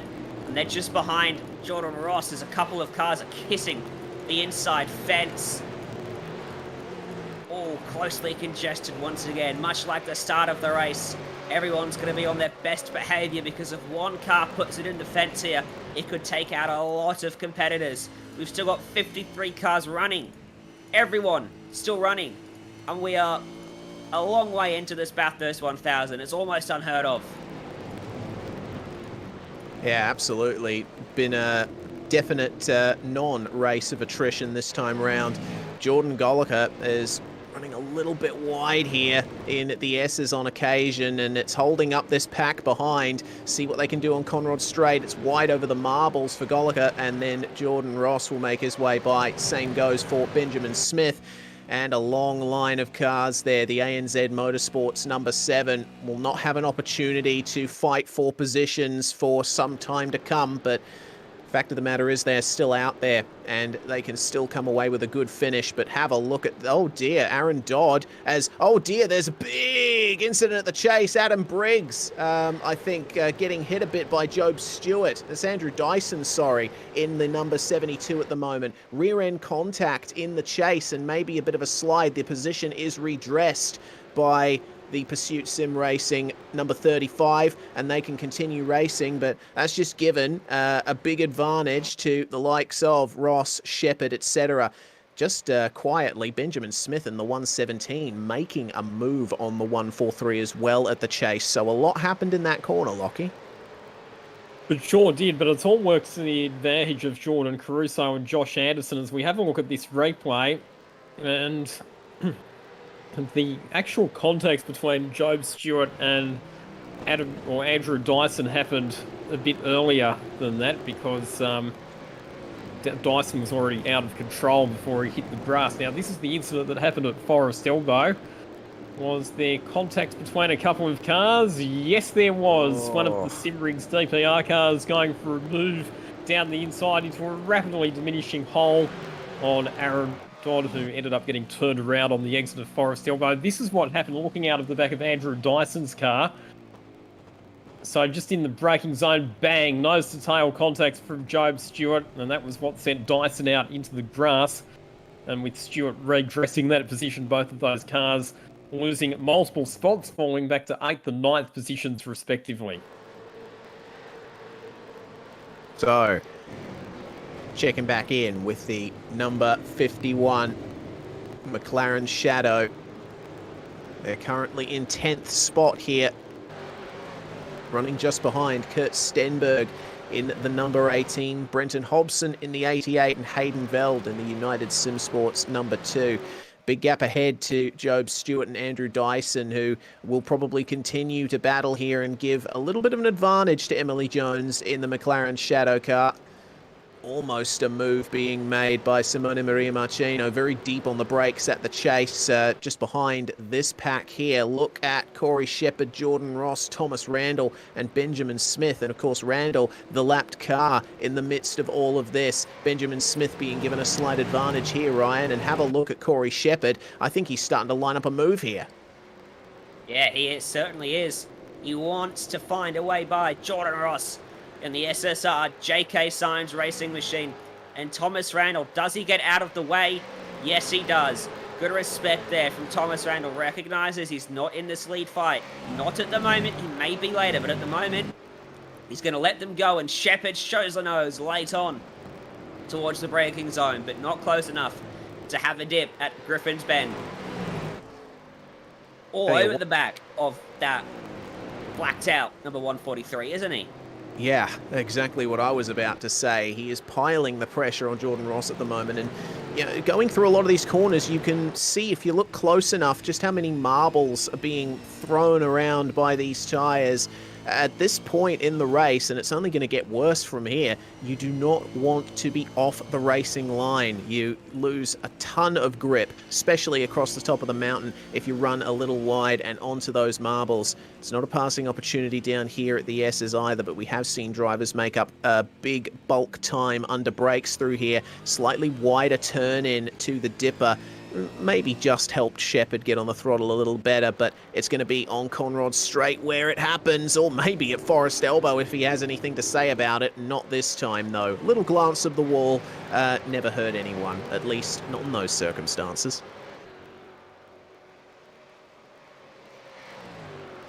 He did that thing that I said you shouldn't do. Have a look on the inside when you're trying to get a good exit. He was never going to get up the inside there. All he did was hurt his momentum coming out of the corner. And now he can't have a look at the chase. But behind him, Thomas Randall's going to lose out as a couple more lead lap cars go through. Bit of contact though as Marcino drifted into his front left. And now Job Stewart trying to follow Andrew Dyson through. Emily Jones will see that unfold right in front of her windscreen and hope that there isn't contact. But Dyson slides wide at Murray's corner. Job Stewart looks like he's got the pace to go through. Is he close enough for a dive at turn 1? No, not quite this time. Dyson again, a little slide on the entry. And Stewart will be insensitized by this. Yeah, well, they already had that coming together at the chase before. Jordan Ross, meanwhile, is looking over his shoulder here at Corey Shepherd, who's going for the move at Griffin's Bend. He's got the inside, but can Ross hold on? Oh, only just. It's very rare that you're able to hold the outside at Griffin's Bend in the sim, but Jordan Ross has managed to pull it off, just keeping it off the marbles. Meanwhile, just behind them, Andrew Dyson having to defend massively from Emily Jones. Job Stewart has managed to get by him there at Griffin's, and now Dyson is in a slight bit of trouble from the charging McLaren Shadow entry. Good move up at Griffin's Bend from Job Stewart. It did what Corey Shepherd couldn't do on Jordan Ross and executed that nicely. So now he can try and get up the road and chase after Simone Maria Marcheno. Tom Freer up there as well. And the more Ross and Corey Shepherd fight, the closer that Freer and Marcheno are going to draw. And it could become a four-way fight for the final spots just outside the podium. Benjamin Smith is loving it because he's driving away in that Evolution Racing Team car. You can see him just off in the distance out the windscreen here of Corey Shepherd, who'll be right on board with the throwback to the True Blue Falcon. Pretty close down this Conrod Straight run this time. Should be close enough for a move. Pulls out of the toe. And Ross backs out of it. Lets him go. So that's Corey Shepherd then through now into 4th place. Premier Racing Team been doing very well this weekend.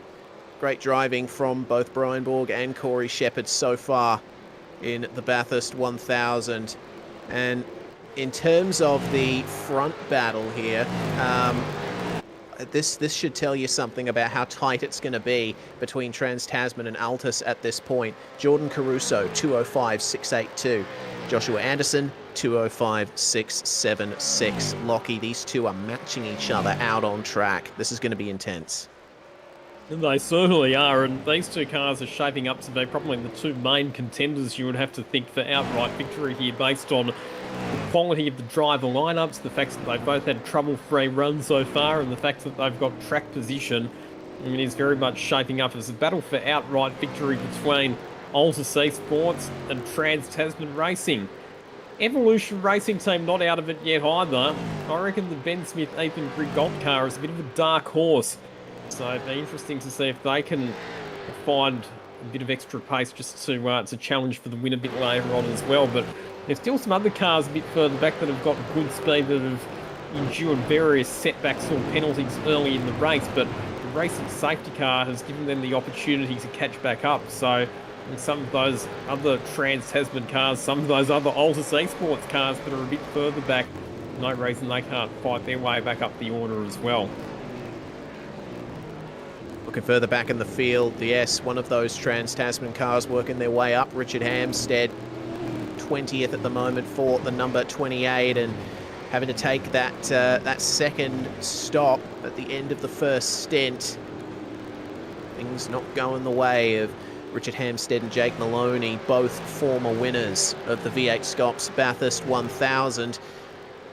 But Hammer is really putting it down at the moment, making his way towards the back of this pack here, coming down Conrod Straight, the number 554 Alcoholder DPR, Sean Linsell at the wheel of that one. And I'm just noticing how much ground Richard Hampstead is making up in the braking zones. It's one big way you can sort of tell the differences between the top drivers and maybe the ones just outside the top. The fact that they are able to slow these things up and still maintain momentum through the corners. Just having a look at Tom Freer, is in the thick of the action. He just lost a spot to Marcheno and Job Stewart. Remember I said after he got by that previous group of cars, he'd quickly close up to the next group? Well, he's done that. Tom Freer in front of him just flashed the brakes, signaling to Stewart to go down the inside, and he's going to do exactly that. And Stewart now up to P7. So that Pursuit Sim Racing car is looking good. We lost one Pursuit Sim Racing car from the front earlier on with a technical difficulty, but now another one is coming to the fore. Absolutely, and the Pursuit Sim Racing 1 car, just on that note, up in 45th position, and it's going to start battling for position with the Castrol Racing entry if Griffin Gardner can keep his pace up. When we check out the number 22, Jake Burton and Ethan Warren driving this one. Burton in the car at the moment.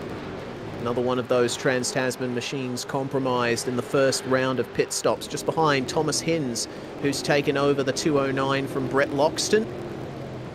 And Hinsey is another driver that we can certainly expect good stuff from.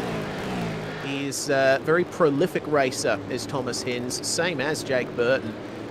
but Hinsey getting his success elsewhere, like in the Majors series, for example, that we broadcast on SimSpeed as well every few Saturday afternoons. How much pace has Burton got over Hins? Well, took 6/10 out of him on the last lap. Hayden Veld just a little bit faster than Hins on the last lap to the tune of about 1/10 of a second. So quite close between these guys as up ahead of them, the battle between the 18 and the 88 continues. Stenberg versus Hobson, two veterans of this series by a long stretch, Lockie. Good battle happening just on the fringe of the top 10 at the moment, so some quality cars and some quality drivers, and I've noticed just lurking there in the background Shane Van Gisbergen, who's up to 17th position and continuing to press on as we see Thomas Hins coming under attack. That's Damon Woods getting up the inside of him at Hell Corner. They'll have a drag race up Mountain Straight. In the foreground of the shot there, we saw that Emily Jones has got ahead of Todd Freer as well. So Emily Jones up into 7th position. Side by side, Thomas Hins will have the inside line though for Griffin's Bend, so manages to keep Damon Woods at bay. And on the attack behind them in the Falcon car, Shane Van Gisbergen charging up very quickly behind these drivers as he looks to make up more positions as well. Indeed. Penalty handed out to Sean Lindsall, Reese. Sorry to cut you off there. Yeah, all good. I was about to mention that myself for contact on lap 46, and I believe that is the contact with the 990 of Aaron Dodd that spun him at Forest Elbow. So they'll have to come in for a drive-through penalty pretty soon. That'll drop them right down the order. At the moment, Sean Lindsall's running in position number 20, 22 seconds off the race lead. Fortunately, with the length of a lap at Bathurst, you'll rarely lose a lead lap due to a drive-through penalty, but you will lose a chunk of lap time. But he can still fight back from it, as we've seen from the McLaren Shadow team, who are, they're bump drafting down Conrad Straight right now. They are. Freer bump drafting Emily Jones, giving rear end a little tweak in towards the chase, but opting not to make a move on this particular occasion. As behind them, there's a dive from Hayden Veld, hip checks Jake Burton, a little bit of contact there, and again on the exit, Burton unhappy with that from Veld. I think that's Burton going for a move on Hayden Veld, and Hayden's trying to defend this spot for United Sim Sports. Now Hayden's got damage to the left and right side of that car now, so they've had a little bit of issues in this race. Rubs doors with a few cars, I suspect, or the fence. Now Burton up the inside for Hell Corner. Going to escort Hayden wide on the exit. Big sideways moment for Hayden Veld. And Burton's going to go through. Thomas Hins will go through as well with the momentum that Hayden's lost there. And Shane Van Gisbergen's going to fancy a spot too. It's not been a good couple of laps there for Hayden Veld. Loses those two positions there on top of Burton, who is on a charge right now. And Hinsey going a bit wide in the 209 as well, but still ahead of Hayden Veld. So another couple of positions for the number 10, the Falcon Racing outfit of Stanaway and Van Gisbergen. And for the number 22, Jake Burton, it took him a bit longer than he would have liked and maybe with a bit more contact than he anticipated, but he is now free of this pack and he can continue making his charge towards the front of the field as we ride on board with Hayden Veld across McPhillamy Park, just avoiding the curb, which is what you want to do in this middle stage of a Bathurst 1000. Don't want to push too hard across the top. Otherwise, well, we've mentioned it many times before, those walls are going to absolutely bite your head off. Still potentially on track for a top 10 here. They've sort of held their spot all race long. They started 14th. They're currently probably not 14th anymore. They were 13th at the start of the lap. I suspect they've dropped a couple of spots. As here we go. That's a move for second place, third place, sixth place. Jordan Ross losing out as one of the an Altus car up the inside. Marcheno. Funnily enough, yeah, Marcheno. So that's an Altus car right there. And always good to check in with the Altus cars, isn't it? Yeah, it is. And there's another Altus car. And another one. Two more of them. Yeah, this is fair way back in the field. The number 27 Trans-Tasman, I noticed there, as the 83 trying to go for the move on the 027 just behind as we look on board from Sebastian Flock's perspective. Christian Smart defending well there versus Ryan Wood, currently running in 26th position. Matt Danson in the 030 running in 27th. Bit further up, Brenton Hobson and Kurt Stenberg battling for 11th place. These guys have a lot of respect for each other, and I would expect that this battle will be clean, both of them being well aware of the give and take around the mountain, Lockie. They won't want to battle too hard for too long, though, because they've got a fired-up Jake Burton coming up behind them very, very quickly indeed. So they won't want to hold each other up too much with this battle, or Jake Burton's going to be on their tail in a heartbeat. And interesting as well, so Jordan Caruso and Josh Anderson continuing to pull away at the front of the race, but Jordan Ross has just drifted spots, hasn't he? At that safety car restart, he was second, but he's fallen back to 6th position. He hasn't quite had the pace to go with the outright front runners. Yeah, Ross has fallen off the wagon slightly here in the second, I guess you could say even third stint now on the tyres at least, after that random safety car. He'll be hoping that that they can stay in the top 10. Should certainly be capable of that. Once Jackson Suzlin-Harlow gets back in the car, he will be completely eyes forward, as looks to me like the number 35, Job Stewart, starting to make a mark now on the 143 as well. And we can't forget about Emily Jones, the McLaren Shadow Commodore.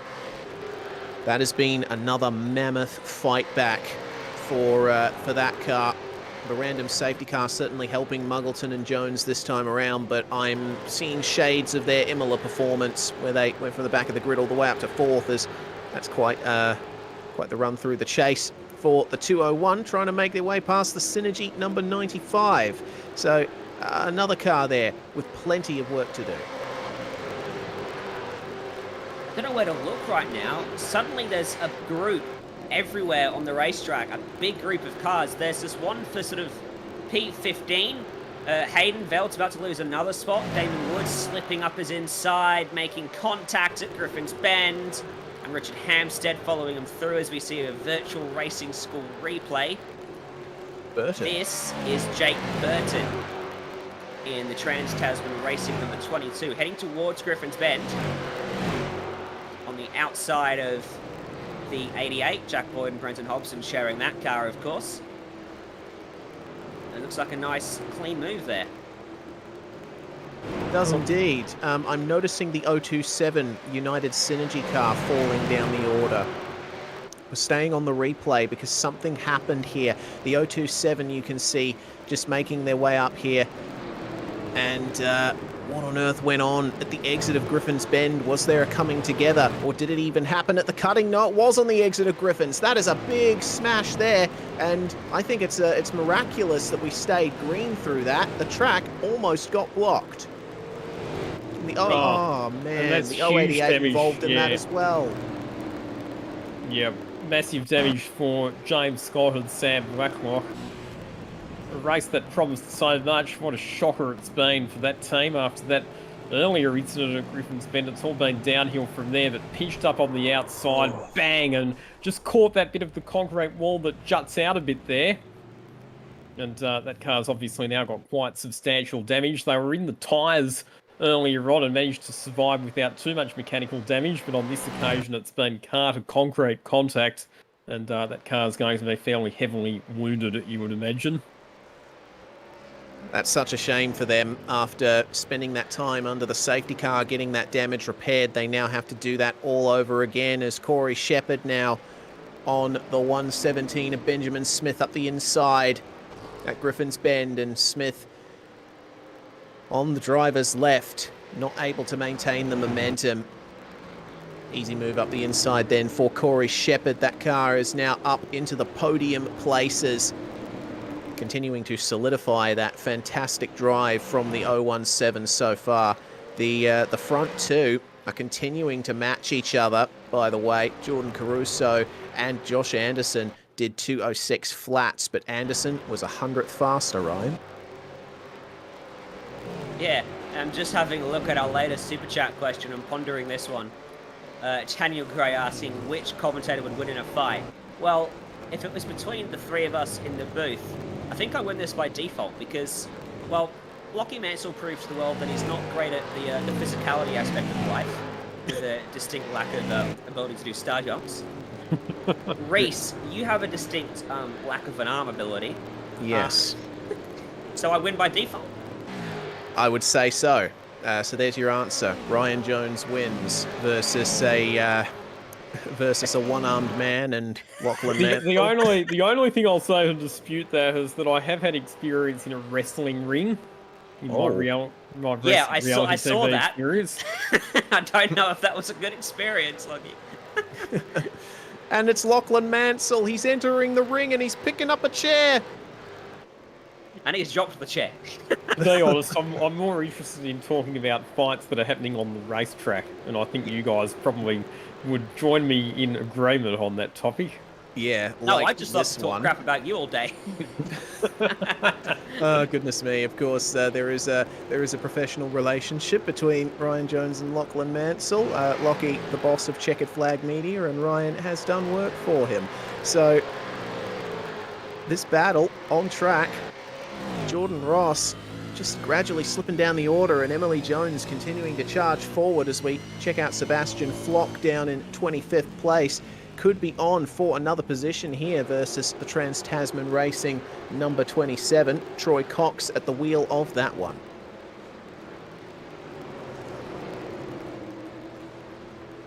And he is looking at a bit of clean air at the moment. If he can just work his way past these cars. Kinmond has one TTR car and then some clean air that he can work with.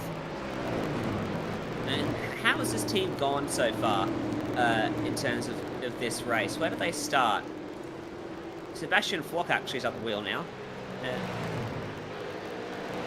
They've dropped. They started 34th. There you go. So they're up 9 from where they started.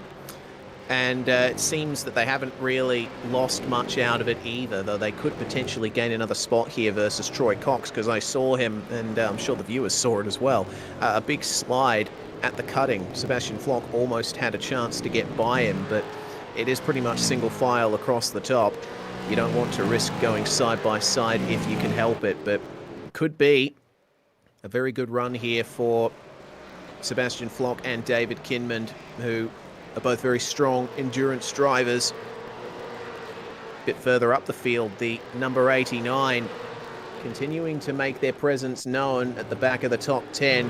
But this Virtual Racing School replay might tell us something here. They actually lost a position to Jake Burton there in the Trans-Tasman 22. And hearing word from Jay Kennedy that there was a slide involved. We'll have to wait and see what's going on here. So Tom Freer lets Jake Burton through, and my goodness, yeah, that looked very squirrely.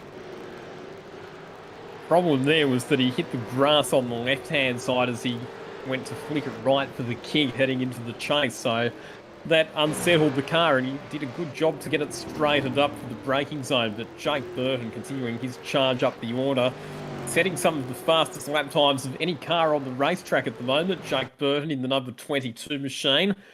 Remember, they were buried well down the order before after the pit lane speeding infringement, but they've fought their way back up inside the top 10. And the next target for Jake Burton will be Andrew Dyson. We ride on board with Burton over the top of Mount Panorama, and he's got the rear boot lid view of the Simrig's DPR machine being driven by Dyson. Good that the DPR machine has still managed to hold on in the top 10 here. They've been very consistent ever since Adam Briggs brought that car off the line.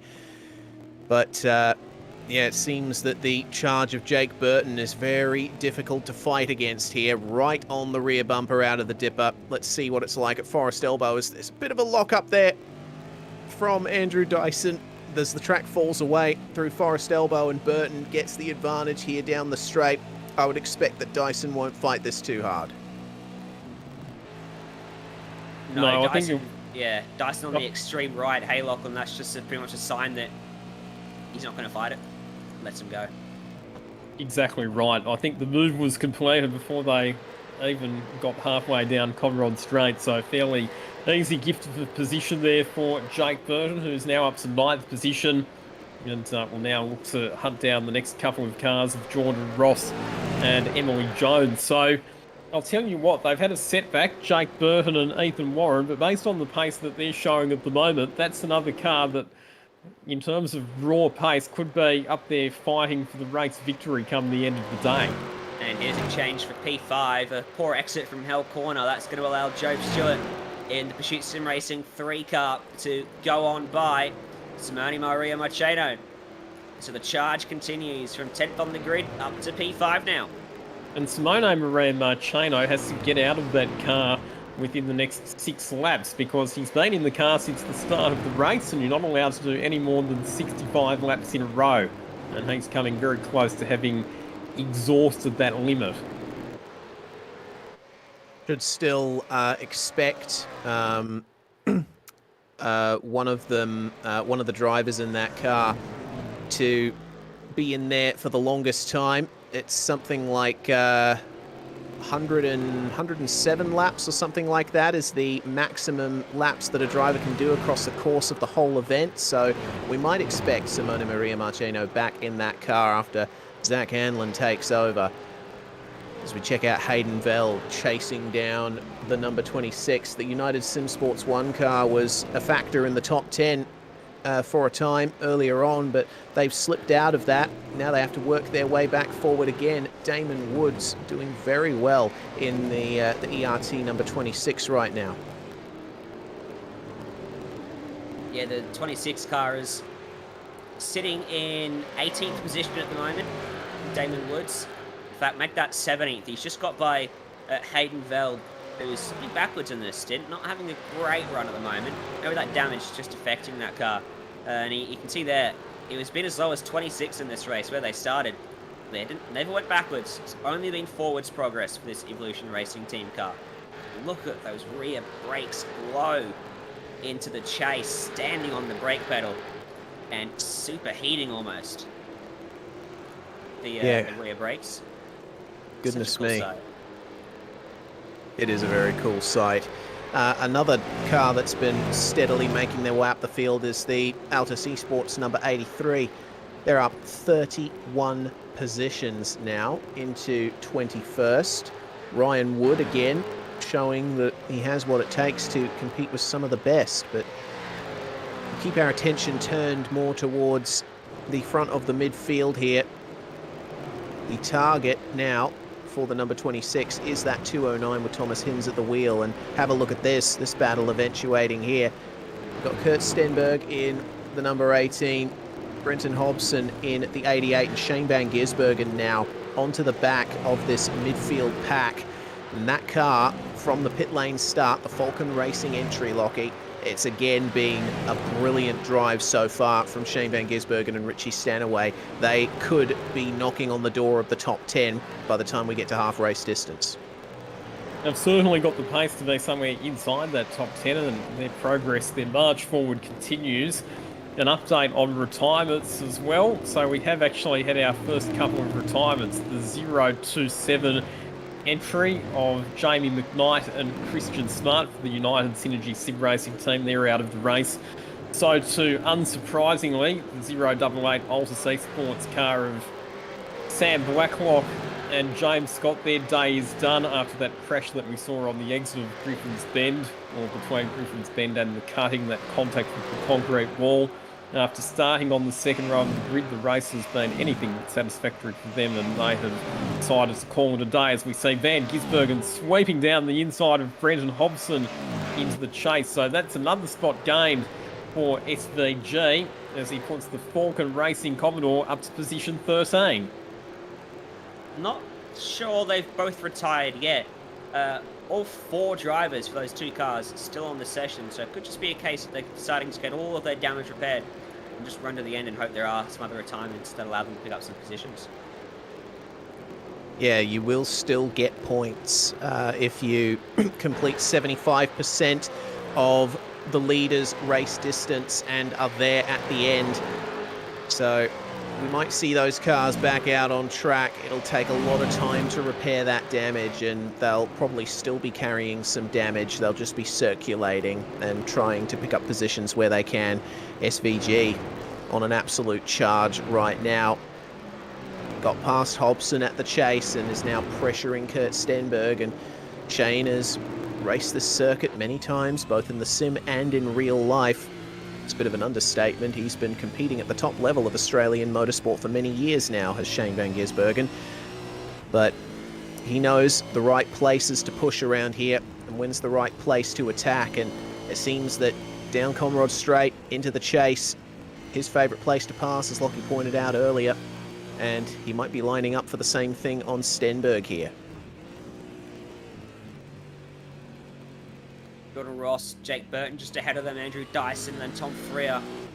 And then comes this battle, Kurt Stenberg, Shane van Gisbergen.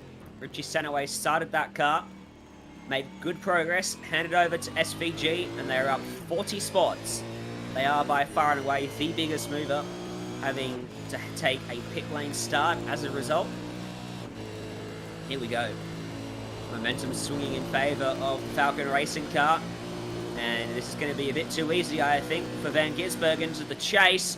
Oh, that's almost contact. Stenberg held it on the outside for a little while and just avoided the left rear of Van Gisbergen's car. Just bleeds the throttle on the exit there to allow Van Gisbergen time to regain his momentum. And the number 10 car is through then into position 12.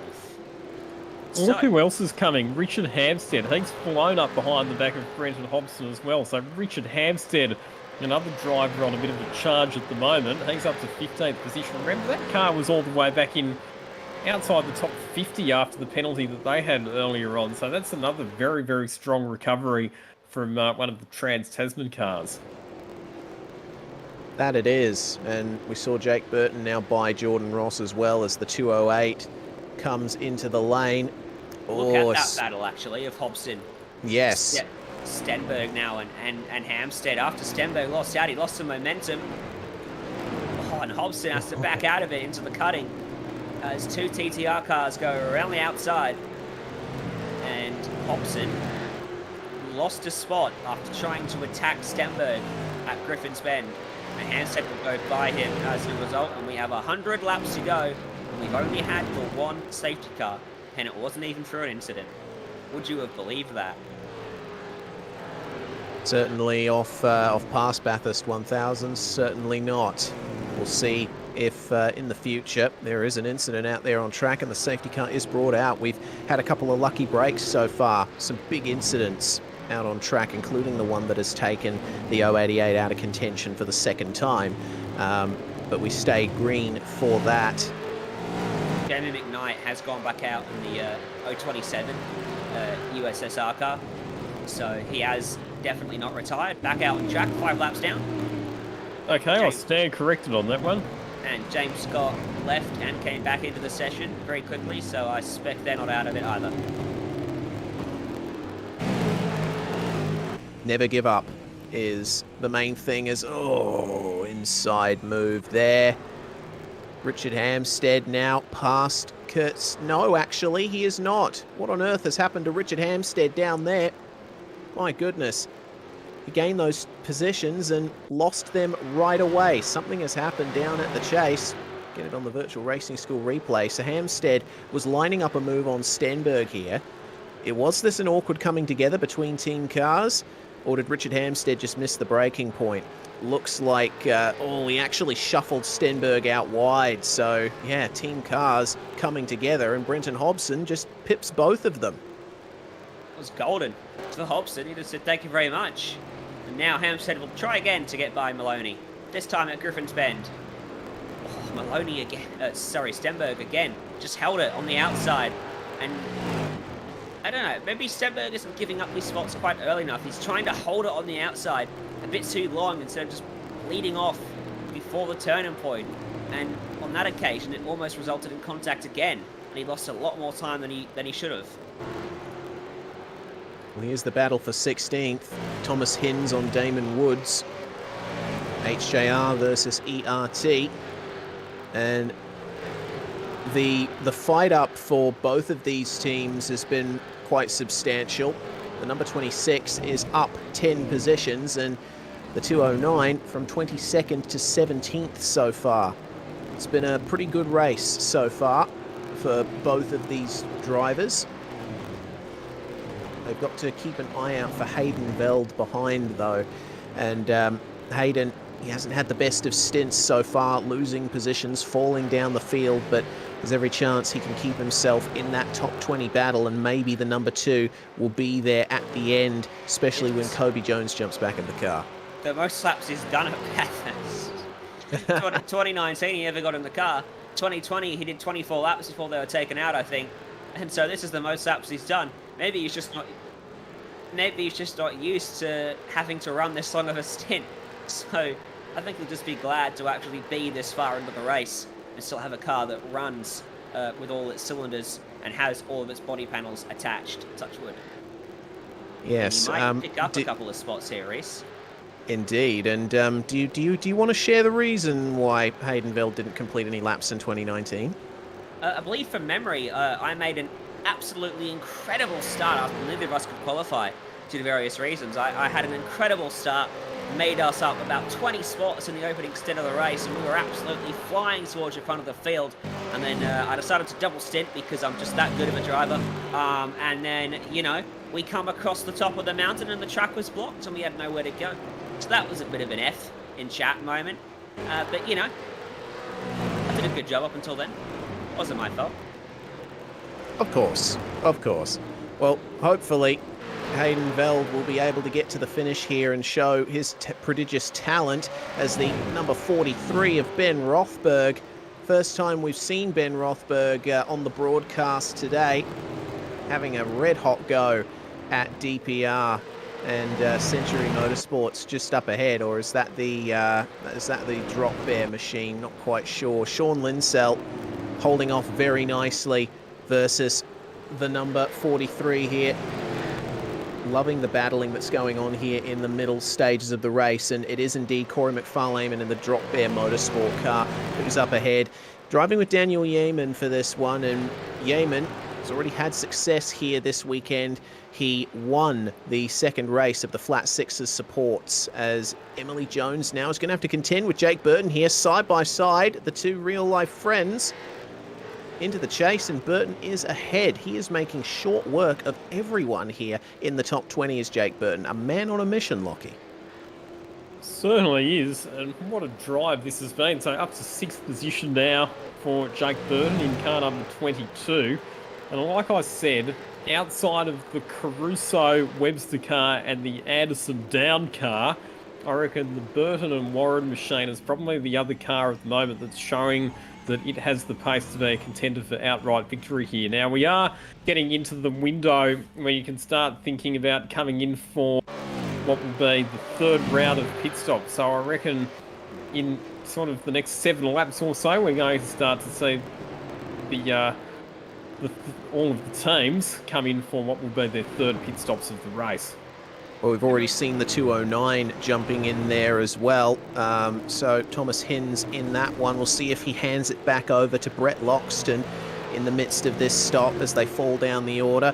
Emily Jones just trying to stay in touch with Jake Burton here. I think she knows that if she can stay in touch with Jake here, it's going to be all the potential to get dragged up more towards the front of the field. Up to 7th place now, that McLaren Shadow, and you know, that fight back from them is such that they are now 1 position up from where they started, and it's the same for Trans-Tasman 22. They now assume their starting position of 6th. Yeah, good effort from both of them. Are they friends in real life? I didn't know that. Yeah, they are. Jake Burton and Emily Jones. They are. They got very social at Trans-Tasman Racing when they were teammates there. Burton recently relocating to Melbourne as part of his activities, and I don't know, you check it out on the socials. I can see Jake in a few of Emily's photos here and there. So Doesn't mean much on the racetrack though, does it? no, certainly. They race each other just as hard as they would otherwise, which is what we want to see. We don't want to see competition, you know, They're pretty awkward if they were to take each other out, though. Oh yeah, absolutely. But you know, they're on good terms, Emily and Jake. I'm sure that they would be able to sort it out if they did have a coming together. We check in on the number 27, Troy Cox, in the midst of this pack with the Pursuit 717 up ahead for 24th position is what Troy Cox is going for here. And Geordie Sinney in the 909 just up ahead too as the 89 Synergy entry brought into the pits. Is this going to be a driver swap for Tom Freer?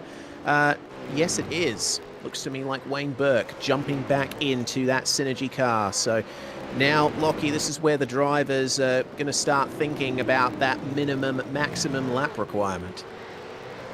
Yeah, and also the maximum permissible number of continuous laps that you can do, which is 65. So, working backwards from the end of the race, lap number 96 is the lap on which you can do your final driver change and put a driver in the car who can then go through to the checkered flag.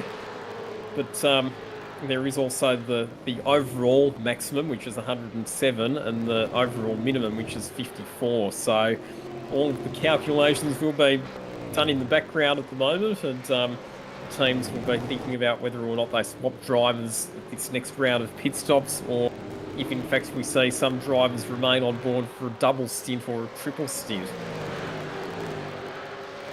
That's going to be a hard slog. A triple stint at Bathurst, though.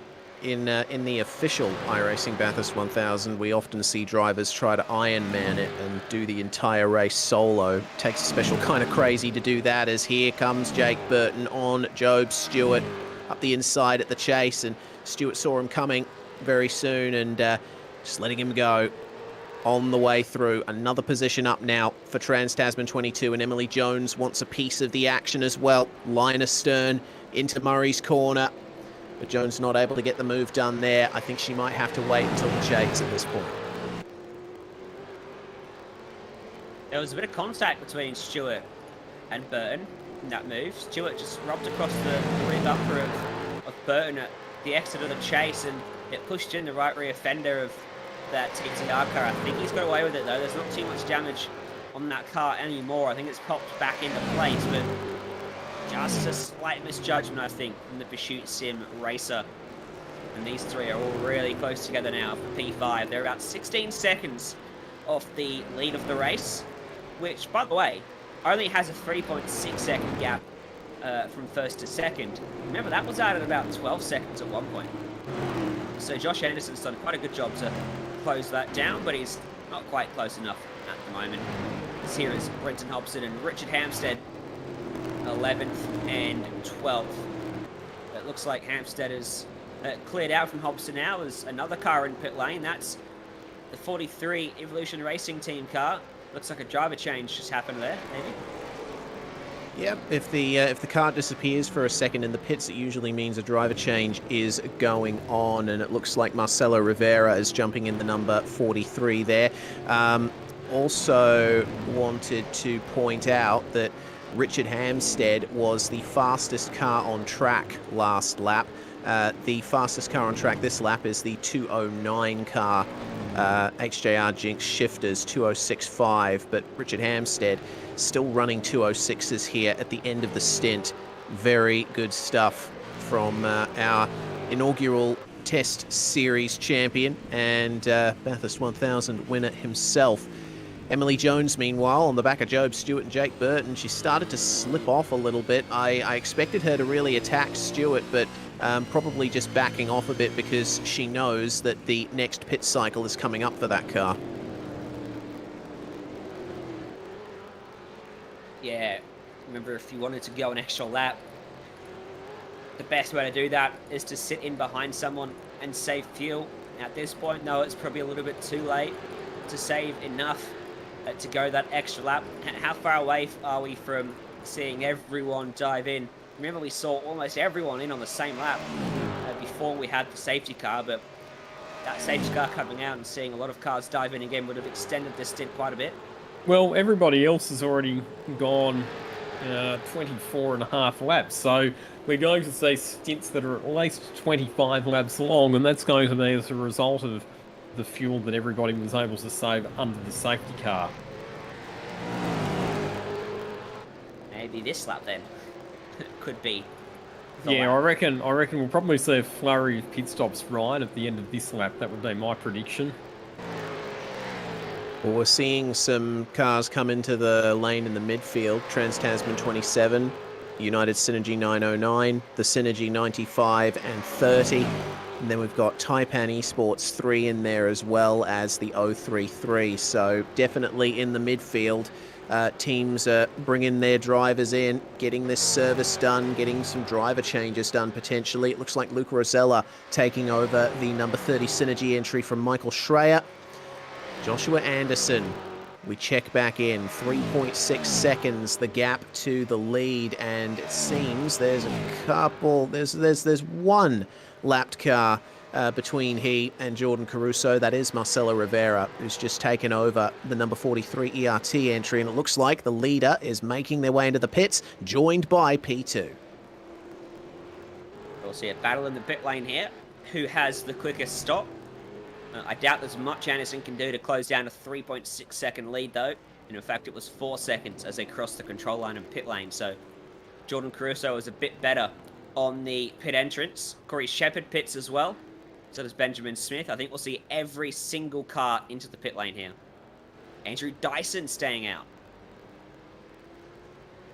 As is Shane Van Gisbergen. Okay. Maybe an attempt at an overcut here. So a couple cars are able to stay out. That's 3 from the top 15. So I'm sure Lockie is monitoring those pit stop times as the 143 comes in as well. Cross-Continental car assumes running behind the number 88 Synergy entry. And Brenton Hobson remaining at the wheel of that one. One of the cars out there to stay out here, and side by side on pit entry. How you going?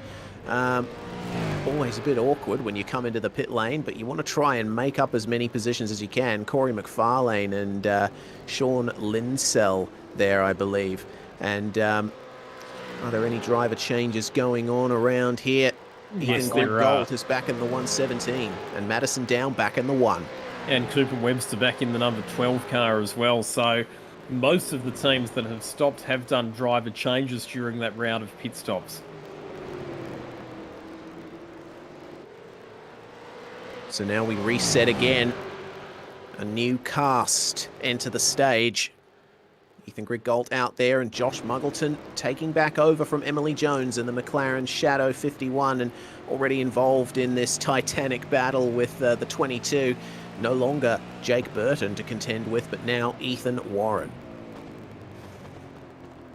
Oh, bit of an attempt behind there by the Pursuit Commodore to try and get by Dylan O'Shea in the Drop Bear Motorsport car. It's actually a lapped car there that Michael Taliancic was trying to make his way past, and Ryan, that was a bit more awkward than it needed to be. Yeah, they're all on cold tyres at the moment. Maybe that Drop Bear car was on warm tyres and just had a bit more pace at that point, but yeah, probably discretion's a better part of valor at that point. So Zachary Hanlon is under a lot of pressure from Ethan Griggolt on this outlap.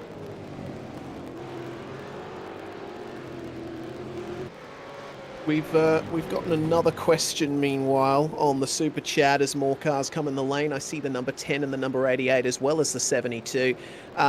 Question is, are we all single? I'm not too sure about Lockie, considering his recent reality TV success, but I'm definitely single. What about you, Ryan? Silence speaks 1,000 words. So yeah, we're a couple of lonely boys up here in the commentary box, and Lachlan.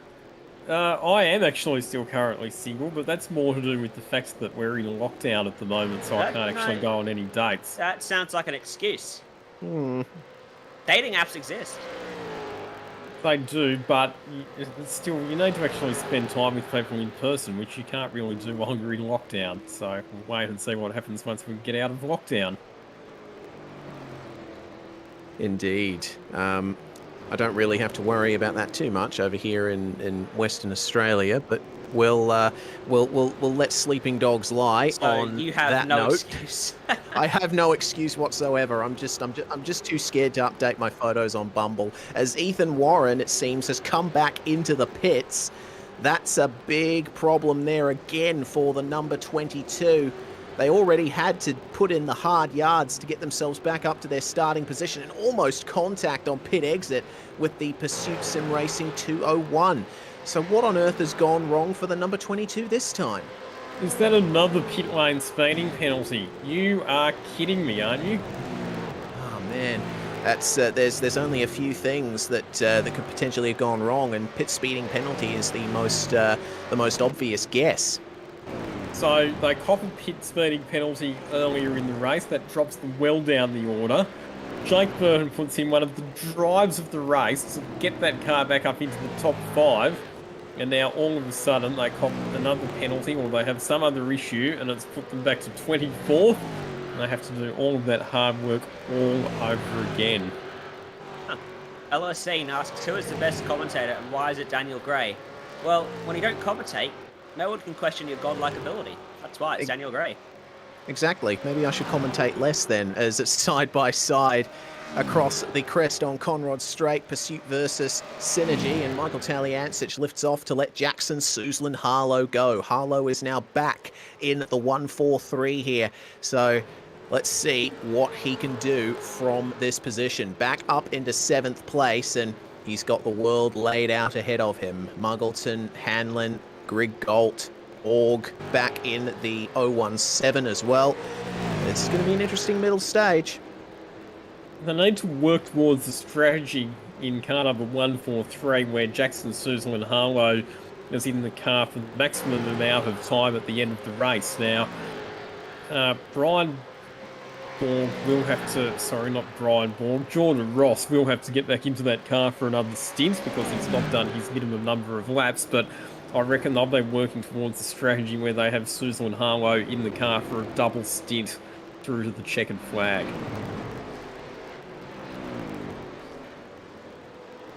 Seems to be the best way to go about it here. You've got to balance the duties of your A and B driver, for lack of a better term.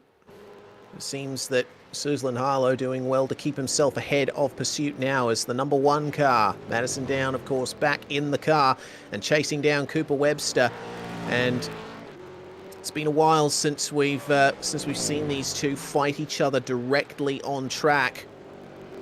Madison right on the pace once again. A 2:05.9 was his last lap, but that Logitech G Altus Esports, Cooper Webster, is showing some great pace. He was the fastest car on track last time round, 2:05.385. So again, this battle between the lead Altus and TTR machines will probably go right down to the wire, and they might have to depend on something happening to the other to feel truly safe as we ride on board with Adam Hayne coming down through the S's.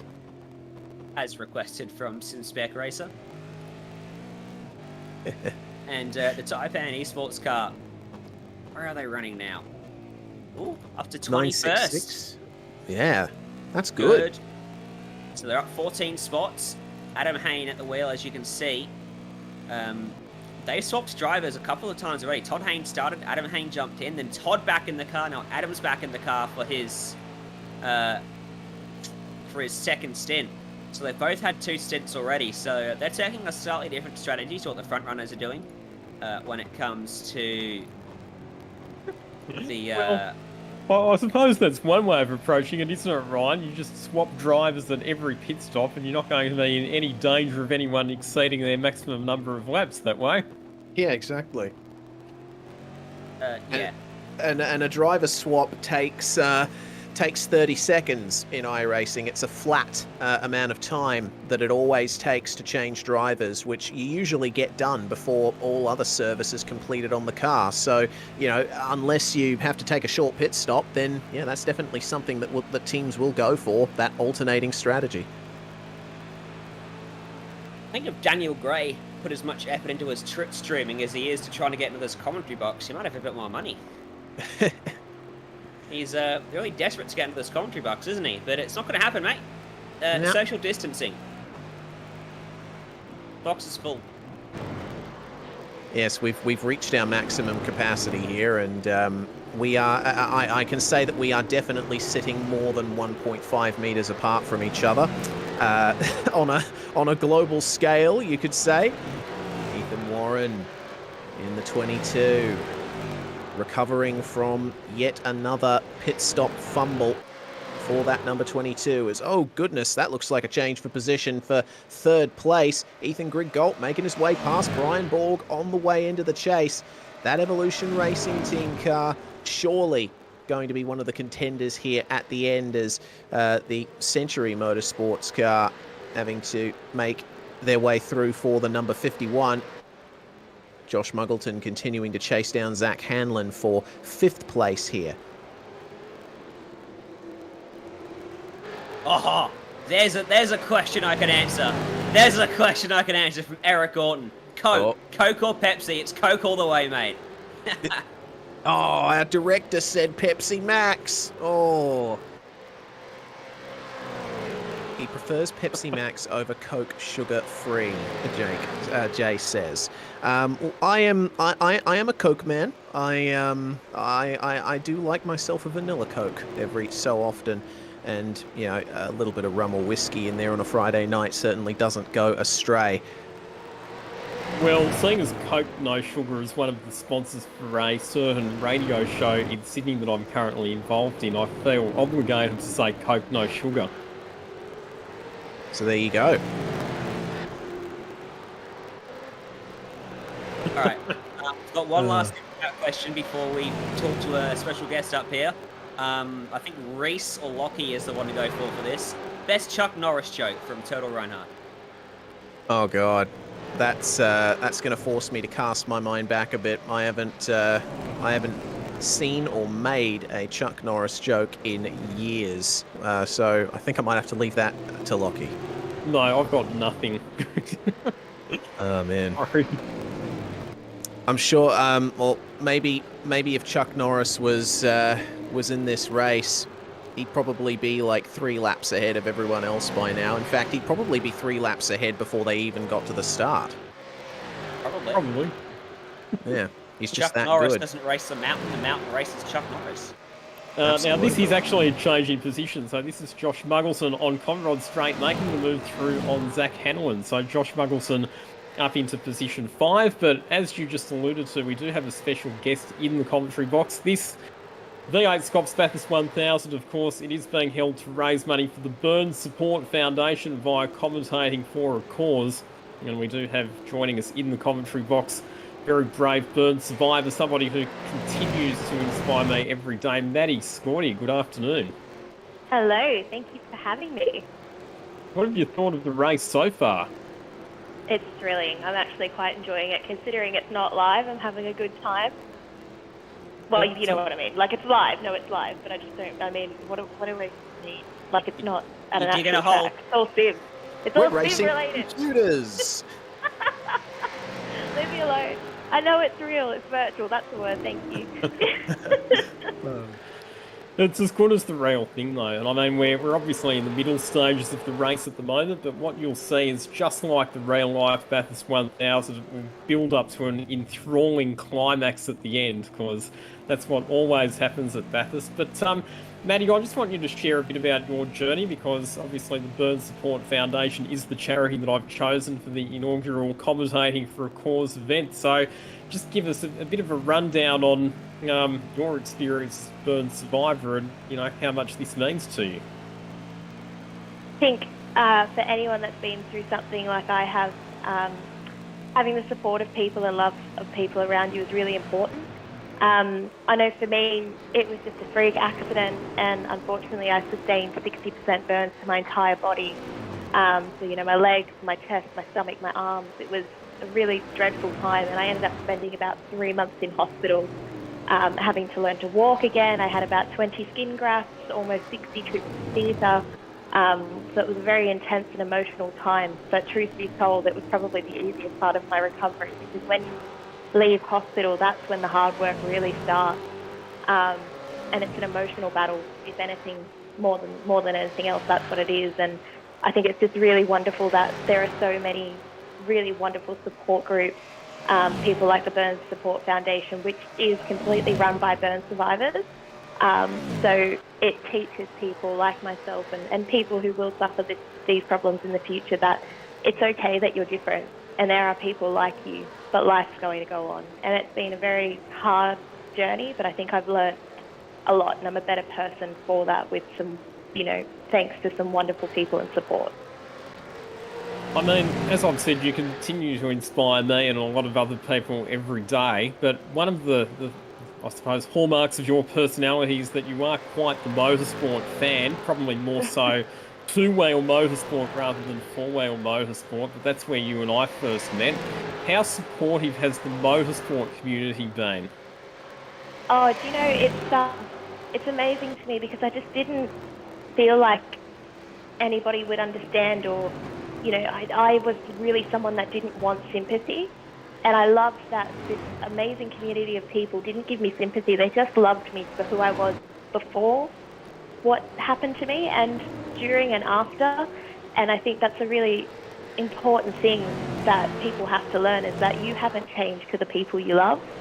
And I know I had to learn that. So, you know, our community has been so wonderful through all of this, because at the end of the day, I'm still Maddie Scottia. You know, I'm still a journalist, an ex-brolly dolly, and a business owner and founder, and all of that sort of stuff. Nothing's changed. And I love that my community and a wonderful group of people have helped me go through that, and they've always had my back. Yeah, well, already we have raised, I think it's getting up towards the $2,000 mark now for the Burn Support Foundation, which is absolutely fantastic. And people have been tuning in on the coverage on YouTube and putting money towards the super chats as well. And all of that money is also being donated to the Burn Support Foundation, which is absolutely fantastic. So a bit later on during the week, we will announce the final amount of money that we've raised. Watching this race though, Maddie, we're obviously all in lockdown here in Sydney at the moment. Has it made you want to get yourself a sim set up and have a go at this yourself? I have the worst road rage in general, and I don't think my housemates would really enjoy me screaming at my television, if I'm honest. You would fit right in. Yeah. It's pretty bad. You know, I only just drove to the chemist earlier today, and I was having a bit of a meltdown at the people driving in front of me. So I don't know if my housemates could deal with that. But yeah, kind of. Maybe I could. I'll think about it. It's not a bad idea. Oh, good stuff. No, we do love you, Maddie, and we do thank you for jumping on during the coverage. We'll let you go, but hope you enjoy the rest of the race, and thanks for motivating myself and a few other people to scream at a computer screen for 6 hours to raise money for charity. I've got one more question for you, though. Yeah. Obviously, Lachlan proving himself as the ladies' man. How come you and Lachlan never became a thing? Oh, wow. It's going to be one of those questions, isn't it? I'm not a thing with anyone, and it's no reflection of Lachlan or anything like that. It's just I'm a very career-focused person at the moment, and I know if I can't make time for other people, then I'm not going to lead or string anyone on, and that would just be unfair. There you go. She's single, ladies and gentlemen. Thank you, Matt. I can't believe that you asked that, Ryan. Oh. You know me. You know me. I just have some basic rules about it. They've got to be below 30 and employed. Okay, that's just standard, below 30 and employed. So if anyone's listening and you fit the criteria, let me know. No, I'm joking. Don't do that. Submit your request in writing too. All right. Anyway, thanks guys. Take care and enjoy the rest of the race. Thanks, Maddie. Thanks for jumping in. And Bye. that was Burn Survivor, Maddie Scordia, and really, really lovely to have her support for the Commentating for a Cause initiative. So I do thank her very much for all of her time and efforts, and hopefully she enjoys the rest of the race. Ryan, I can't believe that you asked that question. We're going to have a serious conversation off air after this broadcast's finished. Oh my lord. He needs to relax, Lachlan. All in good fun. Now, on the racetrack, we've missed quite a bit of action with a bit of off-topic talk for quite a while. Oh dear, blue flag warning for car 201. That's not ideal. So that's Andrew Gilliam. So just to explain the story here, if you're being shown the blue flags from race control because you're a lap down, it means that you must give way to the faster cars or the race leaders that are coming up behind you. Now, I would suspect that the reason that Andrew Gilliam hasn't been respectful of those blue flags is because he's trying to get back onto the lane lap. So he doesn't want to be letting the faster cars through if he doesn't need to. But race control is saying, no, if you're a lap down or you're about to be lapped by the leaders, you need to move over and let them through. So he was tantalisingly close, Andrew Gilliam. Remember, he was 2 laps down, him and Griffin Gardner. They got one of those laps back under safety car, and they were very, very close to being able to get their second lap back and get back onto the lead lap. But unfortunately, because of those blue flags, they have now been passed by the 2 race leaders, Cooper Webster and Madison Downs. So at the moment, they are 2 cars away from being able to get back onto the lead lap. But the problem is that you really have to be ahead of them. And then, of course, if there is another safety car, you get to go round, join onto the back of the train and get your lap back. But it's just a bit of a frustrating position for Gilliam at the moment that he can't quite get that lap back. We also saw, while we were having a chat to Maddie, the 88 passing the 10. So Jack Boyd getting past Richie Stanaway. And that's a bit of a rare sight, seeing the Falcon Racing machine losing a position. But seems for the time being, they're comfortable where they are. And we check out Richie Stanaway and Thomas Hinz here as Hinsey starting to gain just a little bit here on Richie.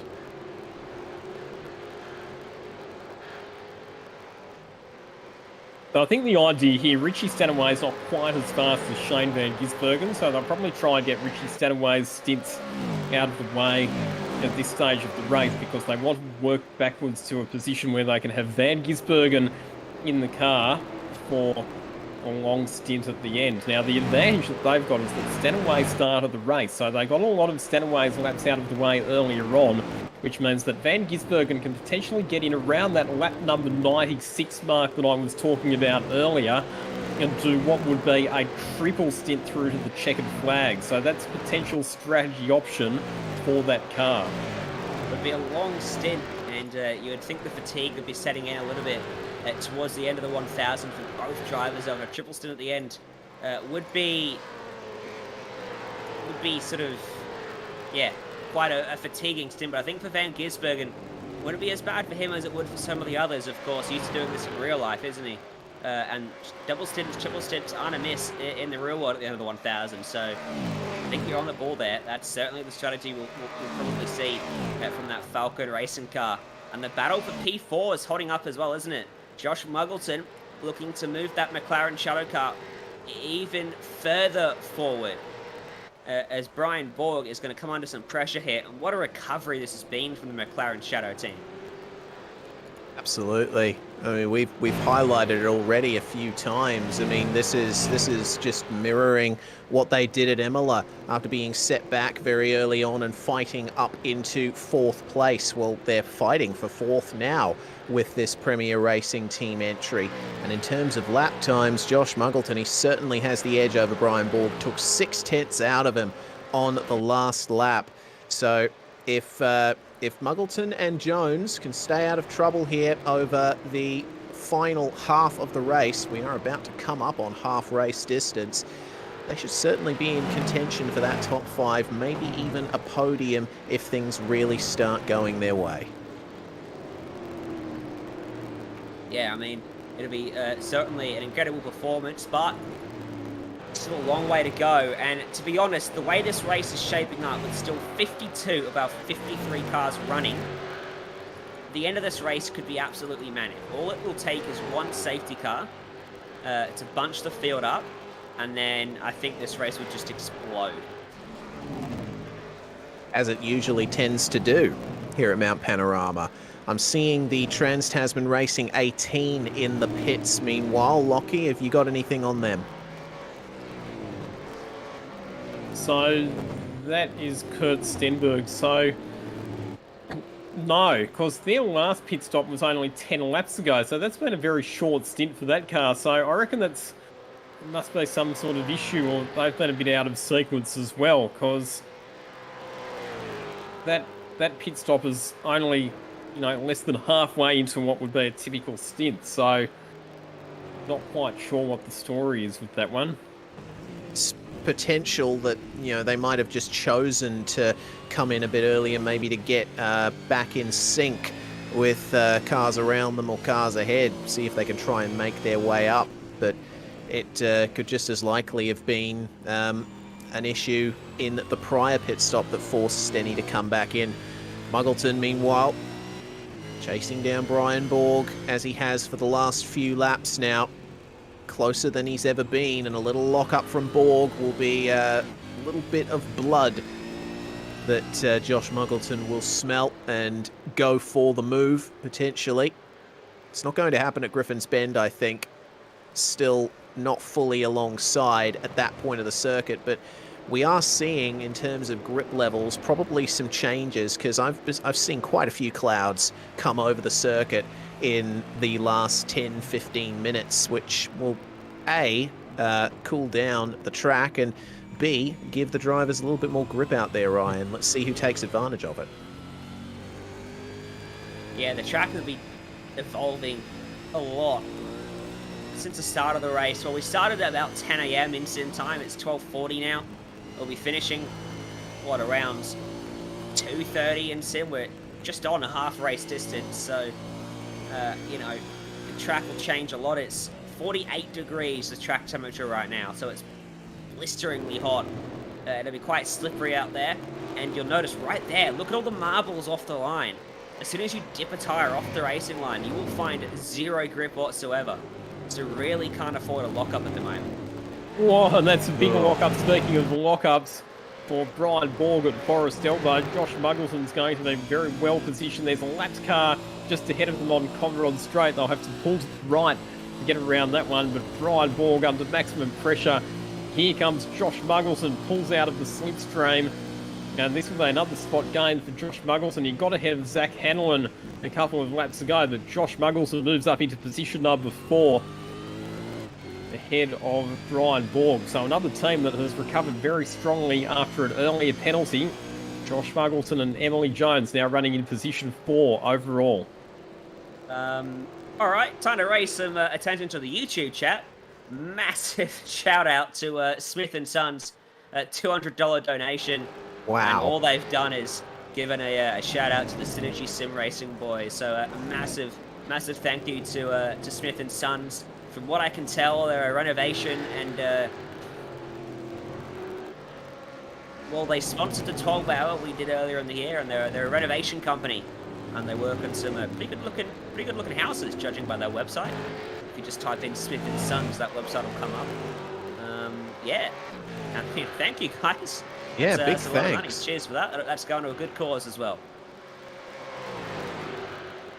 Brilliant That is stuff awesome. there. Yeah, thank you so much, guys. That is absolutely fantastic. Thanks to everybody else who has donated with the super chat on YouTube. It's just absolutely fantastic. And I can't wait to announce what the final tally stands at in terms of our donation to the Burn Support Foundation. But I think it's going to be quite a big number. So, yeah, again, a massive thank you to everybody who's supported it.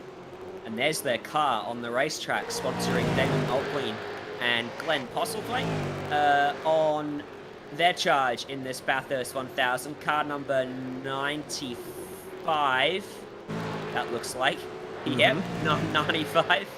And at the moment, they're running around in 32nd place. They've lost some ground since the start. They started 24th, but crucially, still on the lead lap, and their car is clean, so still potential for them to finish anywhere in this race. We're sort of in that phase of the race at the moment. We've literally just ticked over half race distance, and we're in that phase of the race where the ferocity that we saw with the on-track battles in the earlier stages, where everybody was fighting really hard for track position, it's all just calmed down a little bit at the moment, and we get the sense that everyone's just in a bit of a holding pattern at the moment, because they're all thinking about, as we said at the top of the broadcast, and as we always say with the Bathurst 1000, they're all thinking about buying a ticket to that last 20 laps. They're all starting to work backwards from the end of the race, and they're thinking about how do we make sure that our final pit stop is as short as it can be? How do we make sure that we've got our fastest driver in the car? How do we make sure that we've got our best set of tyres on the car? How do we make sure that we've got the best track position that we can have, so that when it comes down to that final sprint to the checkered flag, we've got the best possible chance of fighting for victory? It was a good move there by Luke Rosella on the Taipan Esports 966, the Haynes, with Adam at the wheel of that one. And Luke Rosella now up into the top 20 for that Synergy car. It's been a good run for them, up 11 positions from where they started. And you're right, Lockie, this is indeed the stage of the race where drivers are starting to set up where they go towards the end. That is a problem there for one of the drop bear cars in the lane. What on earth went on there? That's Riley Bilson. Rob Carmichael drawing our attention to this using the super chat function. So in he comes. All looks good at the moment. Into the little chicane. Using a lot of the curving. Oh, there's a garage there, mate. Yeah, was that a hardware failure, I wonder? Yeah, because the wheel went just fully to the left on the way into the lane.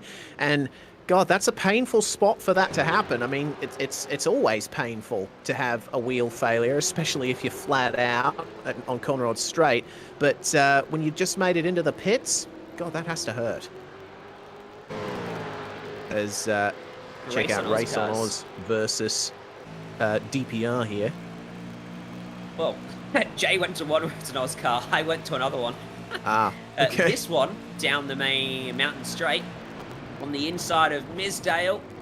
Just going to avoid banging doors and going to win out the fight as Misdale gets a bit sideways in the background, and that's one spot gained.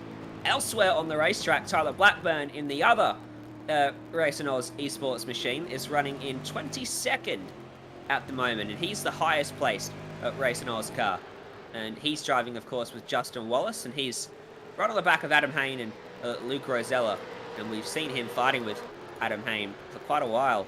He's got Matt Danson for close company at the moment, which is not great for him. The car we were just looking at was the final car on the lead lap, so the last Race and Oz car is just holding on to that lead lap at the moment.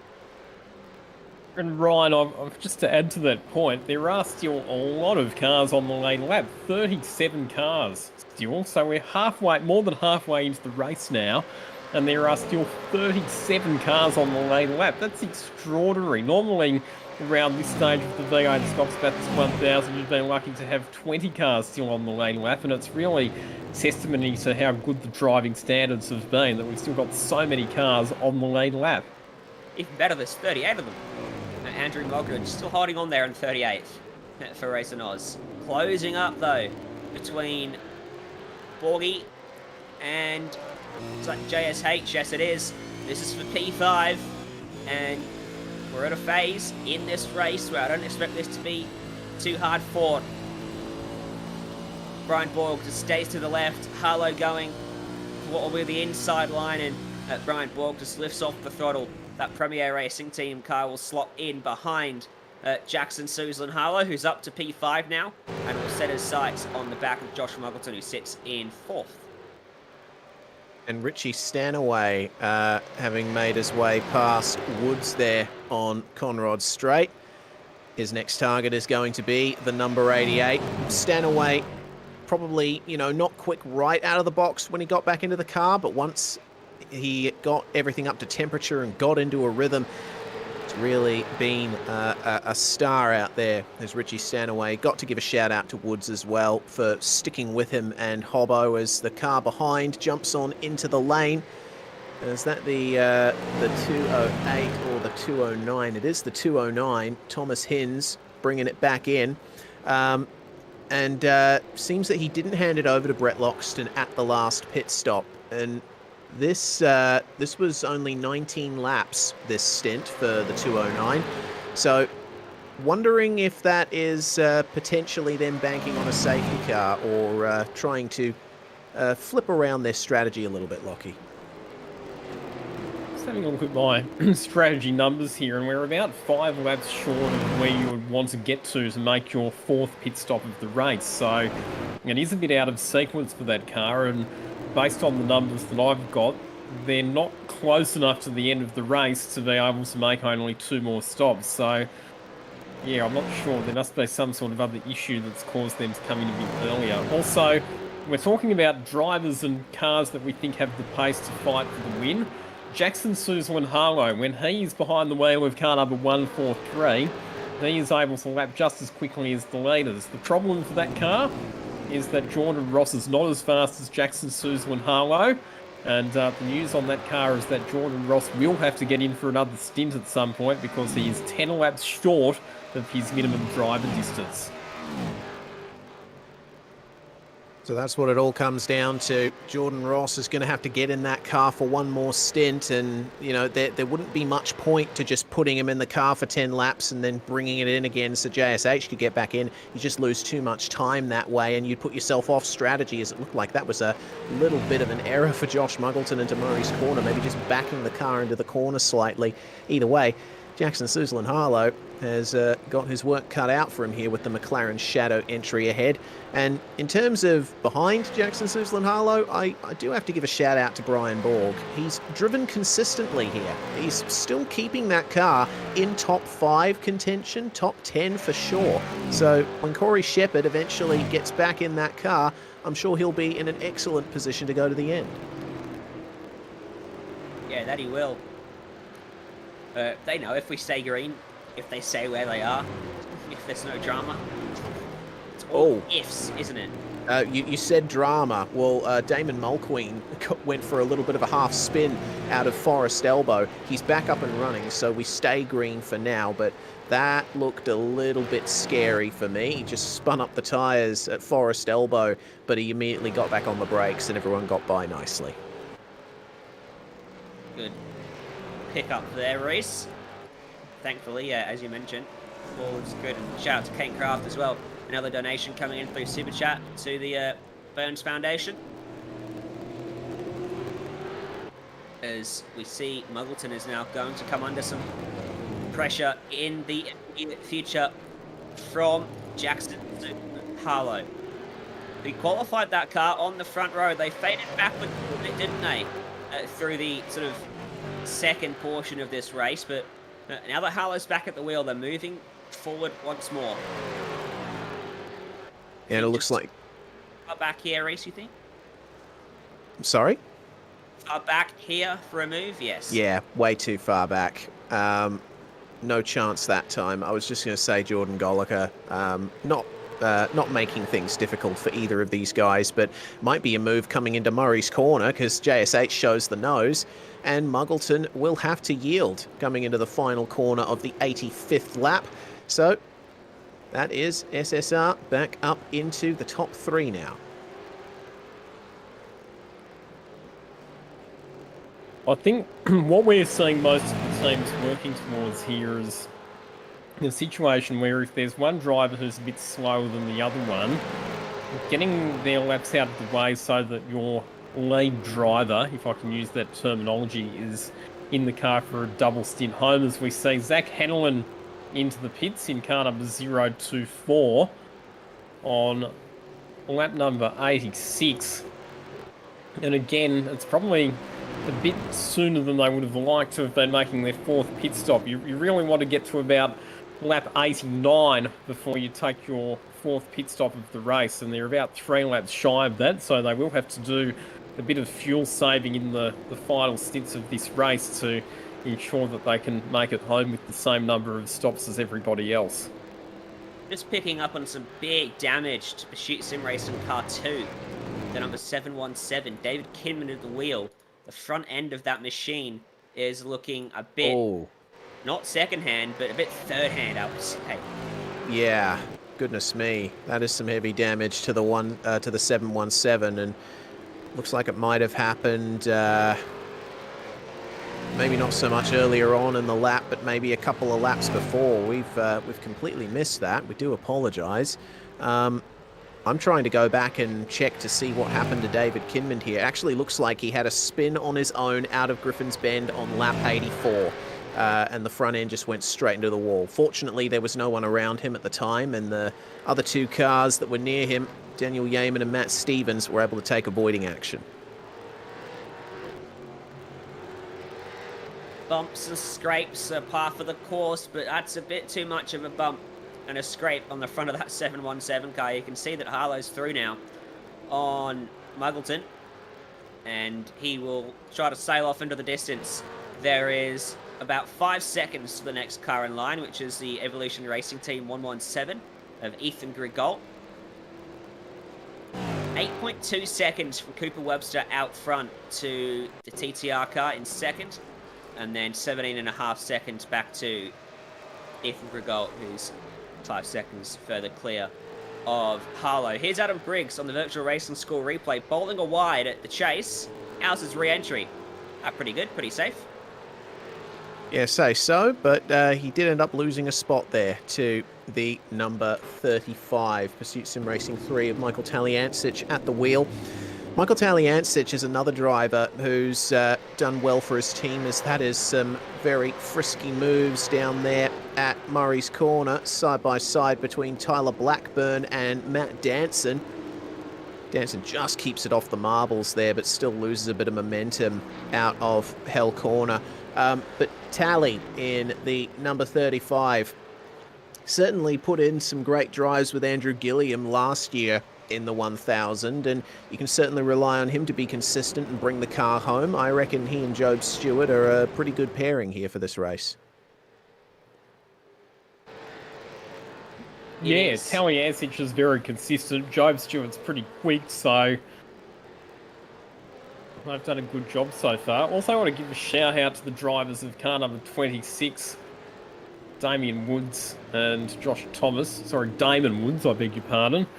Just outside the top 10, they're currently in 11th position. They actually got ahead of Richie Stanaway a couple of laps ago, but they came from 26th on the grid, so they've made very good forward progress so far in this race. Again, they've flown under the radar, they've just stayed out of trouble, and they're driving in that number 26 Evolution Racing Team car has been exemplary.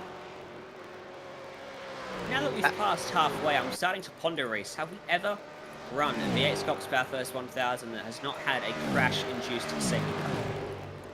No, is the answer from our director, Jay Kennedy. Just a simple no.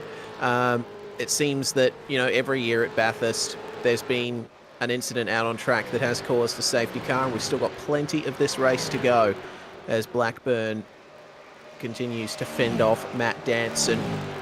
I think that there's definitely chances of a safety car towards the end as Danson goes for the move at the chase. He gets it done very nicely there. Blackburn gave him plenty of room to get the move done. That number 030 moving up as they have for the majority of this race.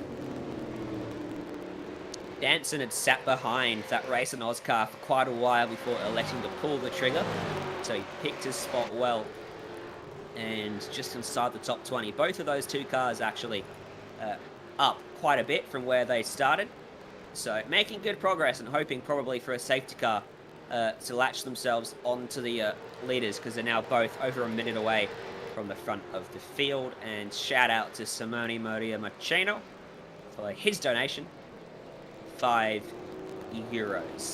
which is certainly dollars.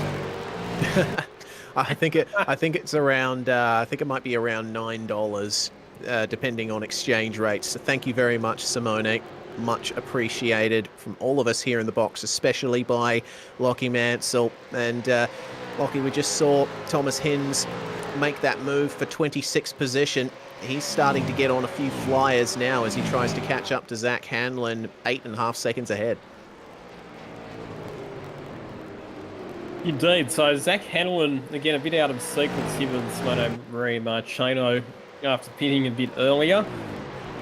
What we generally see at Bathurst is that you'll get late race safety cars that will see everybody's strategies all converge, and we'll end up with this final sprint race to the checkered flag. But driving standards have been so good in this race that I'm not sure that we're necessarily going to get these late safety cars that we would hope for, unless we get more random safety cars a bit later on. Because the driving standards, as we keep saying, they've been exemplary. Everybody doing a really, really good job. There's been hardly any car-to-car contact, especially considering how big the field is, and not many drivers making mistakes in parts of the circuit where you're going to hit the wall either. Yeah, exactly.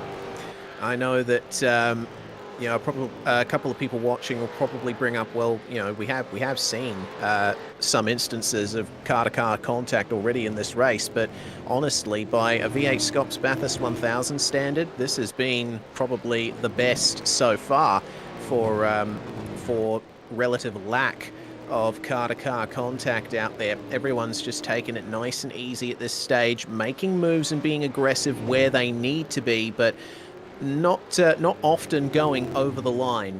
As we check in on Madison Down in the number 1 car, they're still running second here after starting 15th, still chasing down the Altus Esports number 12, which has been the car to beat today. Could have been the 201 were it not for that technical issue for Griffin Gardner. But this top 3, it's looking like a bit of a blast from the past. We've got Trans-Tasman and Evolution in the podium positions, but of course Altus Esports, the offshoot of Evolution Racing Team, which has since become its own incredible entity, still leading the way very nicely out there. A 206.6 for Cooper Webster on that lap. For Madison Down, a 206.898. So maybe the tyres have fallen off a little bit there on the Trans-Tasman machine, but Madison Down is still where he needs to be to take advantage. If there is another safety car soon, he'll be able to really start attacking Cooper Webster. So we wait with bated breath to see who makes the big move next, and when the next pit stop cycle comes around, because it will certainly be disrupted if there's another safety car. Adam Briggs, meanwhile, starting to catch up to Michael Taliancic, Ryan, and Briggs, we've said before, probably one of the star competitors in the top 10 at the moment. He's just stayed in there all race. Doing a great job at the moment for Phoenix Smokers DPR number 72. They're up 3 spots from where they started. 39 or so seconds off the race lead, and just ahead of Adam Briggs, he'll see Michael Taliancic, and he's got a nice gap back to Maloney behind him, so he's in a pretty good spot right now is Adam Briggs. Co-driving, of course, with Andrew Dyson, so a very strong driver pairing, but between them should be good enough to sort of work their way forward. But I think a lot of this field just needs a safety car, because so many people now have lost so much time that is sort of really hard to claw back. Yeah, I think with the gaps we're starting to see here between a lot of these battles, we've got drivers squabbling amongst themselves and not really being able to break away from these battle packs and really challenge the drivers up ahead of them. So you are right, there's a majority of this field here that's probably banking on a safety car at this stage, as Ethan Warren back in the number 22. Their second big fight back of this race for Jake Burton and Ethan Warren. Now right up behind Richie Stanaway, who maintains control of the number 10. Brenton Hobson just up ahead of them in the number 88. And goodness me, it has been a very tough day for that 22, and I think also for the 10 as well. They've had to deal with fighting their way through the field too, but yeah, the number 22 having to do it twice so far. Hopefully, Lockie, they don't have any more issues in the pits. You would hope so, and they've certainly got the pace today in the top 5, but it just seems to be a never-ending tale of comeback comeback drives for that car. So Ethan Warren behind the wheel at the moment. Jake Burton's last stint was super impressive, but all of that hard work was pretty much undone by their pit stop issue, as we see Ethan Warren getting down the inside of Richie Stanaway. That's a move for position 12. Simon Feigl and Ryan Woods, they've done a good job as well, because remember, they started near enough to the back of the grid, then they had pit stop issues and had to come in for a second stop as well. They've worked their way up to 14th position, and we know that Ryan Wood is seriously fast, so if they can have him in the car for the final stint, that's another car that could fight its way up into quite a good position by the end of this race. Yeah, indeed. Murphy's Law New Zealand has donated $5 sheep dollars. Enjoying the coverage. Shit. Oh my lord. Sitting there cooking a tomahawk ribeye steak. That sounds pretty good. If you can make one for me, that'd be perfect. Ship it over in the mail. And I'll delivery of that. So thank you in advance for that for my steak, Murphy's Law. And apparently Jamie McKnight's donated 100 as well through the GoFundMe link. So thank you very much, Jamie. Always appreciate your commitment to the sim racing community. Jamie. Oh, okay. Righto. Caution is out. And, I think an opportune time for one as well for many drivers in the field, and thinking this is another random safety car, because there haven't been any incidents out on track, and just getting it confirmed, it is a random safety car. So over by the side of the track, and everyone reacting instantly. The 117 in the lane, the 43. A few cars unfortunately missed the pits before the safety car was called out, and that includes our top two rather. Good news though, they haven't been trapped behind the safety car, so they'll still be able to press on it near enough to race pace and get into the pits to do their pit stop. So this safety car has come pretty much slap bang in the middle of the window for the next round of pit stops, so there'll be very few teams that don't take this opportunity to pit now and top up with fuel. But in terms of whether or not we see driver changes, it's still a bit too early. Remember, lap number 96, the critical lap number to do your final driver change and make it through to the end of the race without exceeding that 65 lap maximum stint length. So I think you'll see that a lot of the drivers that are in the cars at the moment will stay on board and do one more stint at this stage. The number one car getting held up a little bit here. Neil Pearson and Sean McNamara up ahead of him as there's a lock up ahead. I think that was from Geordie Cini in the 909. So Madison Down just trying to make his way back to the pits as quick as possible. Loses little of an advantage as he can over the number 12. Now, where would we expect them to come out in the safety car train? Because they have gained an awful lot of time over everyone else coming in when they have. I'm looking at the safety car and just trying to figure out who it's going to pick up. It should be the race leader, right? But if the race leader pits, well then who becomes the new leader? Exactly. So Nick Parker is just currently, well, it was Simon Black earlier, now it's Nick Parker driving the safety car. He's pulled off to one of the... Yeah, driver stop on the safety car. So Nick Parker's pulled off to one of the escape roads on Mountain Straight. This whole field's going by. No one's being held up. There he is. And he's just waiting for the leader to come by. It'll be interesting to see how this shakes out, because the people that came in straight away are going to blaze back around. We saw that our leader was being held up a little bit by some slower cars. I think you'll find it'll probably still be the number 12 car, because it had enough of an advantage over the rest of the field that even that slight delay is probably not going to cause it to lose the lead. But what'll be interesting is if anybody chooses not to pit. So safety car is now on Mountain Straight, and it'll be up to our race directors to give cars permission to pass or not pass the safety car. But here is the number 12 car heading back out onto the racetrack.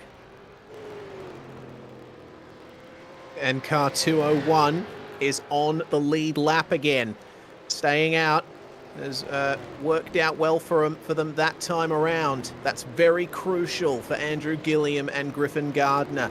Will they be able to come back at everyone else in the final half of the race? Well, this is how things stand at the moment. It's Altus Esports who leads the way from Trans-Tasman Racing and Evolution Racing Team at the V8SCOPS Bathurst 1000.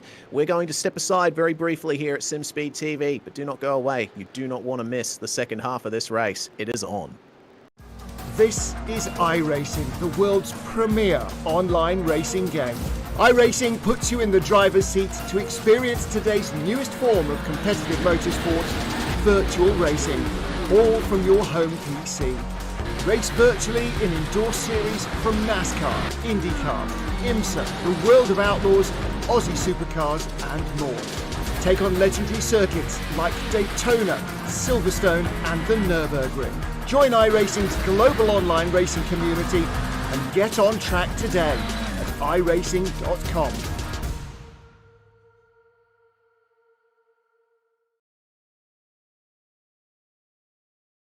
Are you new to sim racing, or maybe a veteran struggling to reach the next level? Have you ever wondered how the aliens reach impressive lap times that seem impossible to achieve?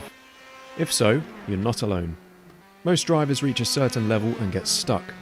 But getting faster on track is easier than you think. V8S coaches are some of the best sim racers in the world and offer one-on-one driver skills training at affordable rates to help new drivers learn the basics and help experienced drivers break through to the next level. Are you ready to get faster and get off the iRating roller coaster? If so, V8S one-on-one personal training is for you. If you've invested in your equipment, it might be time to invest in yourself. Just go to virtualracingschool.com and sign up for a 30, 60 or 90-minute session with one of our world-class coaches, and you'll learn exactly what to do for faster lap times and more podiums.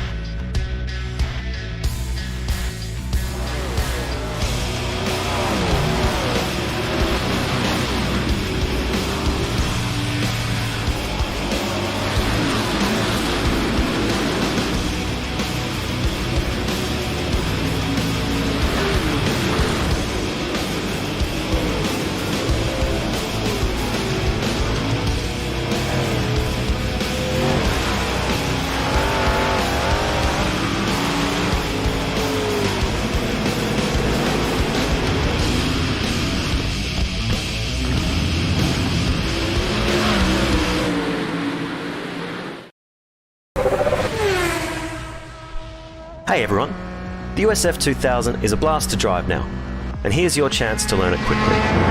From my tutorial, V8S created a free bonus track guide for the Laguna Seca circuit, where you can learn exactly what I do in every corner to improve your lap times and get faster on track. You'll learn how to easily recognise brake markers, you'll find out which curves to attack and which ones to avoid, you'll know when to use the full track and when a sequence of corners requires a compromise. And you'll learn how hard to brake and when to lift. The V8S quick reference track maps are available free to download and delivered each week to your inbox. The entire global MX5 series is available, as well as bonus maps like this one and many more. So if you're a new racer, or a veteran, or just anyone who wants to learn how to get faster sooner, the V8S track guides are for you. Just hit the link or button on screen and get yours today.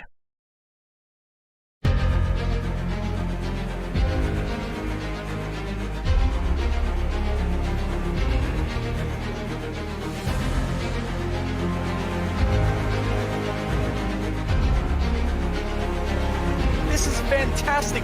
This is GT racing right now. He's got traction, he's going with the outside, both of them! Maloney! Oh, he's taken Anderson! Anderson's up to Oh my god! Oh! Big crash! Oh my goodness, half the field's gonna get rolled! Second very close. These guys are want to make their way through the field very quickly. Oh, there we go! Oh no! That's massive! This is it! This is over! I can't believe this! Oh my god! God, what?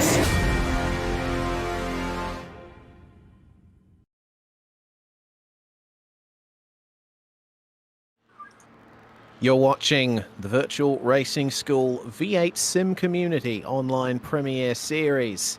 Round 12, the Bathurst 1000, and what a race it has been so far. We are under our second random safety car of the day.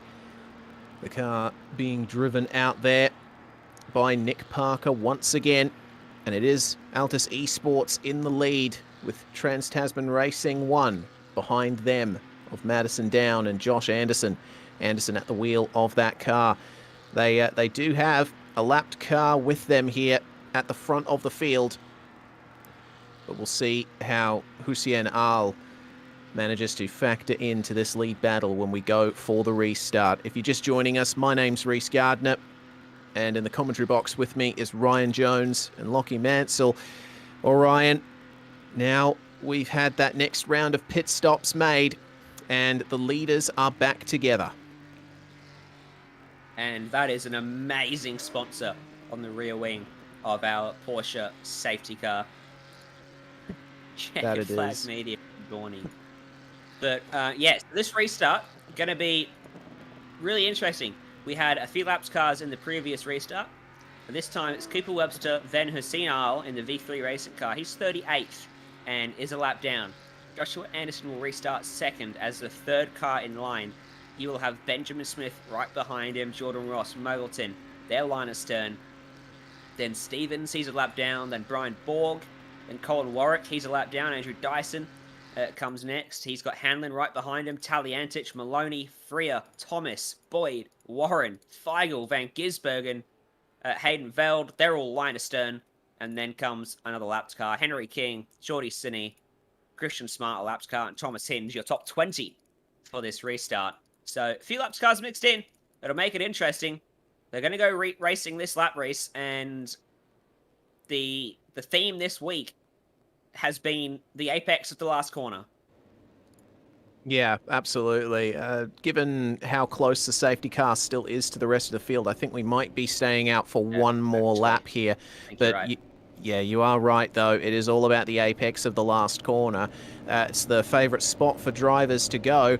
I'm wondering, though, if the number 12, Cooper Webster, will end up going a bit early, maybe down here on the run up to Murray's, try and catch everyone else by surprise. We've certainly seen that happen in the support series this weekend in the flat sixes, but unsure if Altus are going to try and pull something like that, especially with so long to go in the race. I think probably just better to run it business as usual, run to the script and keep going, because it's worked out well for them so far. Well, when you're out front, you can't be caught by the drama of cars around you and cars in front running into the wall. And that is exactly the theory that Cooper Webster and Jordan Caruso are employing. But every time they catch lapped cars, they're running the risk of running into drama, aren't they? So, you know, there's still risk for them. And we were talking in the break there, it's been such a clean, unheard of start to this 1000. All but 2 cars still running. 52 people left in this race. 51, sorry, left in this race out of 53 starters. It's going to be now pretty much a 65 odd 70 lap sprint to the end. I just see this race erupting into a bit of chaos. Yep, that's generally the pattern that the Bathurst 1000 follows. There might be lulls here and there in the action, but when you get to those final 20 laps, then crazy stuff starts to happen. We've already seen a little bit of that today, but as you say, this has been probably the cleanest and most attrition-free SCOPS 1000 so far. So now for Cooper Webster, question becomes, what do I need to do to maintain this lead over Madison Down?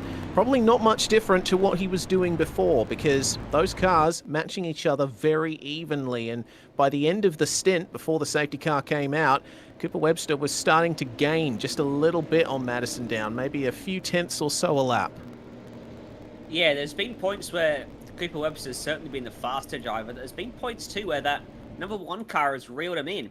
With Joshua Anderson at the wheel, I think it's the faster car.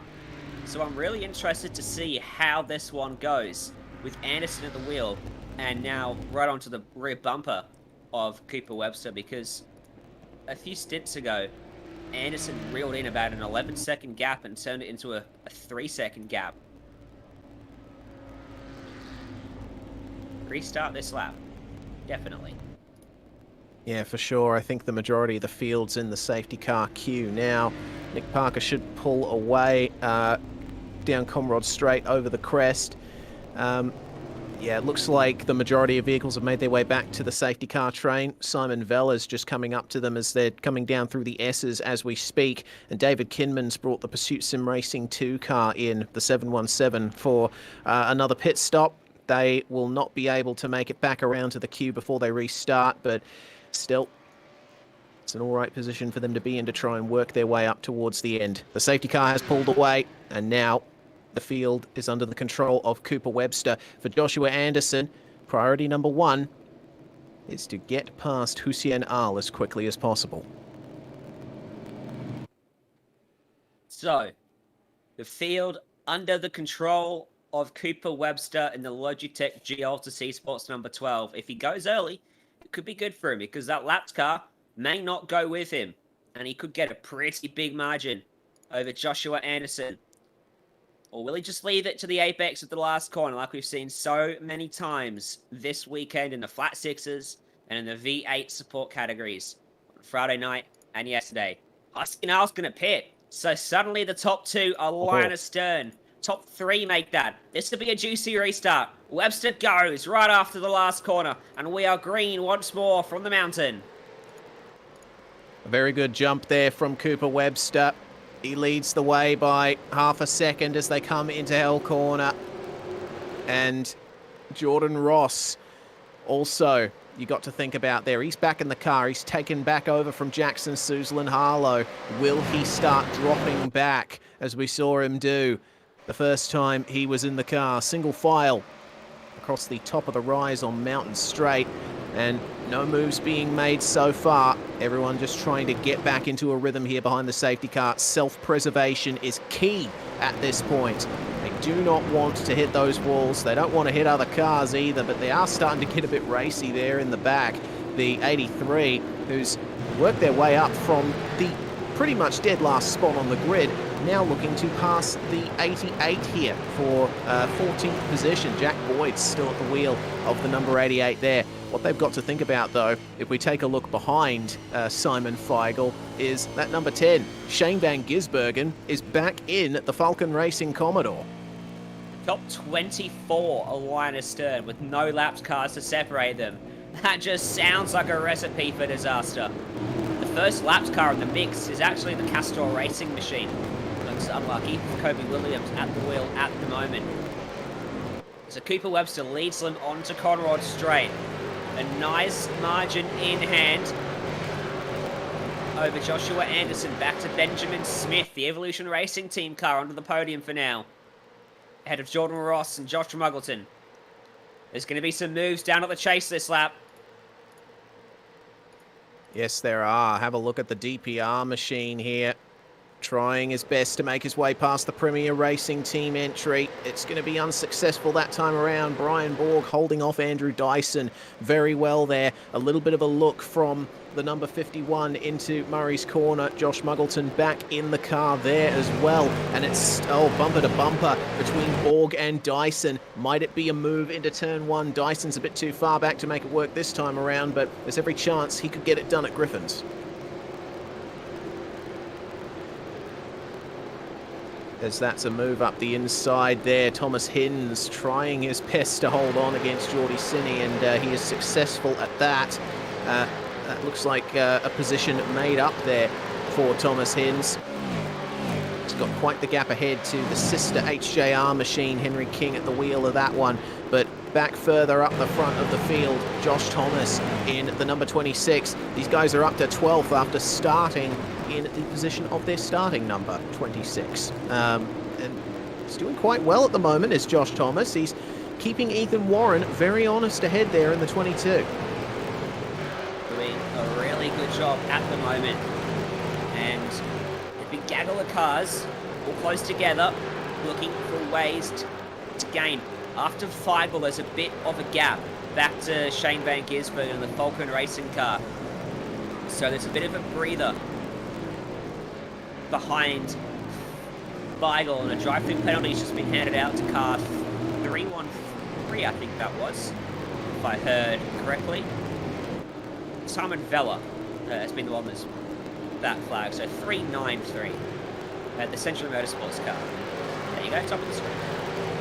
Interesting that Shane Van Gisbergen's been a bit slow off this restart. I wonder if maybe during that last pit stop they went to a lower tyre pressure option for the tyres that went onto that car at the last pit stop, because we know that Van Gisbergen's been pretty quick in this race, but he's fallen back a bit from Simon Feigl at the restart. Yeah, I was saying that Feigl would have to look over his shoulder, but Van Gisbergen hasn't made much of an impression on him so far in this stint. We'll have to wait and see when the tyres come up to proper operating pressure what kind of pace is still in that number 10.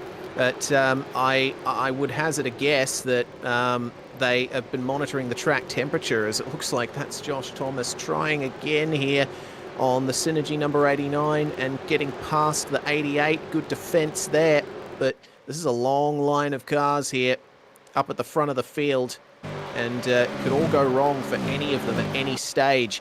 The number 51 almost has a look at the 134, but Josh Muggleton elects to stay in behind Jordan Ross for now. Simon Vella, meanwhile, brings the 393 in to serve that penalty that they've just been given. Top two are really close. There's nothing between Cooper Webster and Joshua Anderson at the moment. It's almost as close as that battle for P4. So there's some key positions trying to be settled on the racetrack at the moment. On lap 98 of 161, are vying for the all-critical track position as we run across McPhillamy. There's the gap at the front. Benjamin Smith just hanging on, and a look at McPhillamy up the inside from Muggleton. Ross has to go straight through the S's, and that was a daring move from the McLaren Shadow Racer. He saw an opportunity and he took it. Fantastic move from Muggleton, and Jordan Ross I don't think could have done much to get that run stopped, but he has lost the position. He would have had to serve maybe a slowdown ever so briefly through the S as well. He's going to drop back here as well. This has not been a good lap for Jordan Ross on the headlight flash, and Andrew Dyson's going to draw level with him on the way into the chase. How hard is this going to be defended by Jordan Ross? It's not going to be defended at all. He lifts off and lets two cars go. Brian Borg now ahead of him, and the 024 is going to sneak in as well as there's contact behind between Jake Maloney and Michael Taliancic. Further contact behind them. Josh Thomas going off the circuit and rejoining, and that 89 is looking decidedly less healthy. There's no rear wing on that thing now. Yeah, Tom Freer with big damage on that car. It's checked up Feigl. And now look at him defending from Van Gisbergen, trying to squeeze between Feigl and the pit fence. Wow, that was tight. Feigl just fends him off. Van Gisbergen couldn't get up there. Now he might be under threat from Hayden Bell. Virtual Racing School replay, though. That was what happened to Tom Freer.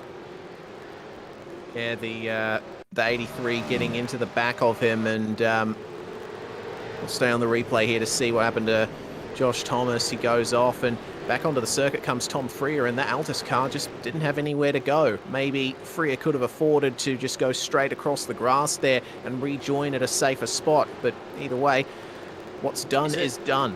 Is it safe to say the rejoin has caused that? Perhaps. I think I said that last year as well. So Freer now with big damage, probably about to become a bottleneck ahead of Feigl, Van Gisbergen and Veld. And Thomas Hinds might join that fray as well. So keep an eye on that for P14. And then plenty to keep an eye on. Andrew Dyson, a bit of a bottleneck for P5. There's 5 cars lined up behind him. And the top 3 are line astern as well. And the top 3 are running very competitive times here. They're all around 2:05.9 to 2:06.1 at the moment. These guys down Conrod Straight And there is the bottleneck you were just talking about. Andrew Dyson ahead of Borg, Ross, Hanlon, Maloney and Warren. That's their own little battle pack. Then it's a second or so further back to Talyancic, Boyd and Thomas in their own little trio. That number 51 with Josh Muggleton at the wheel, out in clear air at the moment. And they haven't been running quite on the pace of the leaders. A 2:06.7 for Josh Muggleton on the last lap. We'll see what it's like across the line this time. A 2:06.337, and that was pretty much level with what the drivers up the front were doing. So probably keep an eye out for the McLaren Shadow car, as that's a problem for the 2:08 out of the chase. Those guys came in for the pits just before under the safety car. Catch that on the Virtual Racing School replays. That looked like that might have been a bit more contact between them and a DPR machine. So what on earth happened to the 208 here? Just a little lock up there of the rears at the chase. And once that happens, not much you can do to save it. You have to re-enter, and basically took the same line as Tom Freer there. Fortunately, everyone was able to take avoiding action. No, did a bit smarter. He actually stayed on the grass, didn't come back onto the tarmac until just past the corner. So that was quite smart there from HJR driver. Still would have been quite a narrow margin there between the curb and the racetrack. I'm sure the other drivers are just praying, please don't come back onto the circuit. Meanwhile, Ethan Warren has got the 22 back into 10th place and is now rounding up the number 28 of Jake Maloney and Richard Hampstead. Maloney at the wheel of that one. And this second big fight back for the number 22 after pit stop issues twice so far. This has been a very up and down race for Ethan Warren and Jake Burton-Lockie, and I'd say the ups and the downs have been quite extreme. But they have had good pace, and the key thing is that last safety car got them back in touch with the lead bunch. So, again, working backwards from the end of the race, provided they get themselves into a spot with decent track position and they don't get any more penalties, they can definitely be contending for a podium. As we see, the two Trans-Tasman cars just about running side by side down through the kink. Warren tucks back in behind Jake Maloney, but there's contact between them. Light nose to tail on the run down into Murray's corner. Maloney covers to the inside and defends. Warren looking for the good exit out of Murray's corner, but I don't think he's quite going to be able to get the overlap. They might be teammates, but they're fighting pretty seriously out there at the moment, these two, at the tail end of the top 10. Yeah, no team orders at Trans-Tasman Racing. They race each other just as hard as they do everyone else. Something that I tend to say once a broadcast at this point. But it's been a great battle between them so far. They have managed to keep it clean. Warren pulls out for a move into Griffins and outbrakes Jake Maloney. Has he gone a bit too deep? Maybe. He has to wash out at the exit of the corner, but he is still ahead at the exit, and that's position secured into the cutting. Now he's got to try and work his way back up to the back of Zach Hanlon, Jordan Ross, Brian Borg and Andrew Dyson, which shouldn't be too difficult for a driver of Ethan Warren's caliber, Ryan. No, and they're holding each other up. Andrew Dyson doesn't quite have the speed of Brian Borg and Jordan Ross behind, but they can't find a way by. Overtaking is looking a little difficult at the moment because there's a number of fast drivers that seem to be stuck in their positions at the moment. So we'll see whether Ethan Warren can keep scything his way through the field. He's going to have to work hard to pass this group of cars, but look at the progress he's made on this lap to close up already, leaving Maloney behind. And Warren, with a good exit here, might be setting himself up for a move at the end of the chase. The issue he will be having now is he's trying to pass Hanlon, but Hanlon's also getting a good tow from the car in front of him. Yeah, Jordan Ross just up ahead of Zach Hanlon there, and looks to me like Ethan Warren not making huge gains in a straight line. So that double draft is not working quite in his favour. Tell you what though, it might soon be on between Brian Borg and Jordan Ross, because Borg didn't have the best of exits from Forest Elbow that lap, as the number 2 United Sim Sports 1 car, Hayden Veld, at the wheel, still trying to chase down Thomas Hinz there, and looks to me like that was a pass. Lost the position there.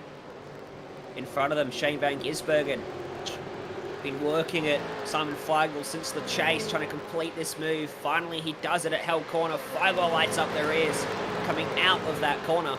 That'll give him a poor exit onto Mountain Straight, but he should just be far enough ahead of Thomas Hinz to prevent another overtake from being made.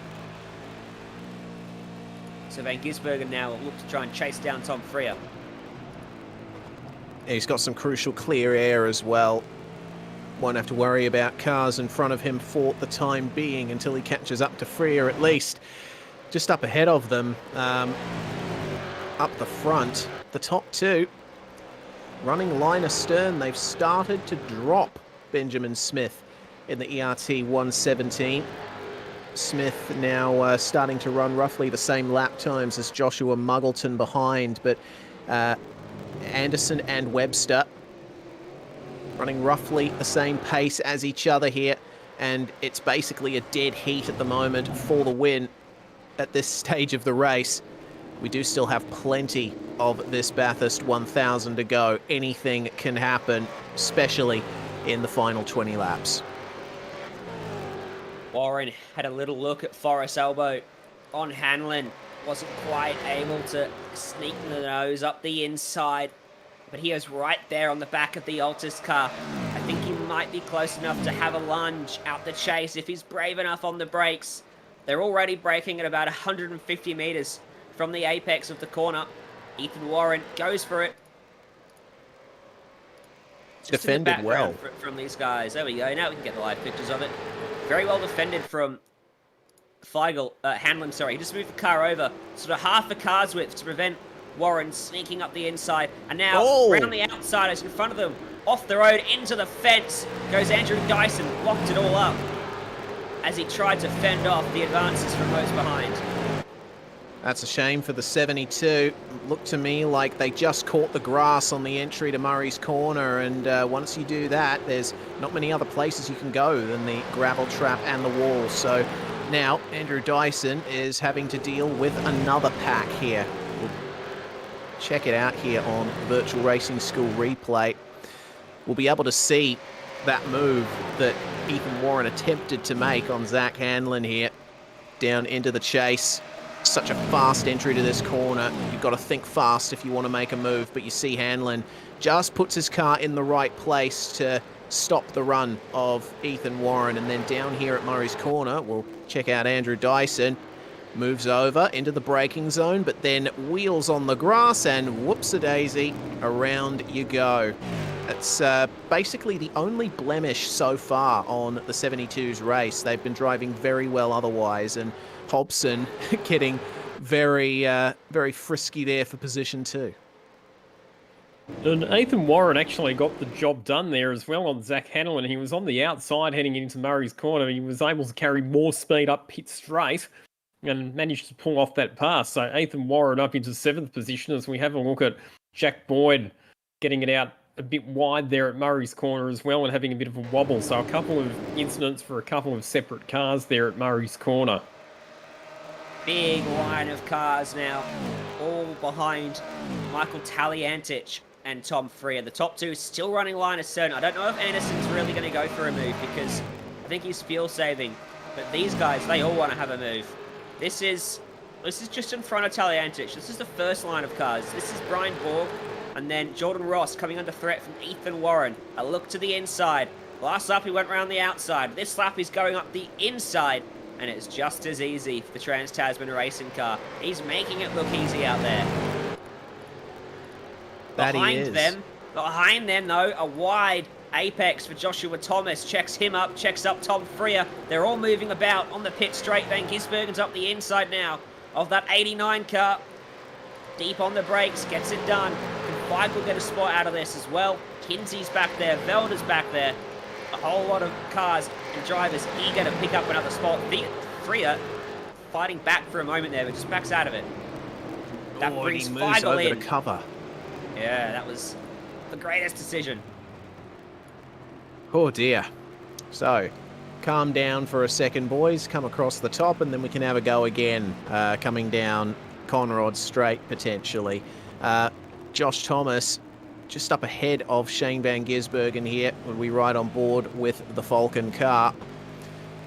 And in terms of lap times, it was a 2:10.2 for Thomas on the last lap versus 2:09.3 for Shane Van Gisbergen. So there's definitely lots of potential for that position to be decided in the next lap or so for the time being. But we check back up further to the battle for P5. Brian Borg holds on here for the time being, but Ethan Warren right behind, coming into Forest Elbow. That's going to be a draft down Conrod Straight and a move into the chase.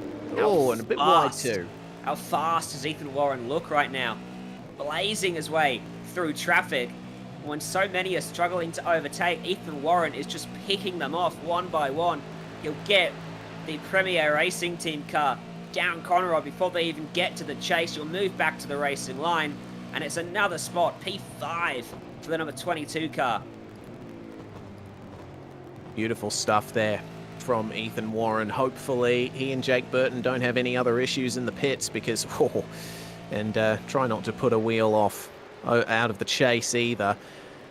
It has been, all things considered, a pretty stellar drive from the number 22 to be able to fight back up to these top 10, now top 5 positions, despite the issues that they've had. If there was a driver of the day or car of the day vote, I'm pretty sure that they'd be getting a good amount of the votes. I think they deserve a podium finish just based on the amount of overtaking that they've done. They've passed so many cars, both he and Jake Burton, because, again, it feels like they've forever been in comeback mode with the penalties that they've had today. Yeah, absolutely. On board out of Griffin's Bend and then into Griffin's Bend on TV cameras as the battle between Thomas Hinz and Simon Feigl continues to rage away. Tom Freer, of course, rear wingless up ahead of them, which doesn't help the straight line speed down Conrod Straight as much as you think it might. But for now, it seems that a lot of drivers are comfortable in the positions that they are, or at the very least they're getting a bit frustrated not being able to pass. I did bring up the subject of the track temperature before when Lockie mentioned that the Falcon machine might have gone for lower pressures on the tyres at the last pit stop. The track temperatures continue to climb. It was at 49 when Lockie said that, and it's now up to 52 degrees. So there's even less grip out there available to the drivers, Lockie. Yeah, which means that if you have chosen to go for lower tyre pressures, it could actually help you out as the stint progresses, because it means that the tyres won't get too hot and they won't degrade as much. As we see Jake Maloney running side by side with Zach Hanlon, so he already lost a spot to one of the Trans-Tasman cars a few laps ago. He's now being seriously challenged by another one, still side by side on the exit of the chase before Maloney finally manages to get the job done. Jake Maloney and Richard Hampstead, they're another team that have been on the receiving end of penalties for pit lane infringements today, and another team that have fought back very strongly. Here is Griffin Gardner.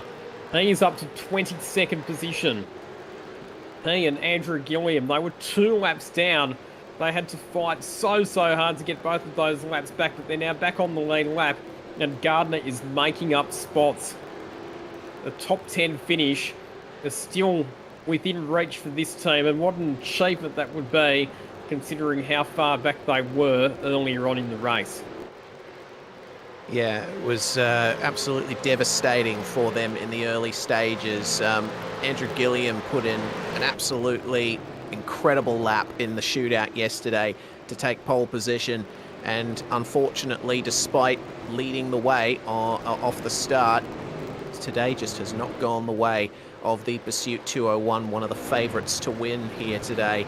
But as you say, Lockie, it's been a great fight back from them. They've taken advantage of those 2 random safety cars, and they've been able to work their way back onto the lead lap, and a top 10 finish is certainly within sights for them if they can keep things up. They might even be able to do better if there's issues for the drivers ahead. But with the way the race has gone so far, and with the lack of attrition that we've seen, it's going to be a bit difficult for that to happen. Thomas Hinz on the back of Simon Feigl, meanwhile, through the S's. These guys are still being frustrated by Tom Freer up ahead. They're just not able to get alongside, but Hinzy is looking a bit more racy than Feigl is at this stage, Ryan. Yeah, but he can't find a way by because Simon Feigl is getting that toe from Tom Freer. and Thomas Hinds, as a result, not getting close enough at the end of Conrod to lunge into the chase.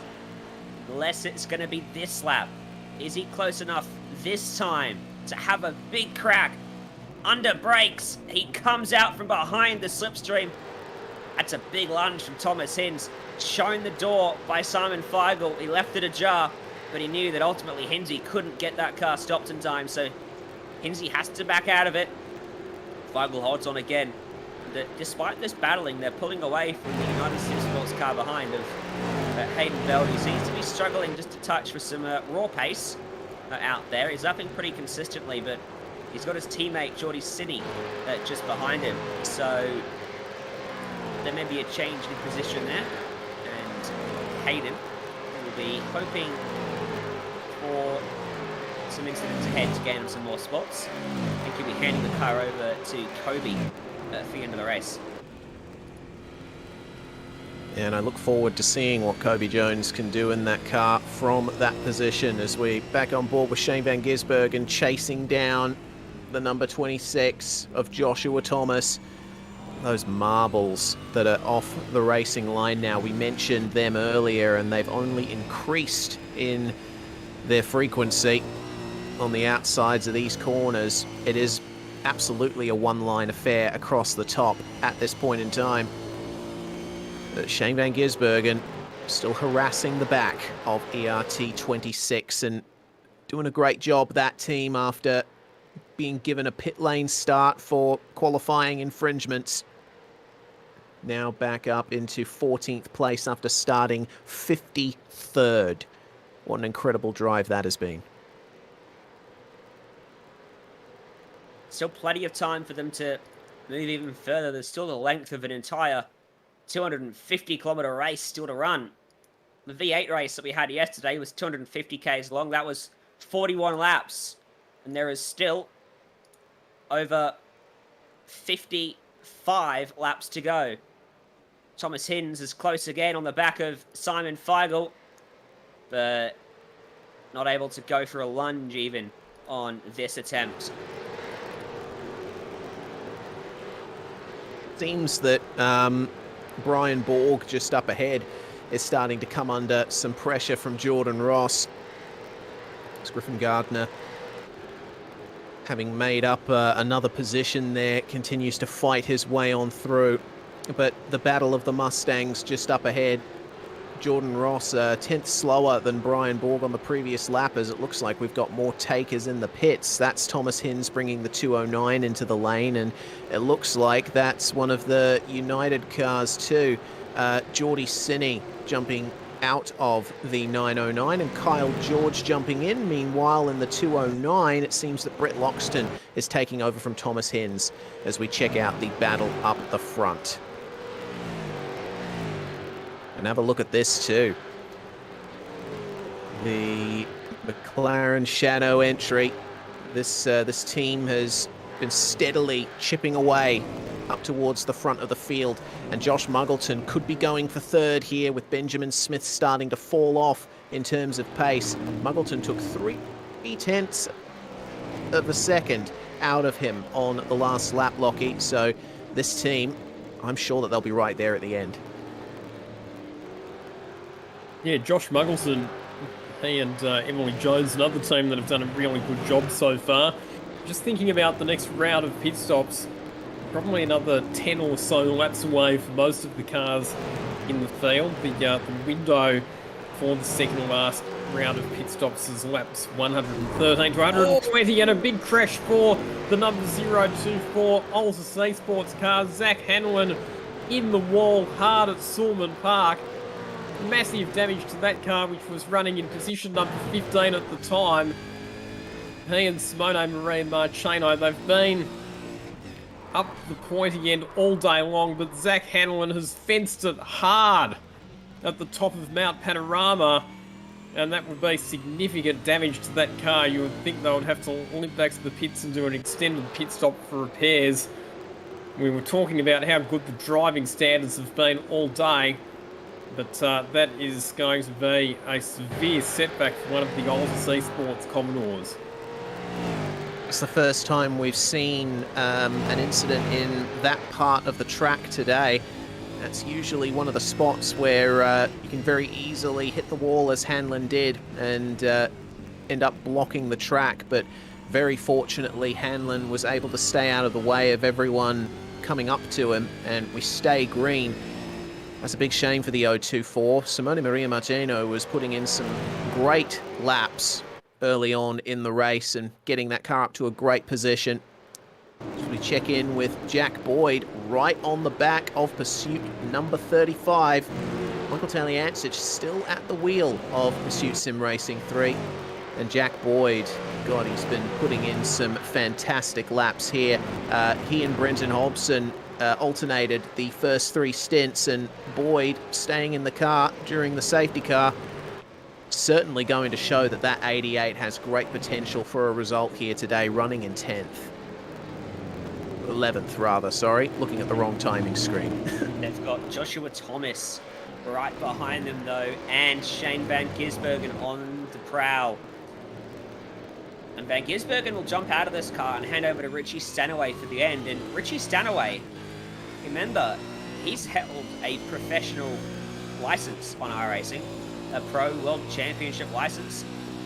So he's no slouch when it comes to the sim.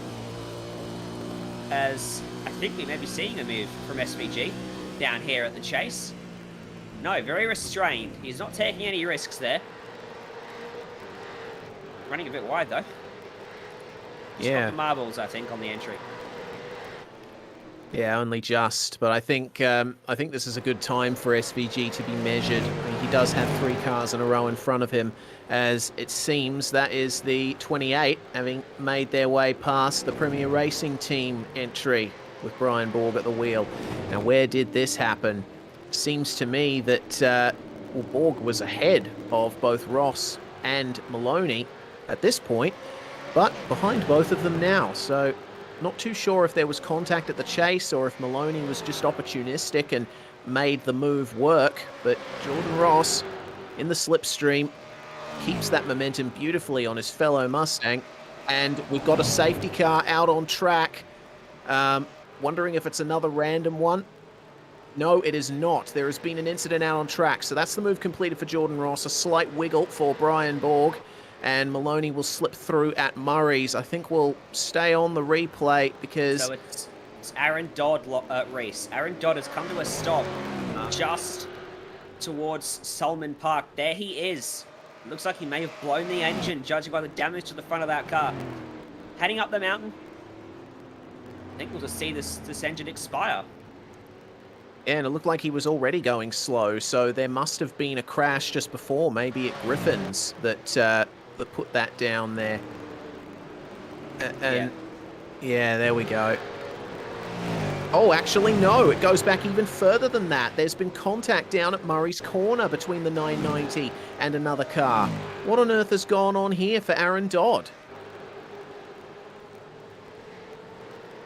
Lockie, unpack this one for us. So, all on his own, heading down into Murray's Corner. Was there a spinner in front, maybe? Yes. Yeah, there was. Okay, there was a couple of cars. Oh, that was the 2 drop air cars coming together. And the 268 that have come together at Murray's Corner, and poor Dodd has had nowhere to go. And the damage has obviously culminated a bit further around the lap, so we need to go back and find out what's happened between the 2 Here we go. drop air cars. There was a Trans-Tasman car in there as well. I think he hit him.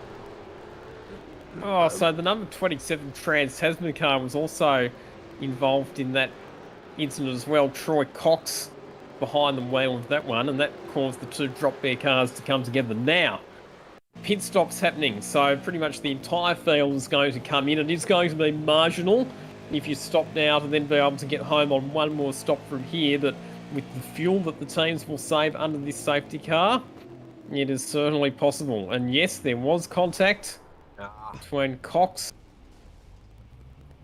and the drop air car. One stop to get to the end. The driver you put in now will go to the end of the race. You would have to suspect. Yeah, would have to say so. The numbers that Lockie has been spruiking over the course of this race. After lap 97, and your eyes do not deceive you. The Taipan Esports 996 is leading the Bathurst 1000 at the moment here under safety car. Todd Hayne at the wheel, and well, they've obviously stayed out for the first occasion on this safety car period. We might see them jump into the pits a little later on, but hey, they're scored in the lead. Where is our good friend in the YouTube chat who always wants to know where Taipan are and what they're doing? The one time he's not there. We don't have to go looking. Here they are. So, one stop to the end from here.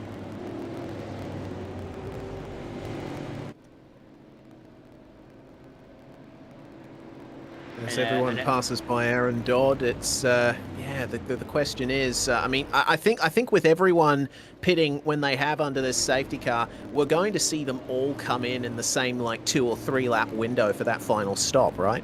100%, because it's so marginal. I mean, this is actually a bit earlier than the teams would have wanted, based on the 24 lap fuel range. But again, they will save fuel under this safety car, so that will buy them a bit of extra range. But yeah, it's going to be pretty tight, so unless we get more safety cars, I think you'll see the bulk of the field coming in at pretty much around the same time for their final pit stops. And so it begins with coming up to 40 laps to go here, which is basically dead even 2 fuel tanks. This looks like it's going to be an out-and-out sprint to the very end of the Bathurst 1000. Wow. Fuel saving might not be a factor for many of the teams out there now. It'll still be a factor because they will have to do some fuel saving. Like I said, this safety car has probably come about 2 or 3 laps before when the optimum time would be. But the thing here is that everybody's going to have to do the same amount of fuel saving roughly. So it's going to be a really tactical battle here about how do you balance the somewhat contradictory objectives of fuel saving and race pace to get to the checkered flag as fast as you can. Yeah, indeed. I do apologise for that error. Got the numbers wrong. Looking at the lap count, we're actually going to have 50 laps to go here, which, yeah, as you very rightly point out, Lockie, is 2 25 lap stints, basically, if you even it out, which is a lap longer than drivers can usually take when they're going flat out without fuel saving. The safety car should stay out for at least one more lap here, and as they pass by pit entry, let's see if the Taipan Esports machine decides to go for the lane. They do not. They're going to be holding on for this. Taking for the pits, though, that is Ben Christensen in the ANZ Motorsports number 9 was out very early on, but they've made it back out on track and are currently running in 45th position, 3 laps down. The final car on the lead lap is the Castrol Racing entry of Thomas Randall and Kobe Williams as things stand at the moment, at least according to my timing. So what's the play for Taipan here?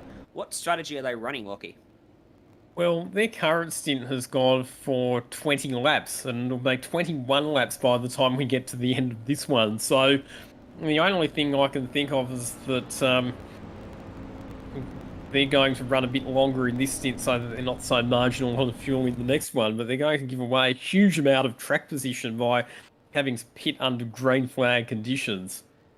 And they're, they're only going to be able to go 2 or 3 more laps once the race restarts anyway, so I'm not quite sure that this is the smartest strategy for them, but anyway. We'll see how it plays out. Does mean that they will be the control car on the restart. They're going to have to sort of manage themselves. They don't have the same pace as Caruso and Madison Down and Ethan Grigol, Emily Jones and Jake Burton, who are the top 5 behind them, so the top 6.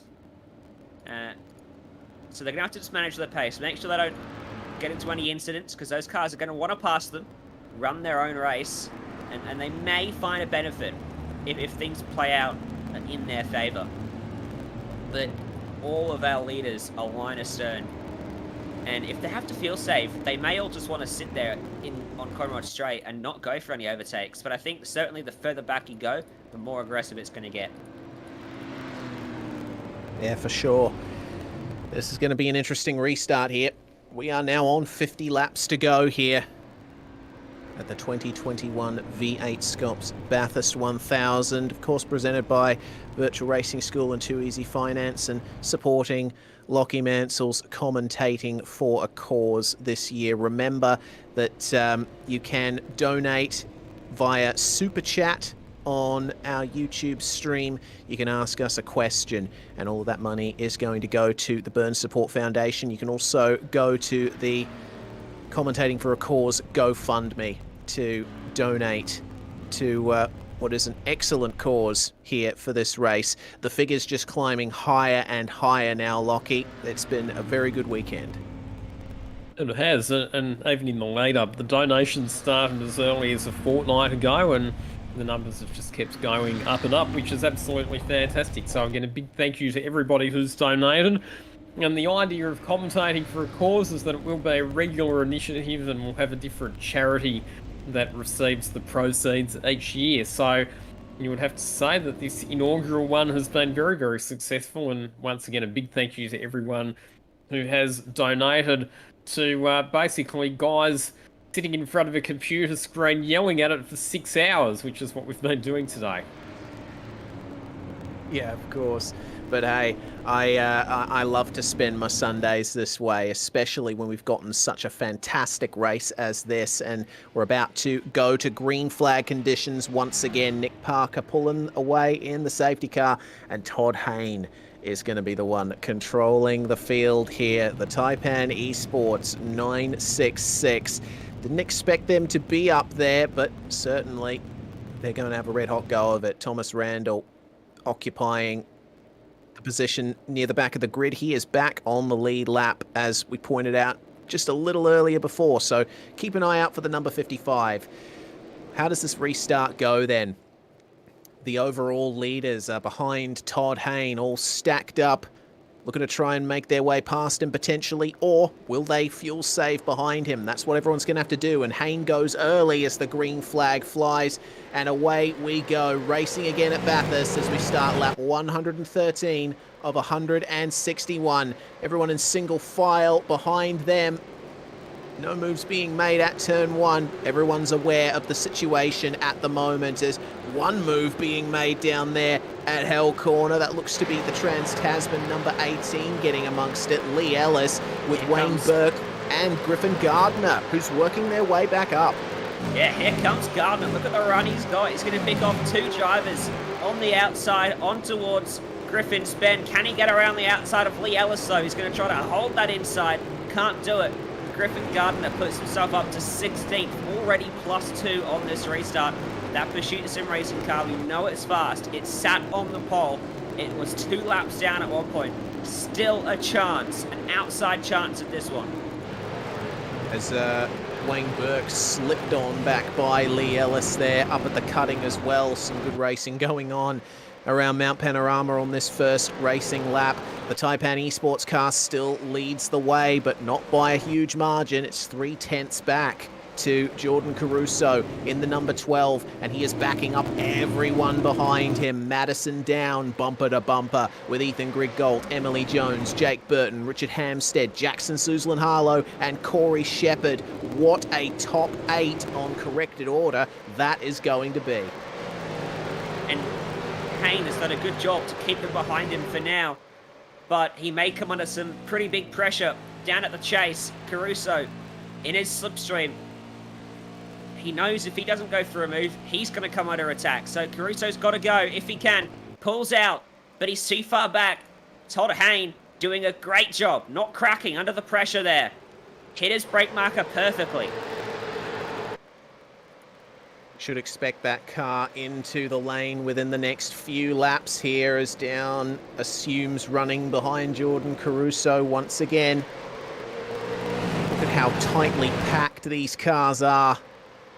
And almost a look at hell corner for Jordan Caruso. Nearly got into the rear of Todd Hayne in the braking zone. They closed up massively. And might this be a move at Griffin's Bend? There could be a good run here for Jordan Caruso. As behind, we've got a car on the grass. Jackson Suzlin-Harlow having to put half his car off the racetrack in his battle with Richard Hampstead, side by side between Caruso and Hayne. And they are by both of our top two. And joining them, the 117 of Ethan Grigg-Gault. What will Josh Muggleton do at this point? On the outside into the cutting is not always the best place to be. He might just have to yield to this. No, they make contact. And it's Emily Jones at the wheel. Oh yeah, Jones at the wheel, and everyone's just going to have to stay tight out of the cutting here. I don't know if there's going to be a safety car. I'm sure that Jones will be able to get that going again, but that car's going to go all the way to the back of the running order. What a shame for them after the drive they've had. Everyone's doing a phenomenal job of avoiding that car. They've all gone by. So Emily Jones to the back of the order. Just tried to squeeze in. Just expected that Taipan car to disappear, which obviously it could not do.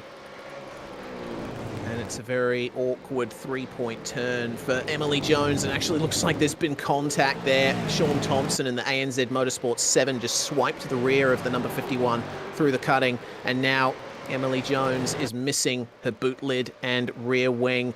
So it's all gone completely south for the McLaren Shadow team of Emily Jones and Josh Muggleton.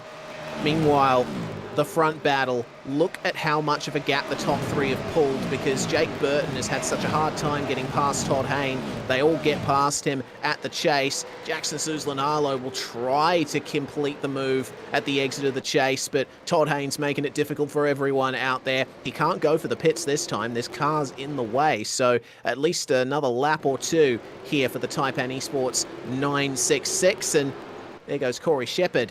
He'll undoubtedly get the outbraking move done at Hell Corner as Griffin Gardner is around at the chase. Another car who'd been having a great fight back here, just set back once more. Todd Hayne's doing a really good job. He's not defending. He's not doing anything wrong. When cars get in as well, when cars get alongside him, he just sits on the outside, lets them go. I don't think that incident was his fault either. But now a big dive bomb. Job Stewart will turn Hayne around. That wasn't his fault either. So Hayne did everything he could, did everything the right way, but unfortunately, it just doesn't work out for that car. For Taipan Esports, they will go back to the field. Oh, and just having a look at having a look at the replays there. So it was the Alta Sea Sports car of Ryan Wood getting into the back of Brenton Hobson. And then as Ryan Wood negotiated his way around the chase, having lost the momentum, Griffin Gardner was trying to go around the outside of him. Those two cars made contact, and that was what sent Griffin Gardner out into the gravel trap. And this is what happened to Todd Hayne at Griffin's Bend. You see Job Stewart go to the inside of the 72 to try and complete a move, but he's just too narrow on the turn in, and he goes straight into Todd Hayne, who's already committed to the corner on the racing line. So Taipan Esports, a big heartbreak for them, and certainly a broken rear wing too. And probably a penalty for Job Stewart, because you have to remember those cars were racing for position at the time. The fact that Todd Hayne was out of sequence on strategy doesn't make any difference. He wasn't a lap down, it was for position. Job Stewart misjudged the move, and that will be looked at by race control. So the top two continuing to pressure each other as they have for the majority of this middle phase of the race. And Ethan Grigg-Gault keeping them both very honest as well. It's a similar situation to what we saw at the very start of the race, with the top three breaking away from the rest of the field. Let's see how long the Evolution Racing Team 117 can hold on the tyres, because it seemed that at the end of the stint, Jordan Caruso and Madison Down, or more accurately, the 12 car and the 1 car, were just trading blows, Ryan. Yeah, I just went back and had a look at that incident again, and just noted a couple other cars that got caught up in it. The Altus car of, I think, Ryan Wood, and also Kobe Jones picked up damage, left with nowhere to go. He's now got caved in front right or front left panels, so a couple cars being disadvantaged and pushed down the order and sat with damage now due to that incident. So there'll be some flare temperature in the mid-pack. This is what we expected with a restart this late in the race. Looking at JSH chasing down Richard Hamstead, and these two had that coming together that I pointed out on Mountain Straight. Hamstead was just not willing to let JSH by, and I think quite right too. He wasn't really far up enough to really get alongside. Richard Hamstead is one of the most staunch defenders in Australian sim racing. You try and pass this guy, you are going to have a very rough time. Jackson Suzlin-Harlow will obviously know that and try his best to line up a move in a clean spot where he can just clear him and get away. But for now, he's stuck there in 6th and working in the slipstream, and at this point, if he's not got a huge pace advantage over Hamstead, Lockie, this is the time when he starts fuel saving, and I think he might already be starting to do that. 100% right. So it's lifting and coasting before the braking zones for some corners, and it's short shifting where you can, and just trying to stay in the slipstream of the car in front as much as you can. As we have a look at the damage to some of those cars that Ryan was talking about before.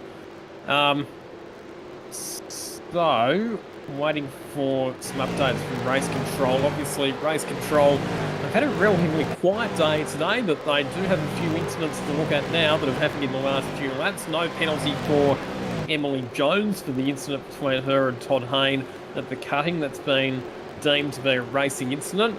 But I think there'll be a few other incidents to adjudicate on, including that incident with Ryan Wood and Brenton Hobson, and also Griffin Gardner at the chase, along with the incident with Job Stewart getting into the back of Todd Hayne at Griffin's Bend as well. They're probably the two main incidents that race control will be looking at the moment.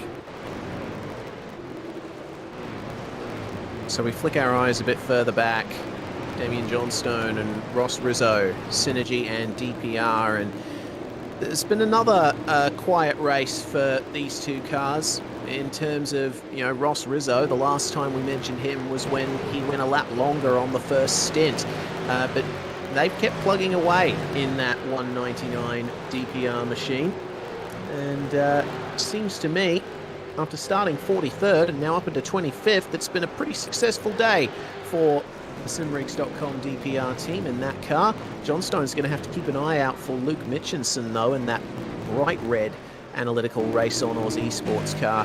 They've also got to think about Daniel Yeaman and the Drop Bear Mustang just behind them. There's Job Stewart now all on his own after the incident with Mr. Hayne, and he has just been given a drive-through penalty for that incident. Well, you mentioned that race control were looking at it, Lockie, and yeah, I don't think that was too hard of a decision to make. No, I think that's fairly clear-cut. Like I said, it was cars battling for position. It was Job Stewart who misjudged it, and it was another car that got turned around as a result. So Job Stewart, in he comes to take a tour through pit lane in the number 35 Commodore that he's sharing with Michael Taliancic, and that will drop that car outside of its top 10 position. Something's happened to the Synergy Sim Racing number 30 as well. I've noticed them drop down the timing screens, and I don't think they're on the circuit anymore. It's a big shame for that car. Yeah, hearing that Luke Rosella has just dropped from the server, so further technical issues for them. And it's always so painful, but hey, Ryan, in these big endurance races, you've got to be just as dependent on your computer hardware and your internet connection as everything else. They've got to hold up and go the distance. Yeah, it's just like the mechanical dramas of real life. We have our technical dramas in sim racing. It's quite cruel, but you just got to roll it when those blows hit you sometimes, and you can fight back from them if they come early enough in the race, as we've seen the Pursuit sim racing car do up until that penalty, or rather up until that spin for Gardner and Gilliam. But that's just how it goes. That's part of the endurance nature of the Bathurst 1000, isn't it? But check out this battle on the track. Richard Hamstead, Jackson Suzlin-Harlow, Brian Borg, and just off in front of them is Jake Maloney. That's Jake Burton ahead of him. Yeah, Burton at the wheel, just off ahead of Hampstead, who's trying to fend back everyone else for his teammate. No penalty for Ryan Wood for the incident with Brenton Hobson at the chase because Ryan Wood redressed that incident. So Ryan Wood gets away with that one. And in fact, Ryan Wood, he's doing some pretty quick laps at the moment, 2 minutes 6.3, on par with the leaders. So currently in position 12 at the moment, Ryan Wood in car number 83. It won't take too long before he's challenging for a spot within the top 10. And in fact, down the inside he goes, making the move on Lee Ellis into Murray's corner, but Ellis pinches him up against the curb. Ryan Wood has to get out of it and tuck back in behind the Trans-Tasman Racing Commodore. So we'll have to think about another opportunity to make a move on the very experienced Lee Ellis. A slightly compromised exit there for the number 83 as well, but taking nothing away from them as there's a move up the inside of Hampstead. Jackson Suzlin-Harlow forces him wide through Griffin's Bend, but he's not going to be far up enough to get the move done into the cutting. I think this is going to have to be brave, but Corey Shepherd sees the opportunity. Maybe a slight bit of contact between JSH and Hammer, but up the inside out of the cutting. It's not going to get done there for Corey Shepherd. Great racing, though. Yeah, that was good, clean racing between those two drivers, or three drivers as it were. They all gave each other plenty of room and plenty of respect for one another. Jackson Suzlin-Harlow's been doing very quick lap times in recent laps, as has Corey Shepherd, but a wide moment for Jackson Suzlin-Harlow coming over McPhillamy Park, and gee, he was lucky to get away with that one because the car was unsettled as he headed down the hill into the braking zone over Skyline. And Ryan, you and Reese both know that if the car does get unsettled down there, it can have pretty severe consequences with concrete walls on the left and the right, and the fact that the car is inherently unsettled anyway as you head down into the braking zone. So Jackson Suzlin-Harlow was seriously lucky to get away with that one. Indeed he was. I think you'd have pretty good experience of that as well after your flat sixes race on Friday night. Indeed I do, and that's the reason that I made that comment. I speak from experience. So, Harlow pushing the limits, trying to find himself time. It's just a sign of how hard these guys are pushing at the moment. And yet, off in the distance is Jordan Caruso, half a second clear of Ethan Grigol and Madison Downey, who are third and second respectively behind him. And Jackson Harlow is 6.2 seconds away from them. So the gap ebbs and flows.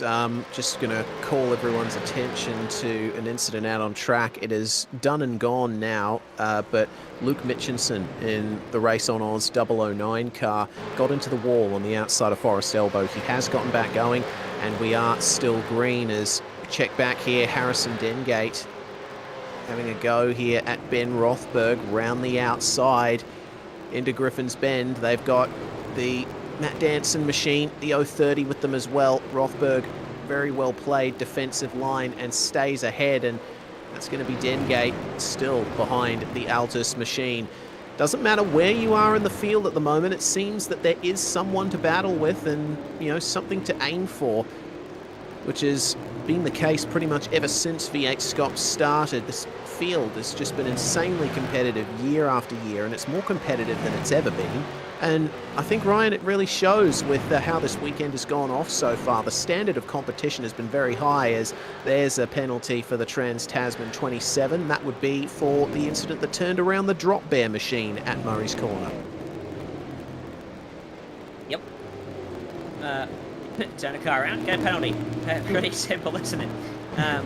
Slaps on the wrist, not being handed out. Everyone's having to deal with it. And unfortunately, penalties aren't something you can afford with only 40 laps left. You know, there's something, if you're going to get one, you've got to get it early in the race.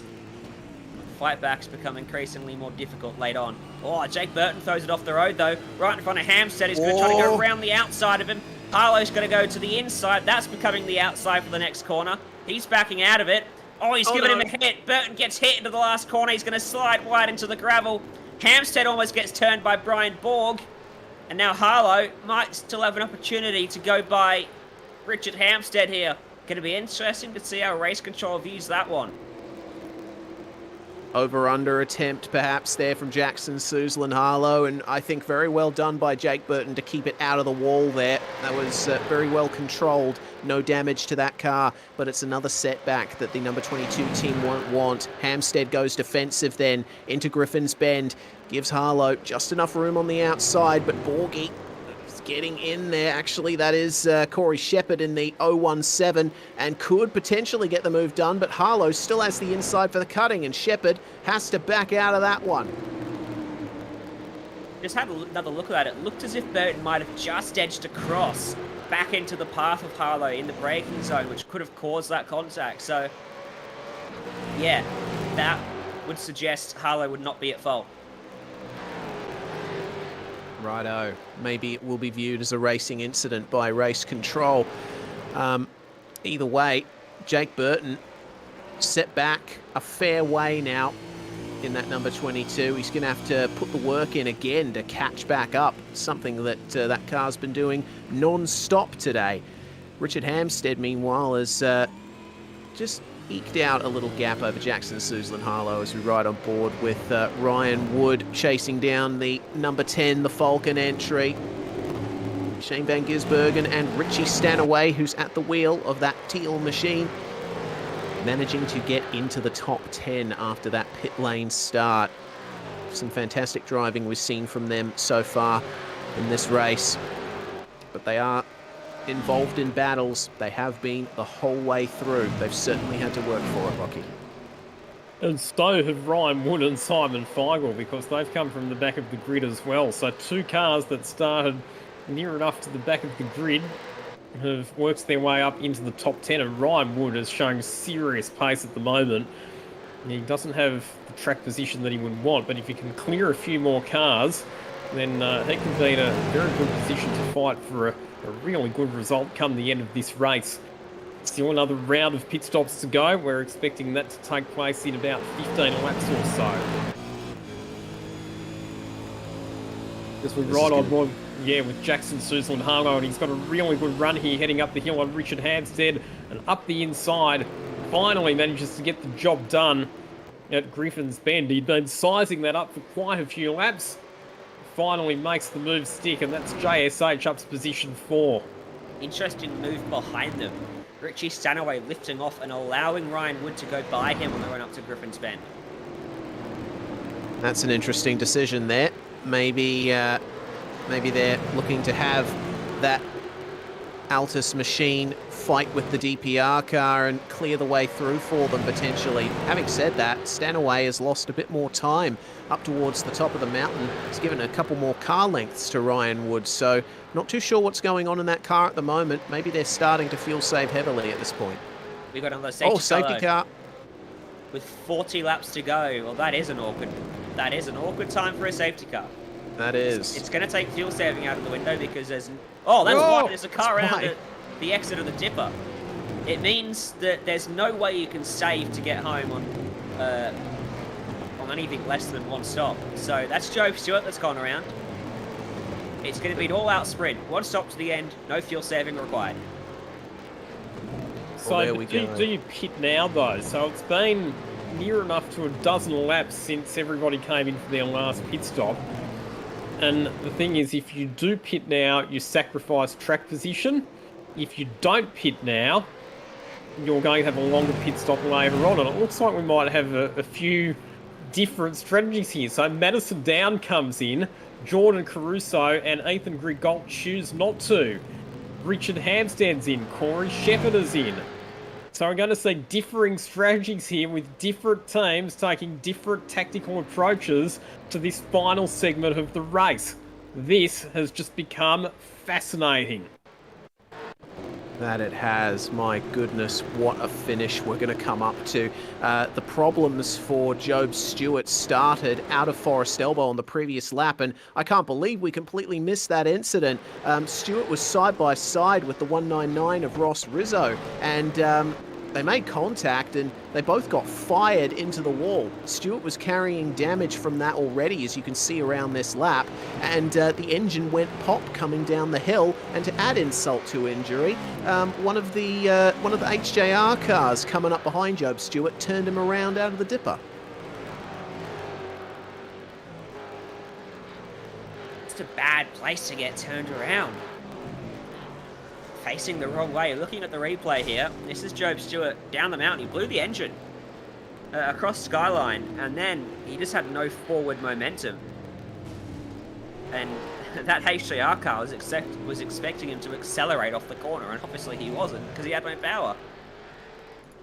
That's a huge shame for the number 35, as the pit lane is still very much alive. He's still out there on track, has yet to be given the permission to tow by race control. Fortunately, just off the racing line, so shouldn't be too much of a problem for everyone to make their way past him out here.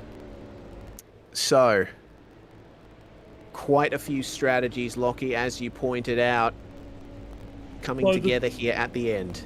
So the bottom line here, guys, is the top 8 cars have chosen not to pit. So Jordan Caruso, Ethan Grigol, Jake Burton, Ryan Wood, Tyler Blackburn, Josh Thomas, Ben Rothberg and Harrison Dengate. None of those cars were stopped. Madison Down, who's now fallen back to 9th position, Jackson Suzel and Harlow in 10th, and Richard Hampstead in 11th. They're the top 3 cars that have chosen to come in under this safety car. They've given away track position, but what they've done is they've bought themselves flexibility. All of those cars that chose not to stop, they must stop for their final stop with about 24 or 25 laps to go. These cars that have come in and topped up with fuel under this safety car can now run a lot longer, and they will have a shorter final stop to get home. So we've now got split strategies heading into the final stage of this race, and all of a sudden the V8SCOPS Bathurst 1000 has got a whole new level of intrigue. Bathurst, it never fails to deliver, and once again it's all building up for a climactic finish this afternoon. So could that pit stop decision have been the move that made Trans-Tasman Racing 1 the favourite to win? Potentially. It's going to be all to play for Jordan Caruso. He's going to have to drive as hard as he possibly can. Fuel saving doesn't really come into it anymore for those guys. But Madison Down and Joshua Anderson will surely come back when they make their final pit stop, and it's going to be pretty much a dead heat at this stage unless something happens to either of them.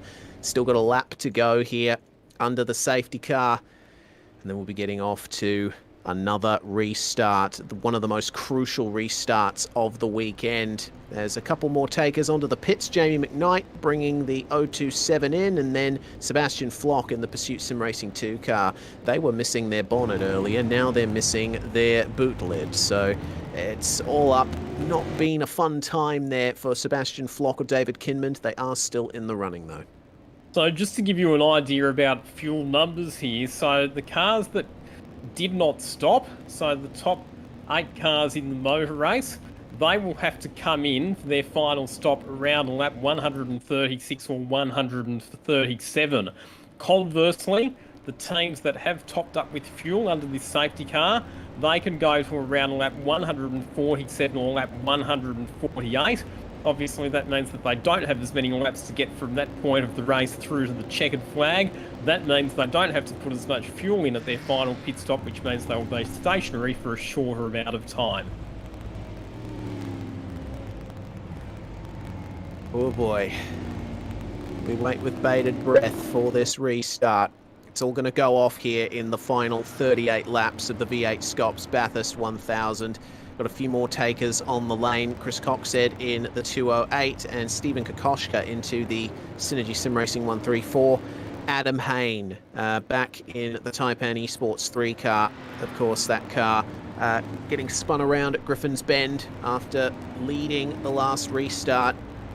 And they will come up to the very end of the safety car train here that's just coming into Griffin's Bend as we speak. The front of the field coming up through Reed and Sulman now. That number 1 down in 9th place with fresher tyres than all of the cars up ahead of them. And quite a few of those cars being ones that were running a lot further down the field than they were. I'm looking for some epic overtakes from Madison Down potentially.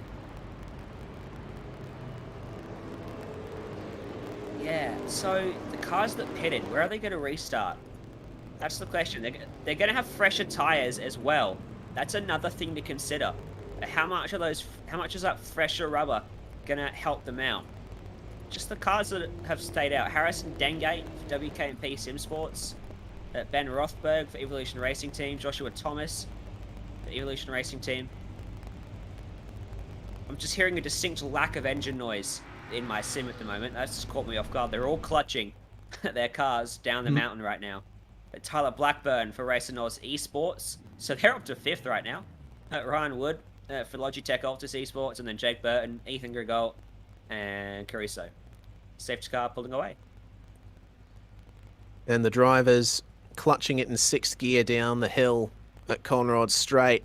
Of course, fuel saving, not as big of an issue as it was before this safety car, but they still want to save as much as they can so that they can hit their target and get through to the end. The safety car pulls away, and now Jordan Caruso controlling the field once more, as he's been used to doing so far this race.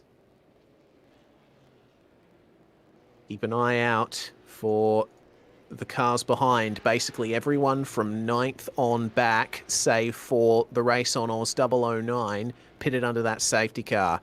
And we'll see what the pace difference is like when everyone gets back up to green flag conditions. But only 3 turns to go until this restart. When does Jordan Caruso decide to go? It seems that he's liked to go at the apex of the final corner, but will he elect to go a bit earlier this time? Over the rise, down under the Armour All Bridge.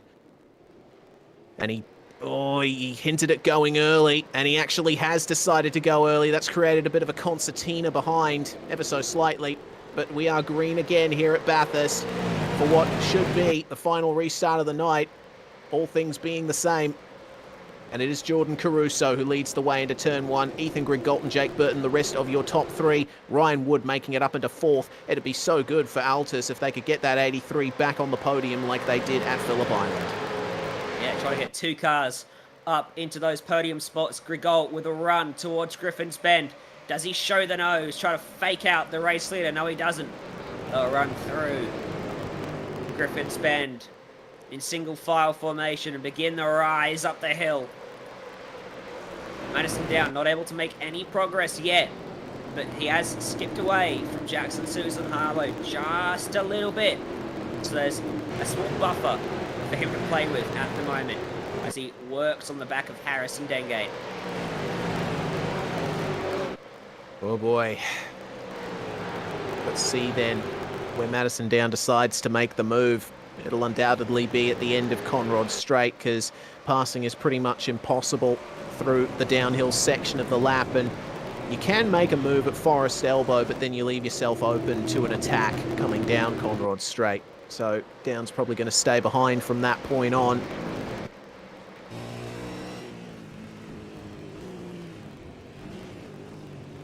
Forest Elbow, back boy. onto Conrod Straight. What moves are we going to see? I think Madison Down, definitely. He's all over the back of Dengate here. He's going to be close enough, I think, to have a look at the chase, but the slipstream of the cars in front of Dengate is helping him along. You can see them all trying to shake each other's draft as they headed up Conrod Straight. No moves at the front. Madison Down showing his nose, going deep on the brakes, and he will slip up the inside of Dengate. That's a good move. Dengate just tucks in behind him. Now Harlow wants to get in, but he's had to check up on the exit. That's hurt his momentum. That's come from a long way back at Murray's Corner. That's no issue for him. Pulls it off beautifully, doesn't he? Right on through as Jackson Susan Harlow. Now Ben Rothberg is looking out for Madison Down behind him, as looks like that's the 28 pulling out for a move now. Richard Hampstead through on Harrison Dengate, and then a bit further up, Rothberg and Down, 2 drivers very familiar with each other. Ben Rothberg and Madison Down have been on iRacing for about the same amount of time. Let's see if Dengate can fight back against Hampstead. Not going to happen, but Down trying around the outside of Rothberg. Great defensive line into Griffins. No chance there for Madison Down to get by. Even on those fresher tyres, it's still quite a hard slog to pass here at Bathurst.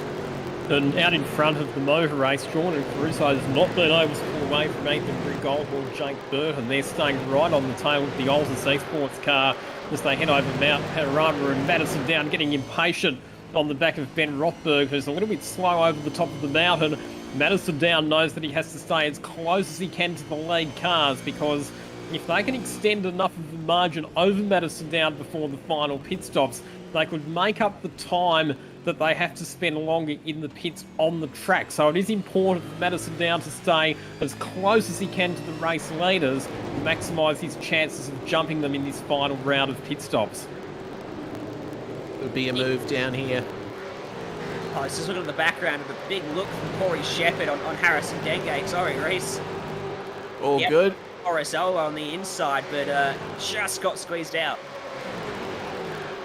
Well, remains behind, but Madison Down is now ahead of Ben Rothberg on the way into the chase. Through they go, and Down is right on by into 7th spot. There was a bit of a coming together between Josh Thomas and Tyler Blackburn up ahead, which is certainly going to help Madison Down's case.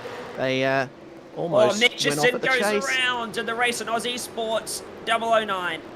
Oh dear. He was on the inside of Van Gisbergen there, Reese. Just clipped the inside curb. So Shane Van Gisbergen actually got back into the Falcon Racing Commodore as well. So Richie Stanaway not going to finish the race. They put SVG back in for the run home. But because they did that driver change, that was quite a long pit stop for that car. And that's why SVG has fallen outside the top 20. Was there contact? We'll wait and find out.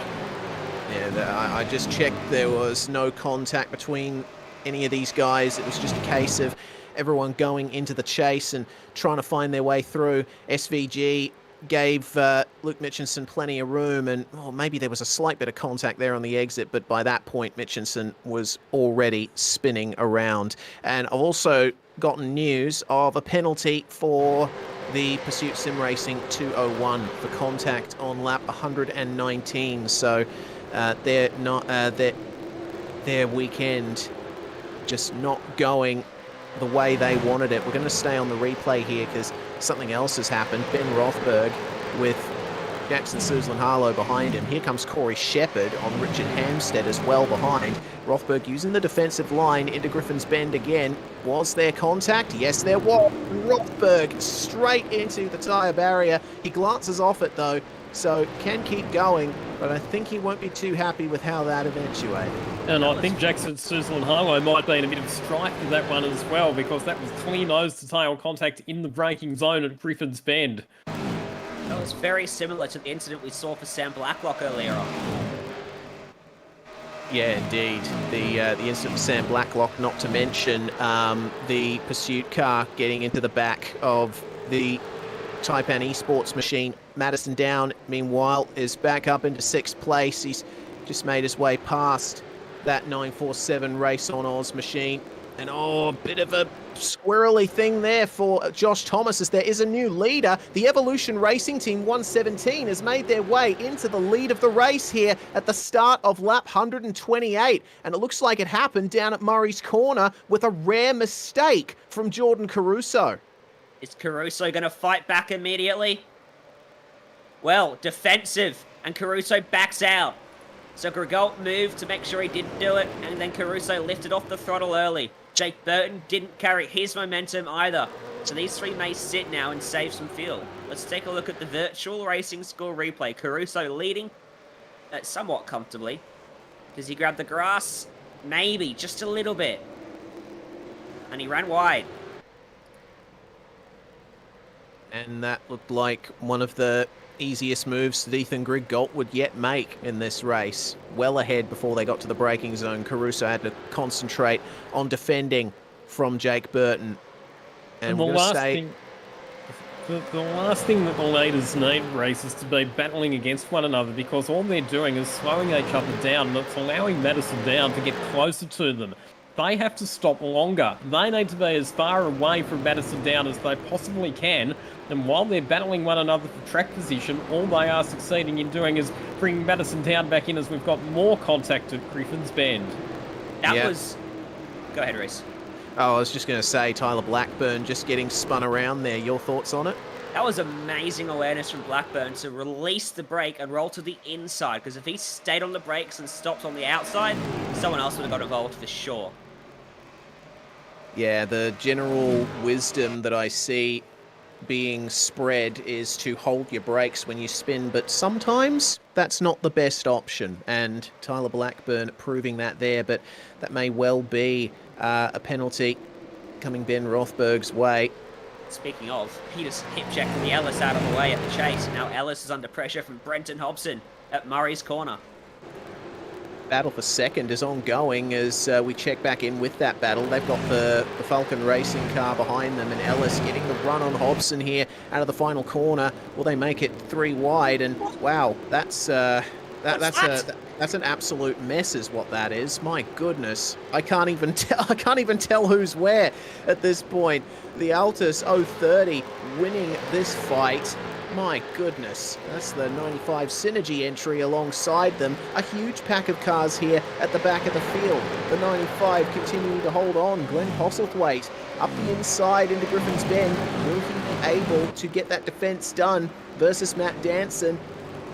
Potentially, Danson turns in, keeps it middle of the road, but then slides out into the marbles, and Postlethwaite gets the run, and the sister Synergy car of Damien Johnstone will certainly have a go into the cutting. Oh, Danson just clipped the inside wall on the run into the corner. Johnstone loses the position to Corey McFarlane, but they all managed to just escape.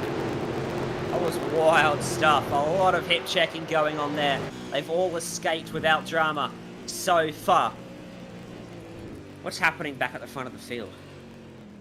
They're all still line astern. We're on board with Corey Shepherd here. He's sitting in 9th position. Down 2 from where they started. Been quite the race for these 2 so far, him and Brian Ball. That's Richard Hampstead, who you can see out the windscreen. This is quite the fight here for the lower positions in the top 10, and I'm seeing Jackson Suzlin-Harlow potentially lining up a move on Josh Thomas into the chase. He's on the draft, he pulls out and goes for the move. Jackson Suzlin-Harlow, one of the star competitors today as well, and Josh Thomas just manages to leave him enough room to slip on through. Let's see what JSH can do from here, because he's one of those cars that pitted under the last safety car as the number 26 and 28 almost come together in Murray's corner. And have a look at that. Looks like a very nice lap from JSH, a 206.2, but the fastest car on track so far on this lap is the Premier Racing Team 017, Corey Shepherd, setting a 206.18. And oh no, that is a drive-through penalty being handed down to Jackson Suzlin-Harlow. And that'll be Ben Rothberg. Yep, at Griffin's Bend, and that's going to take Jackson Suzlin-Harlow and Jordan Ross out of podium contention. What a shame for one of the cars that's been right up the pointy end and fighting hard all day long. It's going to be serving a drive-through penalty, and it's going to fall out of contention, and that's a shame because based on their strategy, they were looking very, very good for at least a podium finish, if not better. Battles on track continue though. Corey Shepherd desperately trying to find a way past Josh Thomas here. Thomas was a bit compromised out of the cutting. Shepherd all over the back of him and probably expecting more of the same coming down the hill here. Past Brock's Skyline and the S's, the campground at McPhillamy Park, where we've got plenty of good memories, but we're making memories today at the Bathurst 1000. This has been an absolutely scintillating race, and it's had all of the ingredients required for a good Bathurst 1000. Great drivers, incidents, heartbreak, and strategy. We're right on board with Corey McFarlane, 22nd at the moment, and that's the number 27 Trans-Tasman entry of Aaron Borg and Troy Cox up ahead of him. It seems that TTR Mustang very unstable in the rear end. Oh, Corey Shepherd, he's going for the move on Josh Thomas at the chase. He's up the inside, Thomas out on the marbles.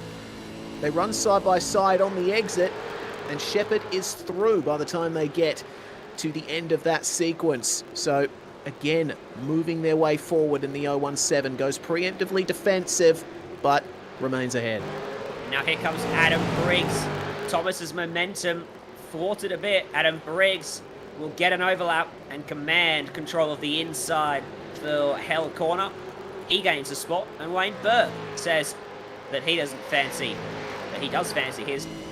I don't know. He fancies something on his way up the mountain straight, but just a bit too much speed there for Josh Thomas as he tries to pass. And oh, here we go. Yep, Wayne Burke up the inside at Griffin's Bend, and that's how you do it. Josh Thomas getting into the marbles again. No choice but to back out of it.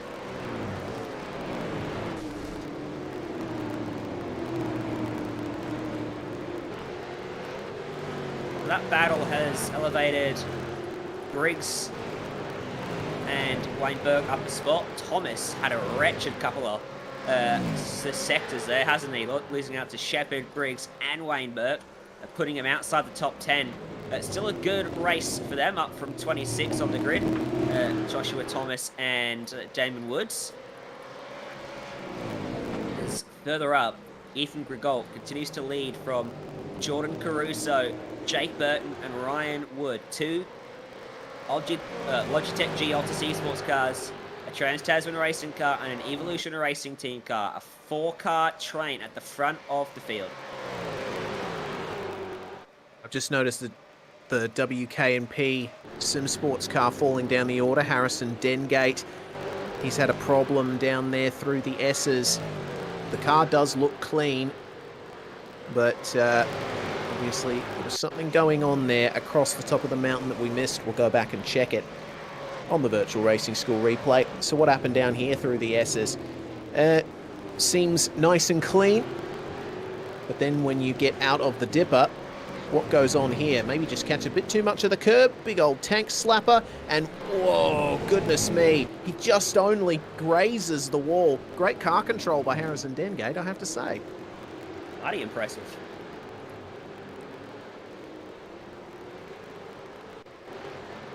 Trans-Tasman 27 has had an issue as well. They've fallen back to 28, and the Race on Oz 009 falling down too. Not too sure what's going on there. Yeah, well, we just saw there Harrison Dengate, where he's recovered with his spinners right in front of Kobe Jones, and he's going to have to be slightly defensive. I think those tyres might be a little hot after that error. So here are the top 4 cars, still absolutely nose to tail and line to stern, but have a look at the back of the shop. There is Madison Down, and he's now less than 4 seconds off the lead of the motor race, and he is catching up to these top 4 runners, and he has a shorter final pit stop than all of these top 4 cars. So Madison Down on target at the moment for back-to-back Bathurst 1000 wins, you would have to say. Certainly great potential there. I've just gone back to check the incident for the 27. Looks like it was Aaron Borg getting bumped off at the chase by Jason Bentz in the cross-continental motorsport car, and then there was a coming together at Hell Corner, which resulted in Michael Schreier getting turned around in the Synergy Sim Racing number 30. But that's in one part of the field. This part of the field is the one we focus on, and you can see the gap visually right there. Madison Down behind all of these guys as Jordan Caruso bump drafts Ethan Grigault down Conrod Straight and into the chase. Has he unsettled him? Maybe ever so slightly. Ethan was a little bit compromised there in the left-hander, but he gains it back on the exit. And it's not going to matter how hard these guys battle with each other, whether they leave each other alone or not. Madison Down is streaking up to the back of them. And like Lockie says, when that final pit stop comes around, he's going to be right there with them, if not ahead. And oh, almost a bump into Hell Corner for the race lead. It's still as intense as it's ever been. Under 30 laps to go now. Well, I don't think if Grigault's got the pace at the moment. Caruso just seems a lot quicker at every corner they reach. But he hasn't shown that he's wanting to go for the move. And again, right there, he's happy to sit in behind. He's saving fuel, trying to get that extra lap out of the fuel mileage. But once they make that final stop, all the gloves will be off. They will be going for it. Incidentally, Jackson Susan Harlow still hasn't come down pit lane to serve that drive-through penalty. He has 3 laps to do it.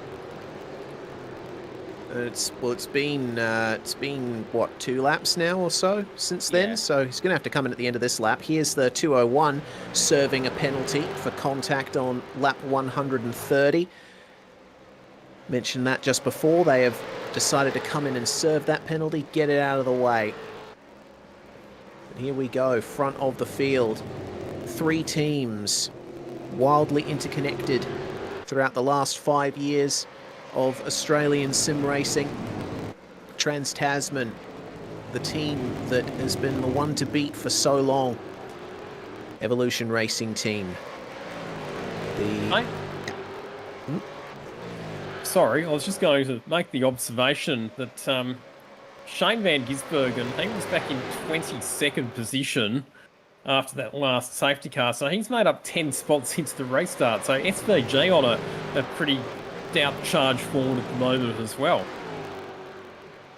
Yeah, an excellent run. I think that's the thing we've been saying the most about this number 10 car. Just been able to work their way forward endlessly in this race, and still in pretty good position here to get a top 10 before the end. Remember, they were one of the cars that pitted under the last safety car period, so they're going to be one of those machines with a shorter pit stop. And finally, there is the penalty being served for the 143. All up, a very good day for Jackson Suzlin-Hilo and Jordan Ross, but hey, one incident and it can make or break your entire weekend. Yep. Are we hoping for some sort of safety car to close them back up to the field? He's going to rejoin right in front of Harrison Denge and Kobe Jones, who are still battling it out. So he's still inside the top 20 at least, as we're looking back from Ethan Grigol at the little queue that is forming behind the Evolution Racing Team car. And look how close he is getting to the fences around this track. Ethan Grigol's pushing it incredibly hard there. I always get a little bit of a jump start whenever they come across the rise to McPhillamy and just graze the wall on the right-hand side, particularly down here as well, where there's only a curb and a little strip of grass and then the wall. But they're all pushing so incredibly hard in these final stages. Ethan Grigol, I think, just holding on by the skin of his teeth at this stage because Jordan Caruso is piling on the pressure. They're actually starting to gap Jake Burton and Ryan Wood behind. Is this going to be a move at the chase? The run is there for Jordan Caruso. Does he pull out and get it done? No, he doesn't. Remember, they're still thinking about fuel saving potentially as the laps tick away. What's the critical lap number, Lockie? Critical lap number is probably lap 136. That would give you a 25 lap stint home, which we've seen is achievable with a bit of fuel saving. 137 is probably a bit safer. Remember, we have had a few laps under safety car, so that will have allowed these drivers to save fuel, but still they'll be pretty marginal at this point, so we would expect sometime in the next lap or two that these top 4 cars are all going to be headed pit side for their final pit stop. And Madison Down is now only a second and a half off the lead of the race, so he has cruised up to the back of these cars. We've got Jordan Caruso up the inside. Another change for the lead. The Altus Esports car that has led so much of this race goes back to the front with a decisive move at Griffin's Bend. And also up the inside comes Jake Burton, so he's going to lose 2 positions. Ethan Grigol struggling for traction on the exit of the cutting as well. But in the blink of an eye, the Evolution Racing Team machine gets relegated from first back to 3rd position. And it's now genuinely a 5-car freight train in this lead pack with Madison Down now joining in that contest as well. What triggered that was Jake Burton actually went to make a move on Caruso. Caruso saw that and realised he had to move to that inside line. And so he went on the attack instead of going on the defence. Went by Grigol. Grigol's exit was compromised. That allowed Burton up the inside at the cutting. And it was all triggered by Jake Burton and P3. And have a look at how close Madison Down is now to this pack. He's basically a part of the pack now. So, question is, when these 4 guys in front of Madison Down come in for their final pit stop. Obviously, we know that Down is going to have a shorter final stop. Does he have it in him? Does he have the tyre life still to remain in front when they eventually, when he eventually makes his stop? Well, he's got flexibility, so he can stay out on the track and take advantage of the clean air, or he can come in for some fresh tyres as well, knowing that he's going to leapfrog the others because his refueling time will be shorter. So Madison Down's got a lot of flexibility up his sleeve for this final stint, whereas the top 4 runners of Caruso, Burton, Grig, Galt and Wood, they're pretty much locked in now. They'll have to pit within the next lap or 2 for their final stop. They've been on track, those 4 cars, for 25 laps in their current stint, so they'll be just about out of fuel. Like I said, you would expect that they'll have to come in within the next lap or 2. They have had a safety car though to help them out, so they may be able to extend it a lap. Now, it's not as clear-cut as you may think with Madison Down staying out. The longer he stays out, the less fuel he puts in, yes. But the longer he stays out, and the more time the others spend out there on brand new tyres, the quicker they're going to go. Probably cut into the undercut advantage Madison Down would have. So I think there's a balance that Madison Down needs to find here between putting less fuel in and staying out too long that the undercut swings around. It's true. And keep in mind that the other cars that pitted under that last safety car, so car number 28 of Richard Hampstead and Jake Maloney, and also car 017 of Corey Shepherd and Brian Borg, they're pretty well placed now as well. Those 2 cars are also only about 5 seconds off the lead, so those cars looking very, very good here for a potential podium finish, which for Hampstead and Maloney in particular, that would be quite some fight back. Remember, they were further back than fullback after getting that penalty earlier on in the race. We'll have a look at Jake Burton here. He's going to go for the lead here versus Jordan Caruso. Hops over the curb at the inside of the entry to the chase. Caruso, of course, saw him coming from a long way back and went defensive. I'll tell you what, if you told us that number 22 would be right up here and fighting for the race win... Another mistake from Caruso. Yes. He bowled it wide. Okay, so that is Trans-Tasman 22 now into the lead of the race. And what a story that is for Jake Burton and Ethan Warren after their 2 pit stop fumbles. Having to work their way back from that. The safety cars certainly helped them, but that's taking nothing away from the skill involved in that number 22 car. Now, Trans-Tasman has a car in the lead, and oh my goodness, Madison Down. Trying his best to defend there from Ryan Wood. He's made his way past and into 4th place and securing that position out of Griffins. So, Trans-Tasman coming back here at the end. 5 cars covered by 1.1 seconds as we approach our final stop of the day. Bathurst never fails to deliver. We are set for an almighty finish, aren't we? Any one of these cars can win this race. There's nothing the co-drivers can do now. They just have to sit there and hope that the guy they've got in the car does the job. As even though Caruso made that mistake at the final corner, locked the rears, slid wide, he hasn't let Jake Burton pull away on this lap.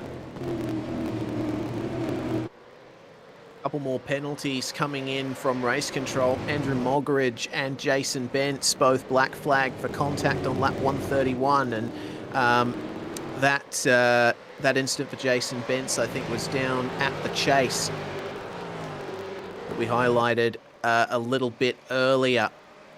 So the battle for the lead, still line astern between Jordan Caruso and Jake Burton here up at the front, but Caruso's coming back at Burton in the draft, and he's going to try and take the lead back at the chase here. Burton, can he outbrake Jordan Caruso? All of this is helping Madison Down. They rub the quarter panels on the way out of the chase. Altus Esports back through into the lead, and into the pits they all come. Madison Down is going to assume the lead of the race now. That's pretty crucial.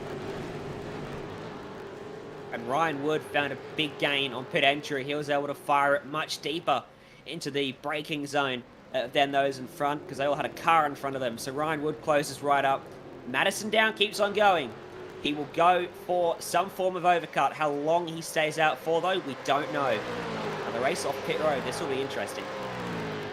Yeah, and I'm sure Lockie is right on it, checking out pit stop times and seeing if anyone is having any issues. Up onto the jacks, they all come.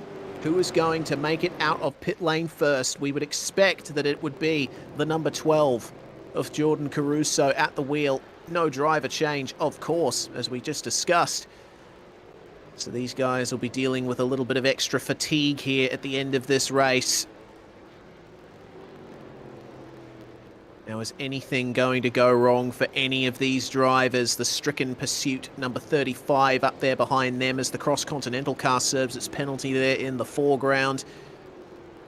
It's excruciating just watching the time tick down in these pit stops. The ERT machine was the first off the jacks, and they remain in third, but it is going to be the number 12 who leads the way out of the pits. Madison Down, still the unknown quantity. And they've lost a huge amount of track position. That's 23rd position that Jordan Caruso has fallen back to with that pit stop, and now more than 60 seconds off the lead of the motor race. So you would think, based on those numbers, that Madison Down, when he takes his final pit stop, he's going to be comfortably in front of those cars. The pit stop time was 45.1 seconds stationary time for Jordan Caruso. Quickest stationary time out of those four cars was actually the number 83, Ryan Wood, 44 seconds the stationary time, but when you add in the transit time, it was up around the 67 and 68 second mark. So here is the race leader then, Madison Down, and he leads the race over the sister Trans-Tasman car of Richard Hampstead by 1.3 seconds. Hampstead actually closing slightly. Crucially, none of them gained anything on each other. They're all still line astern, which could help them out, could hinder them. What do you think, Reese?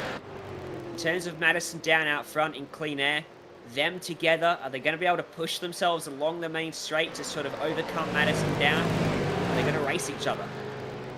The one thing they're going to have to rely on here is for Jordan Caruso to be fast enough to stay ahead of Jake Burton, as that's the number 2 United car coming into the lane. But the way that Caruso and Burton are still getting racy with each other out there, it tells me that they might just be giving time to Madison Down at this point in time.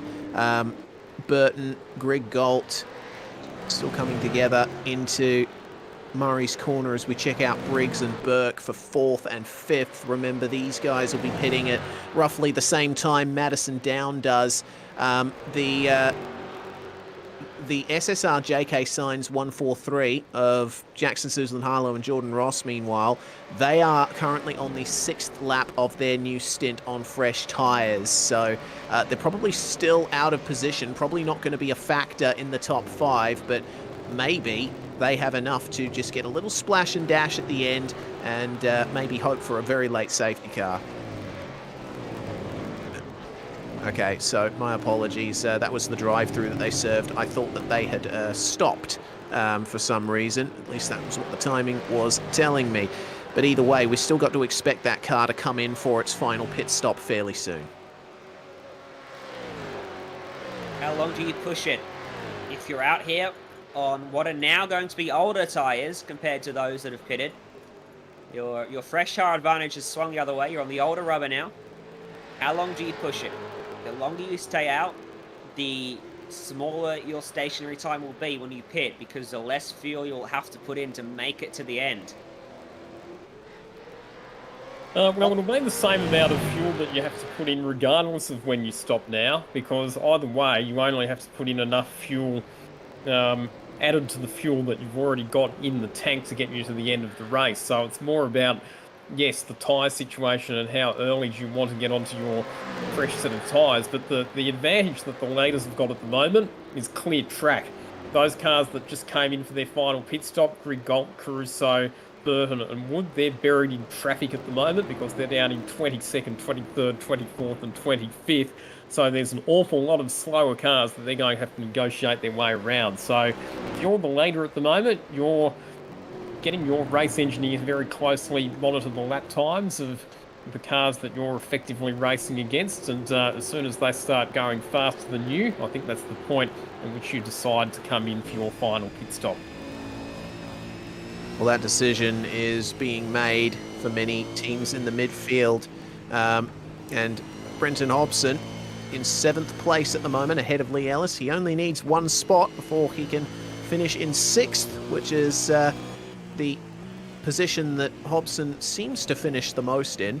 Probably isn't when you look at the actual stats, but Hobbo finishing in 6th place has been a bit of an ongoing meme in V8SCOPS history. We'll see if he can pull it off, but the cars that we saw in the pits just before are now back out again. The likes of HJR 208, United Sim Sports 1, Evolution Racing Team 43, the Drop Bear Motorsports and United Synergy 909 have also made their stops in the last few laps. So, I'm looking at lap times. Madison down, I'll read out his recent lap. He's just about to cross the line now. A 2-minute 6.486, whereas Jordan Caruso, 2-minute 5.5. And that's matched by 3 cars he's dragging with him. So they're a second lap quicker.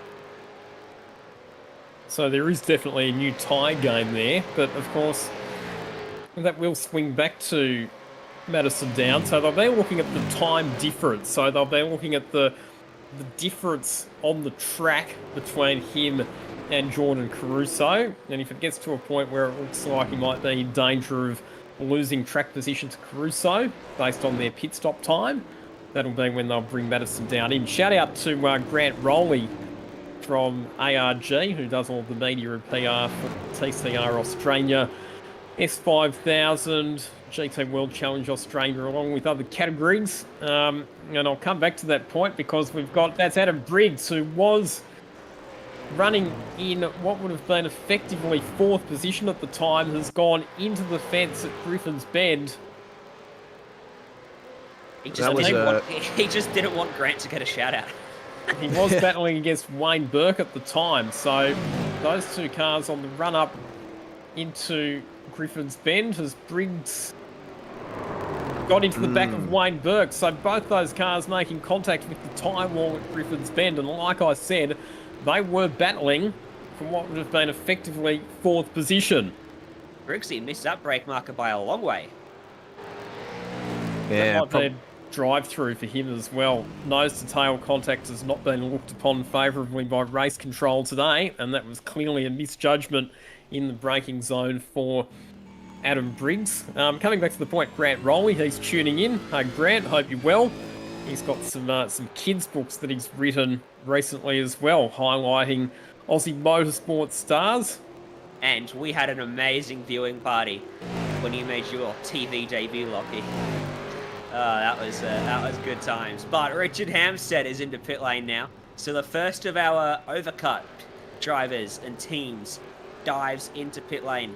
And let's see where he filters out. Because on sort of a net correction, he should already be quite a few seconds behind the leading quartet of Caruso, Ryan Wood, and the TTR cars. But let's see if sort of a shorter stop can help him out. Oh, we'll wait and see how long the pit stop takes here for the Trans-Tasman machine. It seems that also joining them is the number 18 in the pits, as well as the SSR 89, which we saw getting bumped off there by the DPR number 72, and it looks like that's a driver swap going on in the pits for the 18. I would expect that's Stenberg back in the car, and look how far out he is, Reese. He's absolutely smashed them. Richard Hampstead is a country mile clear of Jordan Caruso and the rest of those drivers that pitted earlier. Jake Burton, Ethan Gregault, and Ryan Wood. So Richard Hampstead, well clear. Well, that means Madison Down's going to be even further clear. My goodness. Okay, well, we were expecting that the gap would be reasonably close, but turns out we were dead wrong. These guys have not come off with the best advantage having to pit earlier. So Madison Down, he should be coming into the pits very shortly. I'm sure that he and Richard Hampstead will be in communication, and Richard will be reporting that he's come out a long way ahead of these guys. And there is the decision. Madison Down into the pits, and guess who's following him in there? Corey Shepherd. This could be a podium just absolutely locked in for Premier Racing Team. I'll tell you why. I'll tell you why, Ryan, that there's so much difference. Richard Hampstead was only stationary for 27.4 seconds for his pit stop, whereas Jordan Caruso, Jake Burton, Ethan Grigault and Ryan Wood, they were all stationary for more like 45 seconds because they had to take on a full tank of fuel. It's a huge difference in their pit stop times. So that's exactly what I was saying. The longer you stay out, the less fuel you put in, the shorter your pit stop. It's worked out beautifully for them. Now, the reason Madison Down had to respond is he would have been undercut by Richard Hampstead if he hadn't. Yeah, exactly. Yep. So who leads the race now? Shane Van Gisbergen. They started this race from pit lane, and they've now found themselves in the race lead. Yes, their final pit stop is still to come, but based on how everything's panning out, they're still looking pretty good for a top 5 result. As Hampstead beats out Madison Down. So the undercut has worked. It was only a lap difference between the pit stops for the 2 Trans-Tasman cars, but that was enough for Richard Hampstead to jump ahead of Madison Down. Richard Hampstead and Jake Maloney, they got a penalty earlier in the race. They were further back than fullback, but they're the only 2 drivers in the same car to have both won the V8SCOPS Bathurst 1000, and they have hit the lead of this race inside the final 20 laps. What a finish we are set for. Hampstead has won this race twice. He started it 7 times. And that is why, when it matters, he finds the front. And so too does Jake Maloney, his co-driver. He would have had a lot to do with that call and the strategy. This race has just completely turned on its head. It is now Trans-Tasman 1-2 after being dominated for so long by Altus Esports. This is a fantastic final stage of this race, and they don't have to pit anymore from now. It's just Down versus Hampstead to the end, and we've certainly seen them battle hard in the past. They will both want this win just as much as each other. Madison Down wants to make it back-to-back. Richard Hampstead wants to return to winning ways. So does Jake Maloney. He hasn't won the Bathurst 1000 since 2015 with Sam Sutton. My goodness, what an incredible, fantastic race this has been. I'm running out of things to say, guys, because this race has just had everything so far. Except attrition. Yes. This race is unbelievably, let me check, still got 47 cars running out of 53 starters, and we're on lap 134 of 161. That is just phenomenal as we see the 88 getting brought into the pit lane for their final stop of the race. And Brenton Hobson will remain in that car. Cross Continental, number 100 in the lane as well, as we check back in with that former lead pack who are now mired back at the very end of the top 10. It's still Caruso, Burton, Grigault and Wood in that order here. But I'm sure that they would have been expecting to be a bit further up to the 2 Trans-Tasman cars ahead than they actually are. Well, that decision not to come in under that safety car, that has proven to be very costly for these 4 drivers and teams, particularly I think that Jordan Caruso and Cooper Webster, when you think about the pace that they had in that car, the fact that they were able to pull away from their main challenges, the fact that both drivers had the pace to run right at the front of the field, and the way that they pretty much controlled this race for so long, they will be kicking themselves when they reflect on that decision not to pit under that safety car earlier on. But look at the gap between them. Madison Down not letting Hampstead get away, reeling him back in. And there will be no team orders here. This will be every man for himself.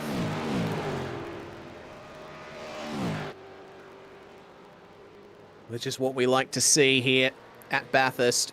They're obviously not worried about the championship at this stage. They're going to have to wait until after Enduro season for that to really become a factor. But Madison Down is still well in the lead of the overall driver standings over Richard Hampstead. So even if he ends up finishing behind, he should still hold on to the championship lead. The Endurance Cup points, on the other hand, they might be a little bit more difficult to work out because of that penalty for the 143, who was leading those standings.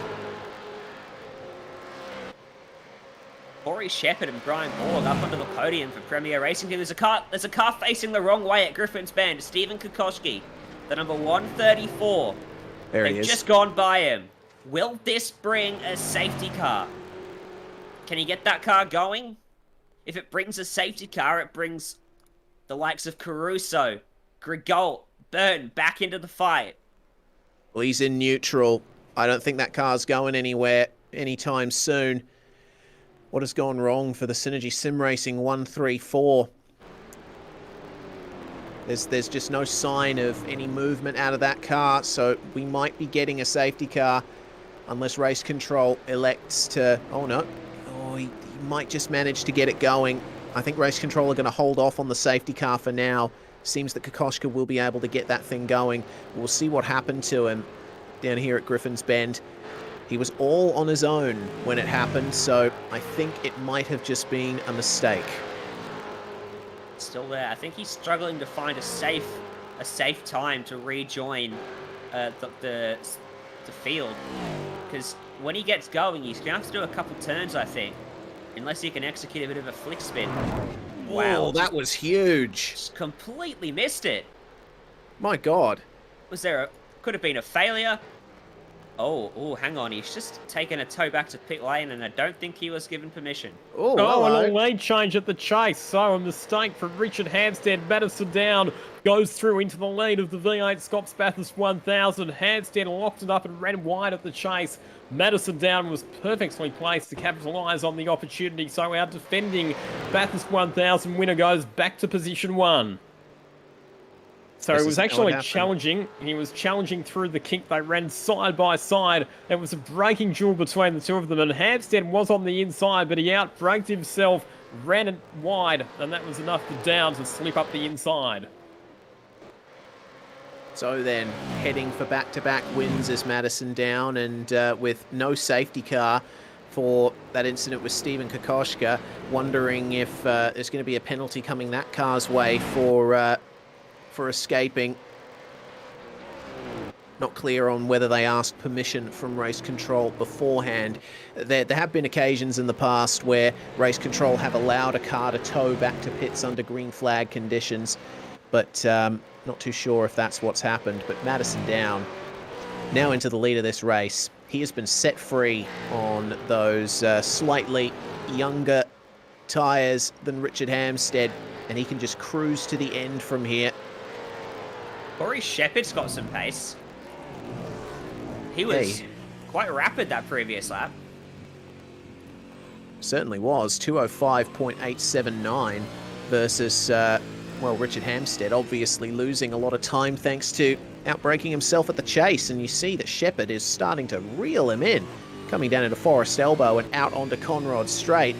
Could Shepherd and Borg be on for second here? Or a win, if he gets by quick enough. Yeah, maybe.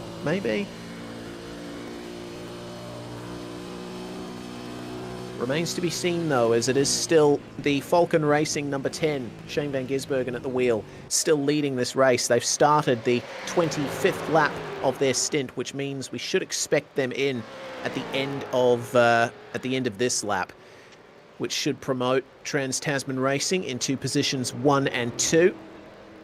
I'd be interested to see where this number 10 comes out when they eventually make that pit stop. They're over 25 seconds ahead of the corrected race leader. And obviously a pit stop will set you back at least a minute, 40 seconds, around that vicinity. So, Lockie, where do you think these guys are going to come out? Based on the margins back to the cars behind, I'm thinking probably around 9th. I reckon they'll slot in between Ryan Wood and Jackson Susel and Harlow. That will still be a magnificent result for this car after the hard slog they've had to go through today. Certainly been quite a few cars throughout the field that that you'd give an award to for commitment and for sticking it out, keeping it going until the end. This is one of those cars.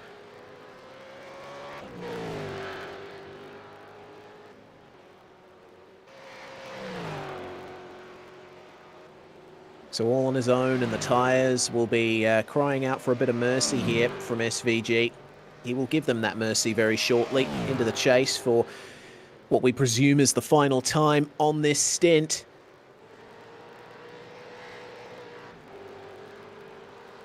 So... Oh no, he's staying out one more lap. So he stays out. Here comes Corey Shepherd. So, as Ryan was alluding to, Corey Shepherd has made up a lot of time on Richard Hampstead. He's right in the slipstream as they head down into the chase. Not quite close enough to send it down the inside this time around, but he'll certainly be putting the pressure on.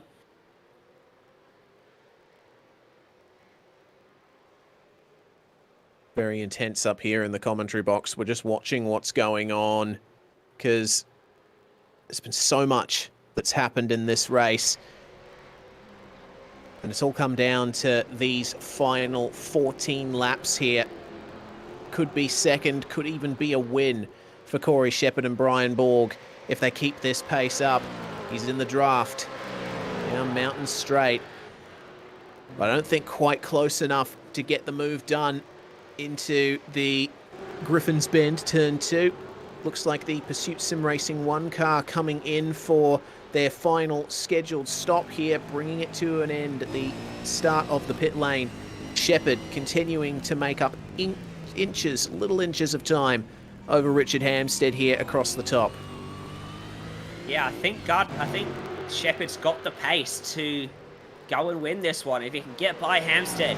Last lap he lapped exactly the same as down, and he was probably being held up ever so slightly by Richard Hampstead. So he needs to find a way by, and the best thing that Richard Hampstead can do now is play rear gunner for his teammate up front.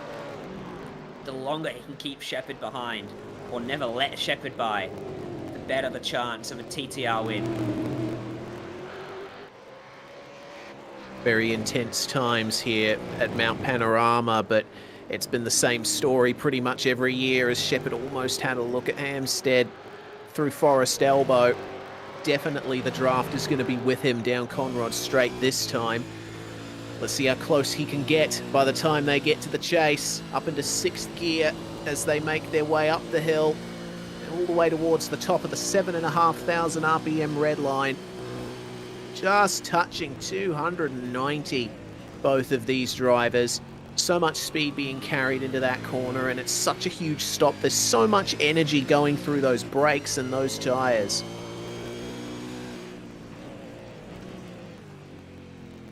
See if Madison Downs be able to pull out a gap on this lap. A little lock up there from Richard Hampstead at Murray's Corner. That may give it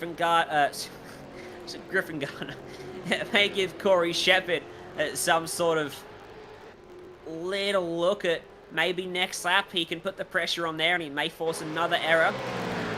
But still, Shepherd has to wait. He's got a good exit from Hell Corner. There we go. Hampstead has to go defensive, and Shepherd, not quite a car's width on the outside to put his car in there. Mentioned before how staunch a defender Richard Hampstead is, and he's proving it here. Will Shepherd go for a banzai dive at the cutting? Certainly not. Not even with 13 laps to go could you afford to try a move like that. Looks like the Falcon Racing car has exited the pits, and as you predicted, Lockie, they have indeed come out in 9th place. Van Gisbergen on fresh tyres, and with a nice light fuel load, he'll be blazing on in this final stint. In fact, he's come out just behind Jackson Susel and Harlow, so it's a pretty feisty battle. We know that there's some pretty fast cars in this one, and a few drivers that have been motivated to make up positions after strategic decisions didn't quite go their way. So Should be a bit of intensity inside the top 10 in the closing stages of this race, but we now have what we like to describe as a cleansed field. All of the pit stops are done, certainly among our leading runners. And it's Trans-Tasman Racing currently occupying positions 1 and 2. Can Corey Shepherd spoil the party and get in amongst them? Gonna have another try at the chase here, surely. No, he's not. Shepherd, I think, just biding his time here, maybe trying to pressure Hampstead into a mistake. Yeah, well, he can't go for a dive that just isn't there and make contact, because that's going to not even put him out of the podium. It'll put him out of the top 10 because he'll likely get a penalty for it. So he has to be smart, as desperate as he'll be to get by and give himself a chance at the win. He can't be stupid here. Yeah, especially after the race that they've had, started in 7th place and have been mixing it in the top 10 the whole time. They've faced off against all of the dramas. They've managed to overcome a lot of pressure from the drivers around them. Shepherd and Borg, no matter how this battle works out for them, I think they can be proud of the performance that they've had today.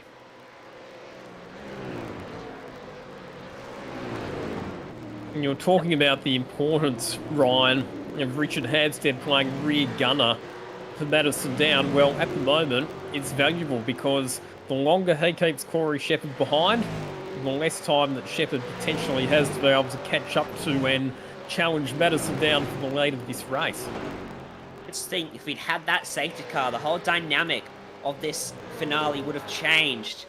Race control called a safety car when a car can't go anywhere, when it's lost its power.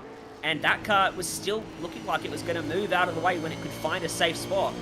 But then, unfortunately, he towed without permission, so race control had no unsafe cars on the track anymore without power. So, safety car wasn't called.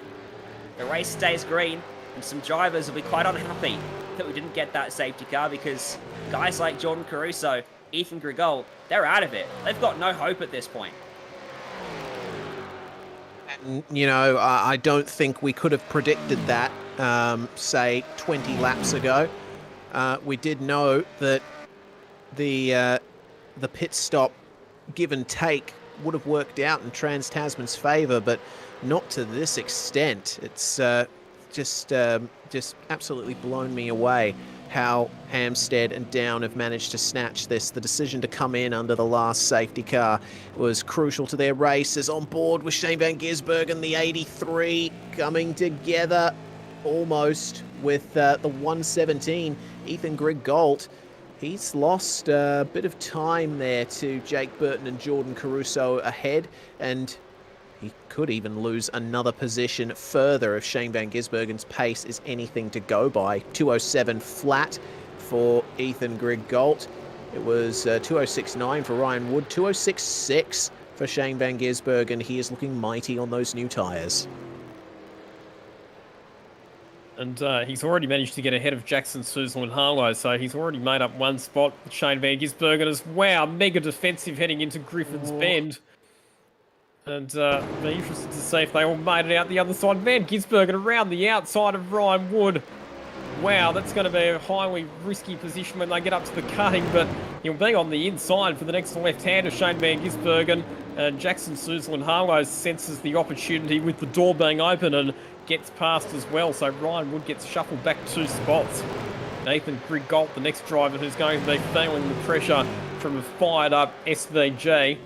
You don't want Van Gisbergen on your tail in the closing stages of Bathurst, whether it's real life or the virtual world, because you know just how aggressive he will be, and Ethan Grigol's going to be the man under pressure from the Giz right now. Fantastic clean battling for the most part there. I did notice Jackson, Susel and Harlow feeding Ryan Wood a door handle out of the cutting, but I suppose that's all fair and good at that part of the circuit. Ethan Grigol a little bit squirrely on the exit of Forest Elbow, but SVG has the momentum, has the traction, has the fresh tyres to make this work, and the slipstream too. Pulls out on Conrod straight, and up into 6th place again for the Falcon Racing squad of Shane Van Gisbergen and Richie Stanaway. Up the inside of Ethan Grigg Galt tries Jackson Suzlin Harlow. They make contact side to side, and JSH forced wide at the exit of the chase, going to bring Ryan Wood right back into it, but on the outside into Murray's corner rarely works, and Ryan Wood is aware of that and lets JSH go. But Shane Van Gisbergen up into 5th place, and the number 22 Trans-Tasman machine isn't that far ahead either. Maybe in the last 10 laps he can get up to the back of them too. I'll tell you what, if we were to get a late safety car, you wouldn't write off SVG for a podium. The pace that he's got at the moment on fresh tyres and the way that he's just slicing his way past cars, he's got genuine speed at the moment. But this battle for second is continuing between Richard Hampstead and Corey Shepherd. Corey Shepherd, he's been an exciting debutant in V8SCOPS this year. Right now running in a podium position, challenging for the runner-up spot in the biggest race of the season. All over the back of him. You can't find him, and that race win is just slipping further away from him, isn't he? If he got by straight away, he might have been able to go and chase down Madison down. But right now, Corey Shepherd, I think the best he can do is second. Still just trying to pick a way through, but Richard Hampstead, he's so experienced, he's so good around this track. He knows exactly where to place the car and exactly where he needs to be strong to keep that Premier Racing Team car behind him. Up Conrod Straight again. Is he close enough on this lap to have a look? He's not immediately in the slipstream. Now look at how much he closes up at the end. Looking to the inside, clobbers the curb. It looked like there might have been contact, but he just backed out of it in time. Well, Corey Shepherd certainly showing a lot of maturity in this battle, I think. Plenty of opportunities where he could have gone for a big send in a heavy braking zone, but he's elected not to do that. He knows who he's racing against here. As we check back in with this former lead pack battle, JSH now ahead of Ethan Grigg Galt out of the chase, and Ethan's having to defend massively from Ryan Wood here up the inside at Murray's corner. Oh no, doors him and sends him wide, but they both manage to keep going. Nice little exchange between those two, Reese. Just looking up the road because Jake Burton's about to get the eyes on and get by Jordan Caruso for P4. He's looking the quicker driver right now into Griffin's Bend with the momentum, a late block from Caruso. Very aggressive defense there from Jordan. He knows that, the frustration must be coursing through his veins because he knew that they could have won this in the number 12. But they still have to try and hold on as best they can for this 4th place that they currently occupy at the moment. It's still crucial points that will help them in the battle with Trans-Tasman Racing in terms of the team's championship, and also getting some good points hauls in the overall drivers' standings too. The Endurance Cup is probably at the back of everyone's minds at the moment. All that counts now is the win.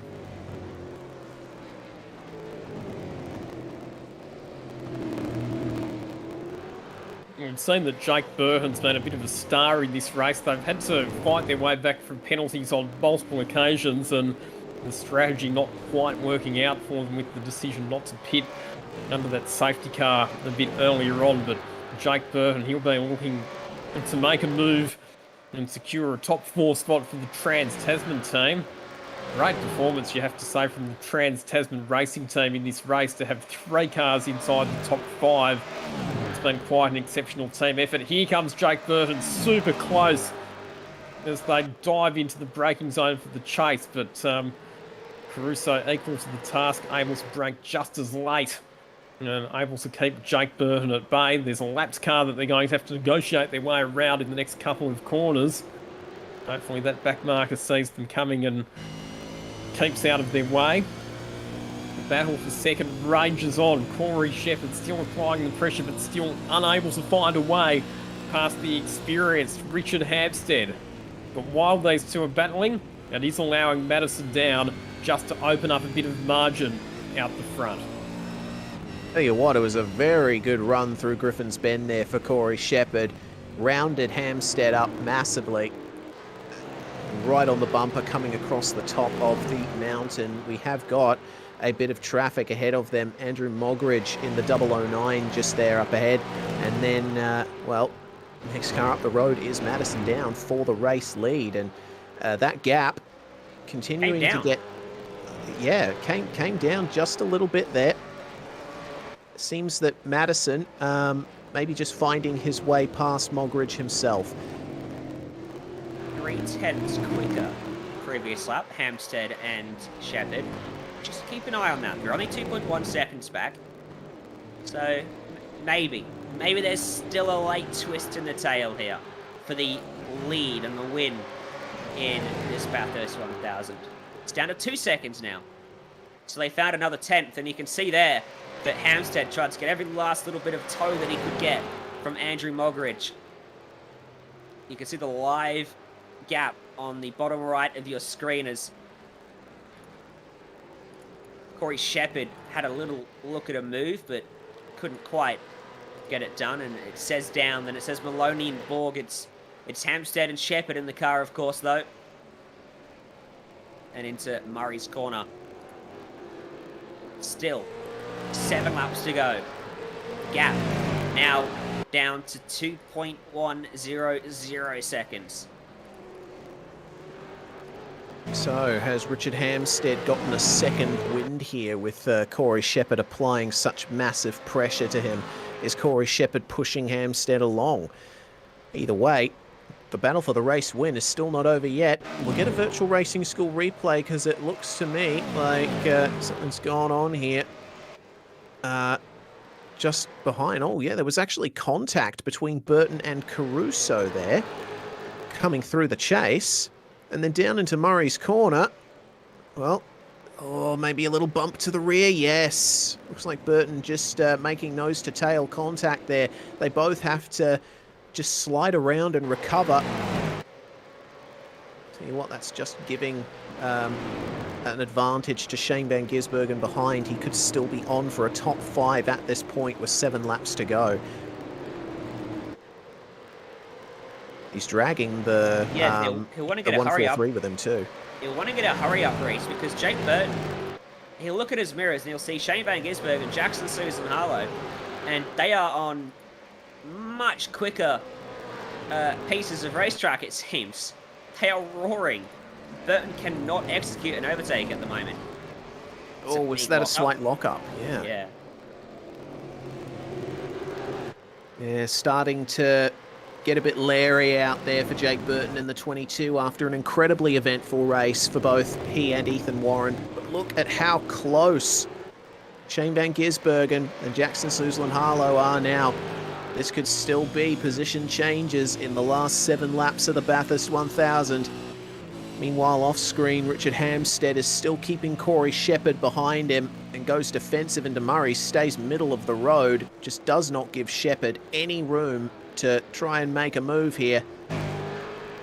Keeps the position again as they cross the line to start lap 156. Shepherd was almost able to do the switchback there coming out of Murray's corner, but Hamstead was awake to it and slowed it up at the apex so that Shepherd wasn't able to get back on the power early enough to draw alongside. So Shepherd's definitely got the pace advantage, but Hamstead positioning his car exactly where he needs to shut down any potential overtaking opportunities. Well, that's what Richard Hamstead is very good at. Just taking those opportunities away from people behind him. Backing that up, of course, with great pace and racing ability too. So time's running out here for Corey Shepherd. Not only does he have to think about the rapidly dwindling lap count, but also how much life is left in his tyres. I mean, yes, they are the fresher tyres in the field at the moment, but oh dear, oh dear, oh dear, oh dear. Oh, side by side between Caruso and Burton. That's brought Shane Van Gisbergen and Jackson Suzlin Harlow right into this. A proper 4-car train now across the top of the mountain, and that was a very awkward place to go side by side up through Reed and Sulman, at least the approach to that anyway. This is on here for the final positions outside the podium. I think they were a bit lucky to get away with that. Normally you don't see cars being able to run side by side through there and both of them making it out the other side without damage. So high risk stuff, high stakes. So these cars battle for position within the top 5, and definitely both Shane Van Gisbergen and Jackson Suzel and Harlow with the pace advantage at the moment. So much still to watch inside this final 6 laps, isn't there? The battle for second is a ripper.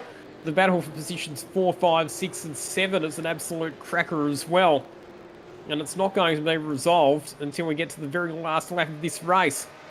As we have a look at Ethan Griggold up the inside of Ryan Wood, side by side into the braking zone for the chase. Griggold on the outside, Wood on the inside, contact, which sees Griggold getting shuffled into the grass, and this will continue on. Brenton Hobson wants to have a go at this as well, and he will close right onto the back of them as they head down to Murray's corner. Griggold breaks later. Hobson gets an Altus Esports car in his left-hand front wheel for his troubles. Ryan Wood said there is no way you are going to go round the outside of me into the final corner with 5 laps to go. That's the battle for 8th, and the battle for 2nd still raging on here. Up at the front of the field, Corey Shepherd has been staring at the back of a Trans-Tasman Racing Mustang ever since that final pit stop. And if Richard Hampstead has his way, it's going to stay like that. But Shepherd's still piling on the aggression. Jake Burton, this is where he and Jordan Caruso went side by side on the last lap. They stay single file through there for the moment on this lap, as you're supposed to. But SVG and JSH, battle of the acronyms behind them. It's going to be quite the interesting fight here in the last 4 laps. They are going to have to dial up the aggression now, maybe when there's 2 laps to go. Because if you're in the position on the final lap, that's what matters. If you make the move too early and you mess up, then you basically run out of chances, Ryan. Yeah, you're exactly right there. Caruso a whisker Shepherd. away from the fence. Shepherd on the outside of Hampstead into the chase for third line for Hampstead.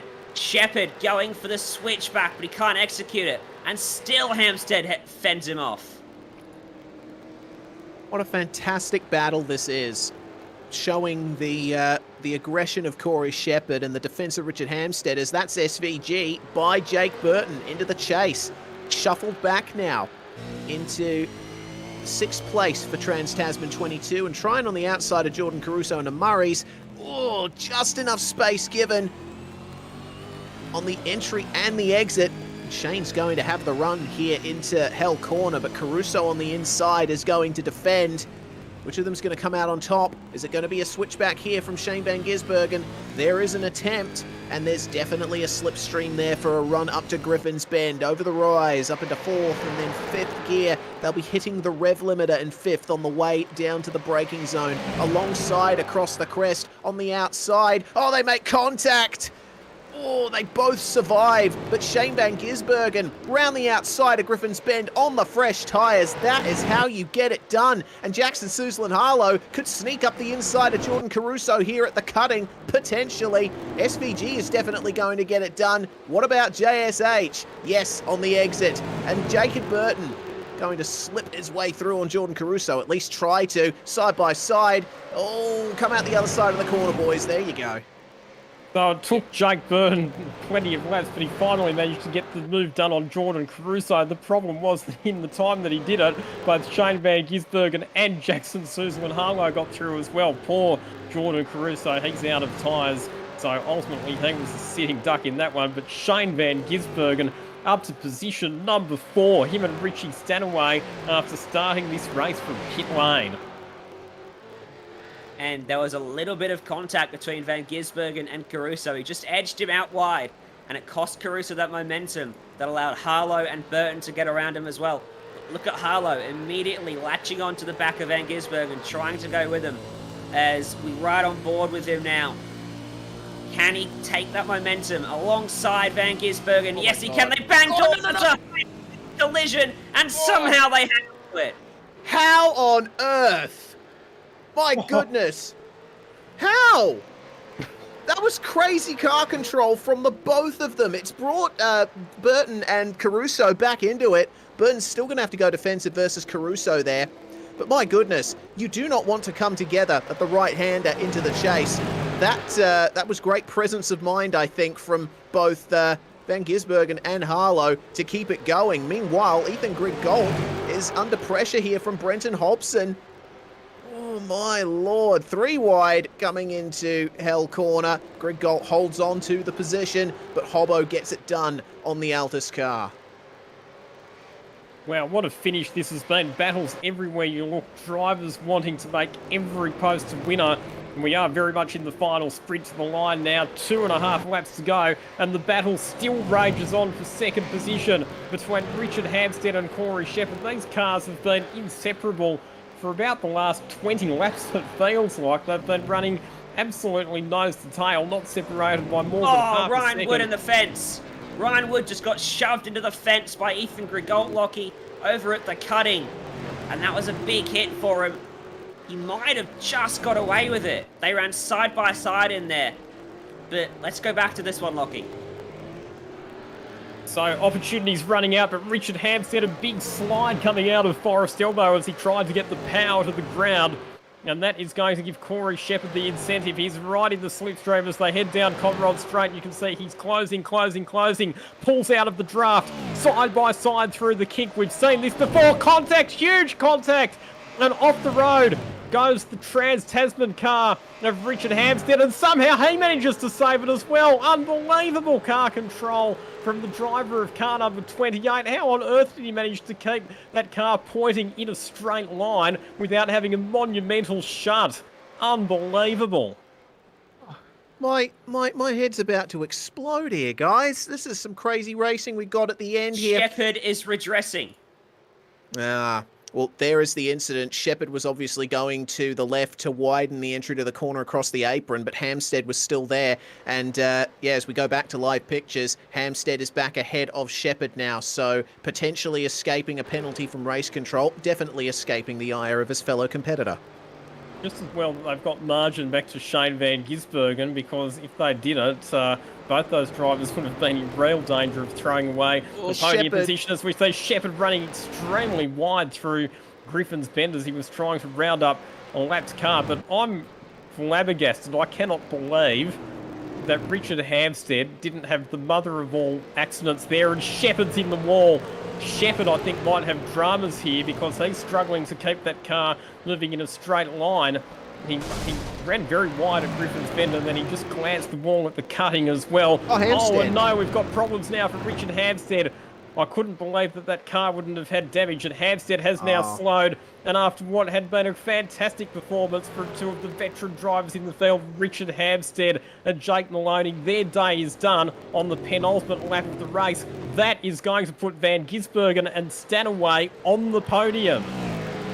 Engine blown there for Richard Hampstead, which obviously was a consequence of the damage caused by when Shepherd ricocheted him into the wall at the chase. But what a drive from the Falcon Racing crew. We're coming up on white flag for Madison Down, but what a podium this is. And with Richard Hampstead then retiring from this on the final lap, should still get points being classified, but wow. The other thing, Reese, is I suspect that Corey Shepherd will be getting a penalty. Yeah, that's what I was about to say. He will be blatantly at fault for that, which will probably end up with Shane Van Gisbergen and Richie Stanaway second, and Jackson Sousa and Harlow Jordan Ross third, unless those two swap positions, because look how close they are at entering the final lap, which Madison Down has already taken with a monumental lead. So here we go then, the final 6.2 kilometres of racing here at Mount Panorama. What's going to happen here in the case of the 143 versus the 10? They got to worry about Jake Burton and Jordan Caruso behind them. Yes, they're on older tyres, but they can still take advantage if there is a mistake. JSH in the slipstream of SVG, coming down Mountain Straight. Who's going to blink first? Does Jackson pull out for a move that's slightly defensive from Shane van Gisbergen as he tries desperately to keep this podium position that they've now found themselves in thanks to the retirement of Richard Hampstead. Meanwhile, up at the front, doesn't look like there's going to be any moves here across the top of the mountain, but Lockie, Madison down, and his teammate Joshua Anderson have been well and truly the stars of this race. Not only did they have to work their way up from that poor top 15 shootout position, but that decision to pit under the safety car, the last safety car, is what has sealed it for them today. Well, this time 12 months ago, the Trans-Tasman team with Madison Down and Dane Warren, they controlled the race all day and they ended up taking a decisive victory in the V8SCOPS Bathurst 1000. This year, things are different. A new co-driver for Madison Down, he's being joined by Josh Anderson. They didn't qualify well. They had problems in the shootout. They had to start from 15th position on the grid, but steady driving, smart strategy, and exemplary performances from both pilots of the #1 Trans-Tasman Racing Commodore means they are going to go back-to-back. It's Madison Down and Josh Anderson who win the 2021 V8SCOPS Bathurst 1000. And Madison Down makes history. He becomes the first ever driver to win back-to-back Bathurst 1000s. The fight for the podium is on because Corey Shepherd will not be given a positional penalty. It's 30 licence points. So Shane van Gisbergen and Richie Stanaway will hold the last spot on the podium for Falcon Racing. What a drive. One of the drives of the night, I have to say. And oh no, we got cars coming together at the very end here. The number 18, Kurt Stenberg, coming together with a DPR machine. Wondering if that's going to be redressed. It's the 554 as they all make their way up towards the finish. So very unfortunate there for the number 10. Massively unfortunate for these two cars as they're still battling with each other for position. The 51 of Josh Muggleton and Emily Jones. The 208 tries to get in there on the inside. Is this going to be a crash in the final corner? No. The 201 just manages to hold on there to take 15th place. But they would surely have been hoping for better. They did, of course, start on pole position. But the celebrations have already begun in the Trans-Tasman garage. What a race. Wow. Everyone was so well behaved for the first 90% of that race, but in the final 10% of the race, controversy, drama, it all erupted. It doesn't matter whether it's the real world or the virtual world, but Mount Panorama, it never ceases to deliver when it comes to endurance racing. And all around, that's a deserving podium, isn't it? Madison Down, Josh Anderson, smart strategy, and they had the pace as well. I mean, obviously, a lot will be said about Jordan Caruso and Cooper Webster after they led for so many laps, but Madison Down and Josh Anderson, they were right there as well, doing the lap times that they needed to do to keep the pressure on the Altus Esports team, and it was the smart decision with strategy that ultimately sealed it for them. Corey Shepherd, one of the young guns, one of the stars of the V8SCOPS season, him and Brian Ball getting themselves onto the podium. Shane van Gisbergen and Richie Stanaway, what a drive. It doesn't matter again whether it's the virtual world or the real world, but Shane van Gisbergen, you always know he is going to star at Mount Panorama, and they have fought their way from 53rd and last, the pit lane start, onto the podium. What a performance from the Falcon Racing team. Absolutely insane drives from so many cars out there today. My heart breaks for Richard Hampstead and Jake Maloney. They were on the verge of adding another victory to their tally were it not for that contact at the chase with Corey Shepherd, but Madison Down pulls it over and escapes back to the pits the one time you can do that without having to ask permission from race control. I think now it's probably a good time to run through the unofficial results for the V8SCOPS Bathurst 1000 as pretty much everyone has now crossed the line. Someone's still in the jump at the chase. Andrew Moggeridge deciding to go through the air, flying beautifully, but this is how it all stacks up. By 8.3 seconds, it is Trans-Tasman Racing taking it from Premier Racing Team and Falcon Racing. Remember, that number 10 car started 53rd position, basically, from the pit lane. The SSR JK Signs Racing 143 comes home in 4th. After a front row start, it's still a pretty good result for them, but there were plenty of issues along the way that they could have done without, and the same could be said for Trans-Tasman number 22, with Jake Burton and Ethan Warren fighting their way up through the field basically 3 times throughout the course of that race. Altus Esports number 12 led the race very early on, but they are going to have to settle for 6th thanks to choosing not to pit under the last safety car. And Evolution Racing Team 117 comes home in 7th. The 88 comes home in 8th. The 83, another fantastic drive there. They started 52nd, basically dead last on the grid, and they come home in the top 10 for their troubles. Same can be said for Alcoholder DPR 554. They started out of 27th and ended up rounding out the top 10, Ryan. Yeah, they did. And just missing out on the top 10, coming home in 11th, it was the SSR JK Signs number 89. In 12th, Trans-Tasman Racing 18. The 030, the Logitech G Altus Esports home in 13th, ahead of another SSR JK Signs Racing, car number 95. The pole sitter, Pursuit Sim Racing, they finished 15th after a few issues today, ahead of McLaren Shadow in 16th. What a day they could have had. And HGR Jinx Shifters Team 208 in 17th, Drop Bear Motorsport in Cozy in 18th, Evolution Racing Team and United Synergy Sim Racing in the top 20. Over the page to the United Sim Sports car number 2 in 21st position, another one of our Synergy Sim Racing machines, car number 033 in 22nd. Phoenix Smokers DPR car inside the top 10 for much of the day, Adam Briggs and Andrew Dyson, but ended up getting forced back to position number 23 at the end there. Thomas Randall, Kobe Williams there in position number 24 in the Castrol Racing machine. XCM in position 25, the Evolution Racing Team number 43 car in 26th position. WKP Sim Sports number 63 car in 27th, back to another one of our Simrigs DPR cars, the 199 machine in 28th. SSR JK Signs Racing number 30 in 29th position, and the Taipan Esports car finishing up in position 30. Of course, that car led a couple of laps earlier on in the race. The Analytical Race on Oz Esports entry of the 947 comes home in 31st, and 32nd, Trans-Tasman number 27, the last car on the lead lap, and my goodness, 32 cars on the lead lap at the end of a Bathurst 1000. I don't think we'll ever see that again. Trans-Tasman 28, Jake Maloney and Richard Hampstead, with contact with the 017 and the dying laps, ended up blowing the engine across the top of the mountain.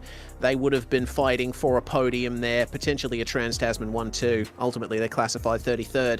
Race on Oz 009 in 34th. V3 Racing coming home in 35th. Pursuit Sim Racing 2 just behind them. Then Century Motorsports, Middle Finger Racing, ANZ Motorsports number 7, and Premier Racing Team 08 rounding out the top 40, 3 laps down. Home in 41st position and still running unbelievably. HJR Jinx Shifters 209, Premier Racing Team at 312, Pleb Sim Sport, United Synergy Sim Racing 027, Drop Bear HRS in 45th, and I think we're getting into some retirements now. In 46, ANZ Motorsports number 9, SSR JK Signs Racing 134, Pursuit Sim Racing 3, Logitech G Altus Esports 024, 95 Sim Sport 990, and the last 3 cars. Simrigs.com DPR number 73 and number 62, not a great day for them. And the 088 Logitech G Altus Esports car. Wow. It was the shortest ever V8SCOPS Bathurst 1000, guys. 6 hours and 1 minute. That's 3 minutes quicker than the 2017 running Lockie. That's fantastic. Sure is. So just one of many records that have been broken today. It has been a day of records, hasn't it? But our podium place getters have made their way onto the podium here at Mount Panorama. So it is now time for the podium presentation for the 2021 V8SCOPS Bathurst 1000. In third place outright for Falcon Racing. Let's have a big round of applause for Shane Van Gisbergen and Richie Stanaway. That was an awkward silence. Very, very much applause from me. I mean, what a drive from those guys. from a pit lane start, 53rd position up onto the podium. We'll start off with you, Richie, and I'll have to say, getting into the sim racing for you, it's probably valuable preparation for you ahead of your real-life Bathurst 1000 wildcard appearance that's coming up soon. Yeah, obviously had a couple of years off from racing, so it was pretty important for me to get back into sim racing before going back to Bathurst, just to make sure I'm not rusty. So yeah, it's been good doing this Enduro Cup with Shane. He did an awesome job today, did all the heavy lifting, but yeah, we definitely weren't expecting a result like this because we probably didn't practice as much as we should have, and didn't have much pace in practice or qualifying, but somehow it all just came together in the race. We had a good strategy at the end there, and yeah, we're both pretty stoked with that. Any particularly good battles or exciting moments that stand out for you, Richie? Nah, not for me. I was just trying to hang on to the thing and keep up with everyone's pace. You know, it's pretty tough field. So yeah, just driving a lap in the pack and trying to hang on to it was enough of a moment for me. But yeah, apart from that, it was pretty clean. We've got Shane here as well. SVG, that final stint where you were on fresh tyres charging through the field, how exciting was that from your perspective? Yeah, hey guys, it was a cool race actually. As Richie said, we didn't do much practice, so we're a little bit underprepared, but it felt like we got faster and faster during the day as we learned how to drive these things. But yeah, it was pretty cool at the end. It was Richie and I sort of working together with Bradley Newman, our team manager, and come up with a good strategy to have a tyre advantage at the end. And yeah, it was a lot of fun, but probably weren't as fast as some of the guys. Like the level that the top guys here are on is just awesome. But yeah, if we want to have a proper go, we probably need to put in more effort. But it was a really cool show and cool to be part of it. From your perspective as well, obviously while we've got a break with the Real Life Supercars Championship, how valuable is it for you keeping your head in race mode?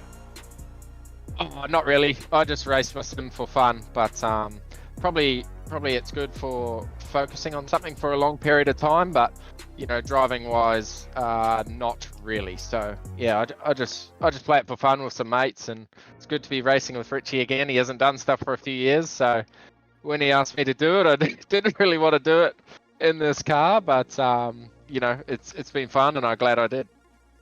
A fantastic result for the two of you. Sponsors, people you'd like to thank, who gets it done for you guys? Omen HP for me, providing all my hardware, and HR Sims, you know, for the simulator and helping me have the best equipment. It's definitely the driver that's lacking for me. And Richie? Yeah, for me, I'd just like to say thanks to Boost Mobile and to SimBlacks for getting me back into sim racing. Awesome stuff. Congratulations, guys. A sensational drive through the field from 53rd position and a pit lane start onto the podium. Let's move on to our runners-up today for the V8SCOPS Bathurst 1000. A sensational performance and gave us plenty of excitement in the closing laps as well. Put your hands together for Brian Borg and Corey Shepherd. And they're standing by for a chat with Reese Gardner. They are indeed, guys. Congratulations on your podium. We'll start with Brian for the story of the start of the race. It was a pretty good start for you guys. You ended up running good enough in the shootout yesterday for 7th place, but really it was all about surviving that first stint, Borgie. Oh, definitely it was about surviving it, and you know, we all know about Bathurst, how you know these races are won, and you know the last stint is what counts. And yeah, I was surprised with how people were going in the first stint, to be honest, but you know, we just had to run our race, and yeah, I was comfortable giving up positions at the start. Yeah, it did seem like drivers were particularly aggressive at the start of the race, to the point that we haven't really seen in a V8SCOPS 1000, but it certainly worked out all right for pretty much everyone. We went a very long time without a safety car, and we had to rely on the random safety cars. So when that came out, Brian, what did you what were you thinking in that car in terms of strategy from there? Yeah, well, we made the decision as the car went on the jacks to leave Corey in the car, because I said to Corey, he's obviously the faster driver, he needs to be the one to make the gap and make it easier for me when I get back into the car, so I'm not fighting a train of cars. So yeah, it was last minute call on what we were going to do with the driver swap with that safety car. Well, you ended up staying in a good position in the top 10 all the way through. And Corey, when you took over the car, just elevating even further and fighting for the podium with Richard Hamstead. And it came to a bit of an unfortunate end for you. That contact with Richard Hamstead at the chase. What are your thoughts on the contact there? Yeah, it was a great race up until then, but yeah, very disappointed with how we got that, and for Richard, very sorry to them, because I thought I couldn't see him in my mirror or next to me, so I thought he might have moved over to the left using the extra road, but he didn't, and yeah, I just turned into him. And you've been given a 30 points penalty for that one. You did redress the position, which we did notice and talk about on the broadcast, but ultimately the damage was too great for Hamstead. So your thoughts on that penalty? Do you think it is fair? Yeah. Well, all right. And I would also like to say, it's very disappointing with how that happened. It was a great battle up until then, and that's not the way we want the races to finish, so very sorry to Hamstead. That's good to hear that from you guys. So we'll move on from the negative stuff then, and Corey, we'll talk about some positives. You finished second at Bathurst. Come on, that is a fantastic achievement for you, Brian, and everyone at Premier Racing Team. And it's something you've been building up to for a while with your flashes of pace in V8SCOPS over the last year. Yeah, well, it's a great achievement from the team. Yes, we've been a good combo, myself and Corey, and we're working well together. It's a great boost for us. Have our car up there. But I just think with how the race finished at the end, sort of takes the icing off the cake. I don't really want to celebrate too much. We're happy with the result, but yeah, well done to Madison and to Josh. They done an awesome race as well. So at the end of the day, I guess we'll go back to Corey for this one. Knowing that you had the pace today to fight for the podium, for the win, and ended up getting there, what's your aim then for the rest of the season, Corey? Hopefully we could keep getting some results like these. That would be awesome. But yeah, just trying to push forward and keep getting quicker, and that's hopefully what we're going to do. All right, well, I'll leave it to you to thank the sponsors there at Premier Racing Team who gets it done for you guys. Yeah, big thanks to... Oh, sorry, Brian. No, you go, Corey. You can have this one. Big thanks to Racecraft Simulations, to all the guys at Premier Racing Team, and for you guys putting on the broadcast. And I'll just like to say thank you to Mum and Dad, who also have their sponsors on the car, T&B Cleaning, to everyone that in the team. It's a good day. And thank you for the broadcast. Our pleasure, guys.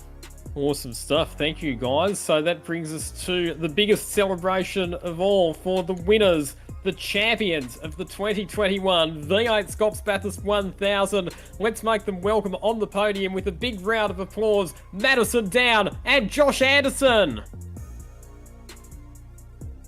Fantastic performance from those guys for sure. And Madison, first driver to win back-to-back V8SCOPS Bathurst 1000s. And Ryan, you haven't done any interviews yet, so take it away, mate. Yeah, Madison Down and Josh Anderson. Well, congratulations. First of all, I'll start with you, Madison. You had the job of starting the car. You were the last car in the shootout, so you started 15th. What was it like trying to work your way through the field and keep yourself out of trouble? Yeah, that first stint was a challenge. We knew we were going to need to get track position early and get back up there. We had some bad luck in qualifying yesterday, unfortunately, but look, we knew we had a good car, so we just worked our way forward there, and I think we got up into the top 5 well and truly after that first stint. So yeah, that really helped to set the whole race up. And as you were coming through, were there any big battles you had that you really enjoyed? People that you just loved racing with out there? It looked like, well, I mean, we were surprised by just how low the attrition was in this race. So many people left running at the end. Yeah, absolutely. We were as well. We expected a lot more safety cars than what there were across the 1000. And yeah, the racing was actually really clean. We had a lot of good battles, we were able to be pretty assertive, particularly at the end of the straights. I think we had a pretty good car in a straight line and get a decent drive onto those straights. So it was just a matter of being assertive with the moves, getting far enough up and not looking behind us and just looking forward. You had control of the car for the end of the race as well. You made the right strategy call. You came out behind Richard Hampstead though. How easy was that move to make, and how hard were you pushing to maintain that gap back to Hampstead and Shepherd? It's one of the most stressful stints I've ever done, I think, in racing. It was disappointing to come out behind Richard. We wanted to come out ahead, obviously, but yeah, racing a teammate like that for essentially what was going to be the win of our biggest race of the year. Pretty stressful, especially side by side through the kink at the chase, and to not come together with him. So yeah, after that, it was just a matter of managing the gap, staying calm, and it all came together. But look, a massive shout out to Josh Anderson. Him and I have had such a bad run, and to get that feeling through the last stint and to get the win in the enduro that matters after the bad luck we've had and bad runs we've had in both of our sim racing lives in the last probably 2 months. We needed that one, so yeah, a big thank you to him, and also Darren Chamberlain as well, who spotted for us. Well, Josh, I'll talk to you now. First of all, how are your nerves? Because I imagine sitting on the sidelines watching those final 50 laps weren't the best feeling for you. Yeah, it's tough. I'm not sure if it's tougher being in the car or watching. I think this experience was I'd probably say watching, but I had every confidence in Mads that he would bring the job home. So that obviously made it less nerve-wracking. But yeah, it was definitely I was biting my fingernails there. You had some amazing pace throughout the race. At one point, you shut down about an 11 or 12 second lead, and you put it down to about 3 seconds to the race leader at the time. How are you finding yourself out there? Were you comfortable the whole race? I mean, you always seem to find yourself in great positions. Yeah, I always enjoy Bathurst. It's always a track that I have gone reasonably well at in the past. So looking forward to the race from the past week or so. Obviously the E-Series has been busy and stuff. We haven't done that much prep, but I felt comfortable. I raced on Friday against Jackson and I got absolutely slapped. So we in the Thursday Night Americas race.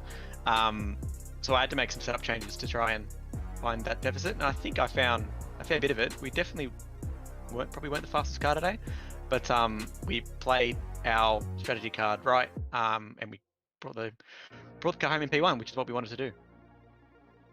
How much of a part did you play in the strategy call to do the overcut at the end, and then the 2 overcuts? First, the overcut on the group that pitted that didn't pit on the final safety car, and then the overcut on Richard Hampstead.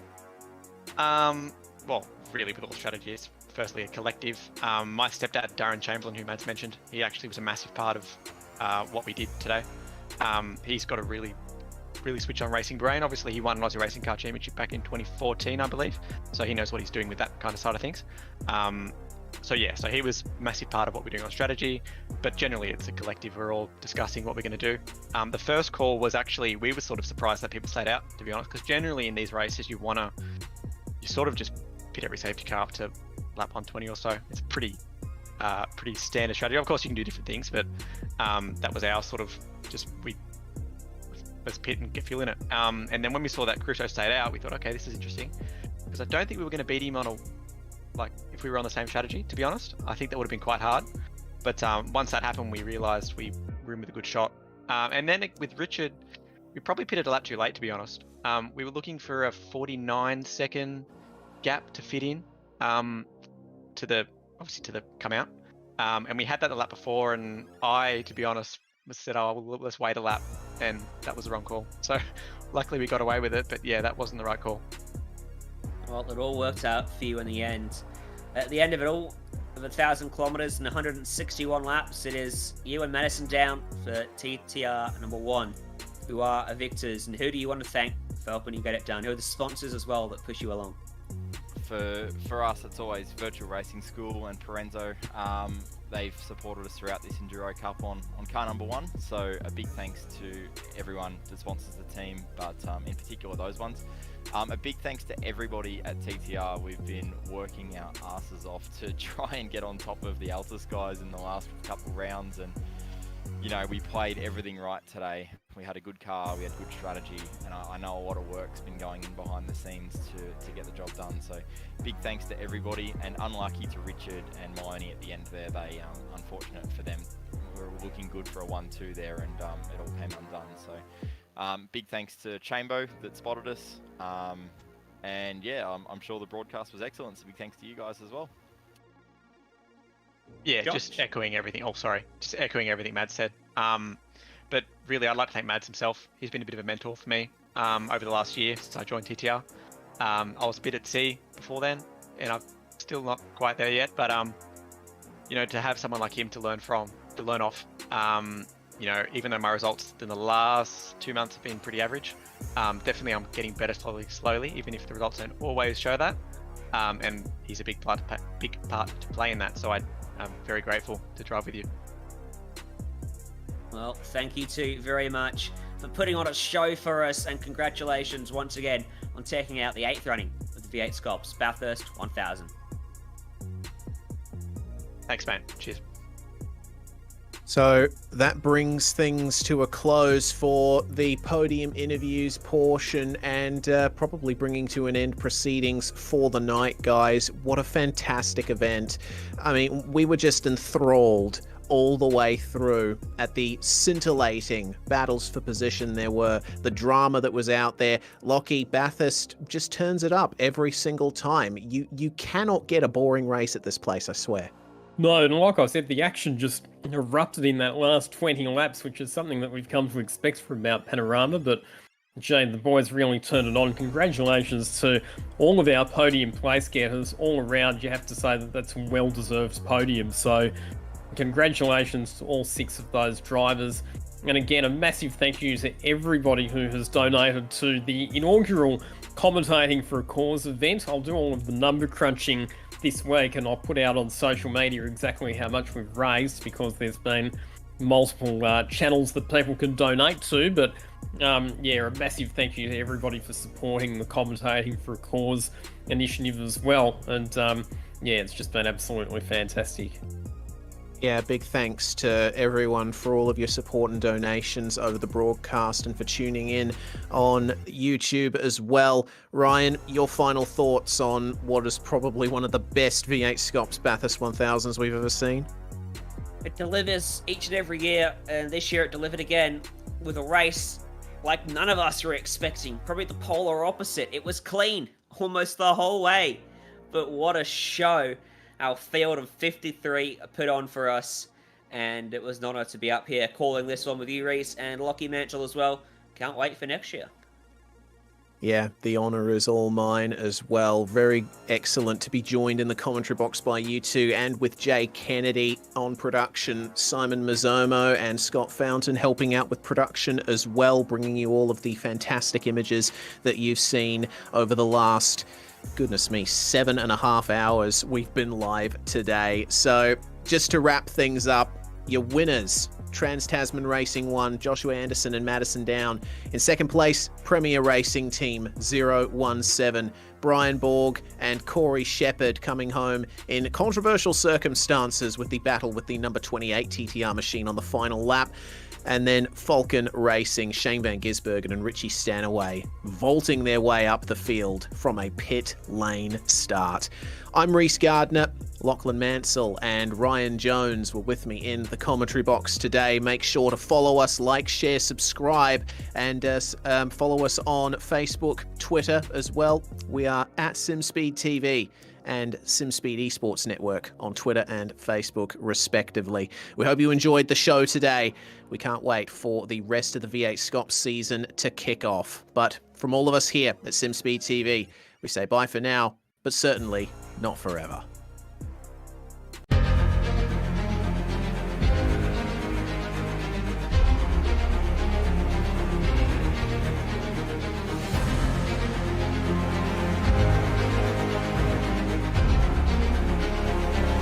This is fantastic. GT Racing right now. He's got traction, he's going around the outside of both of them! Maloney! Oh, he's taken Anderson! Anderson's up to Oh my god! Big crash! Oh my goodness, half the field's gonna get rolled! Second very close. These guys I want to make their way through the field very quickly. Oh, there we go! Oh no! That's massive! This is it! This is over! I can't believe this! Oh my god! No!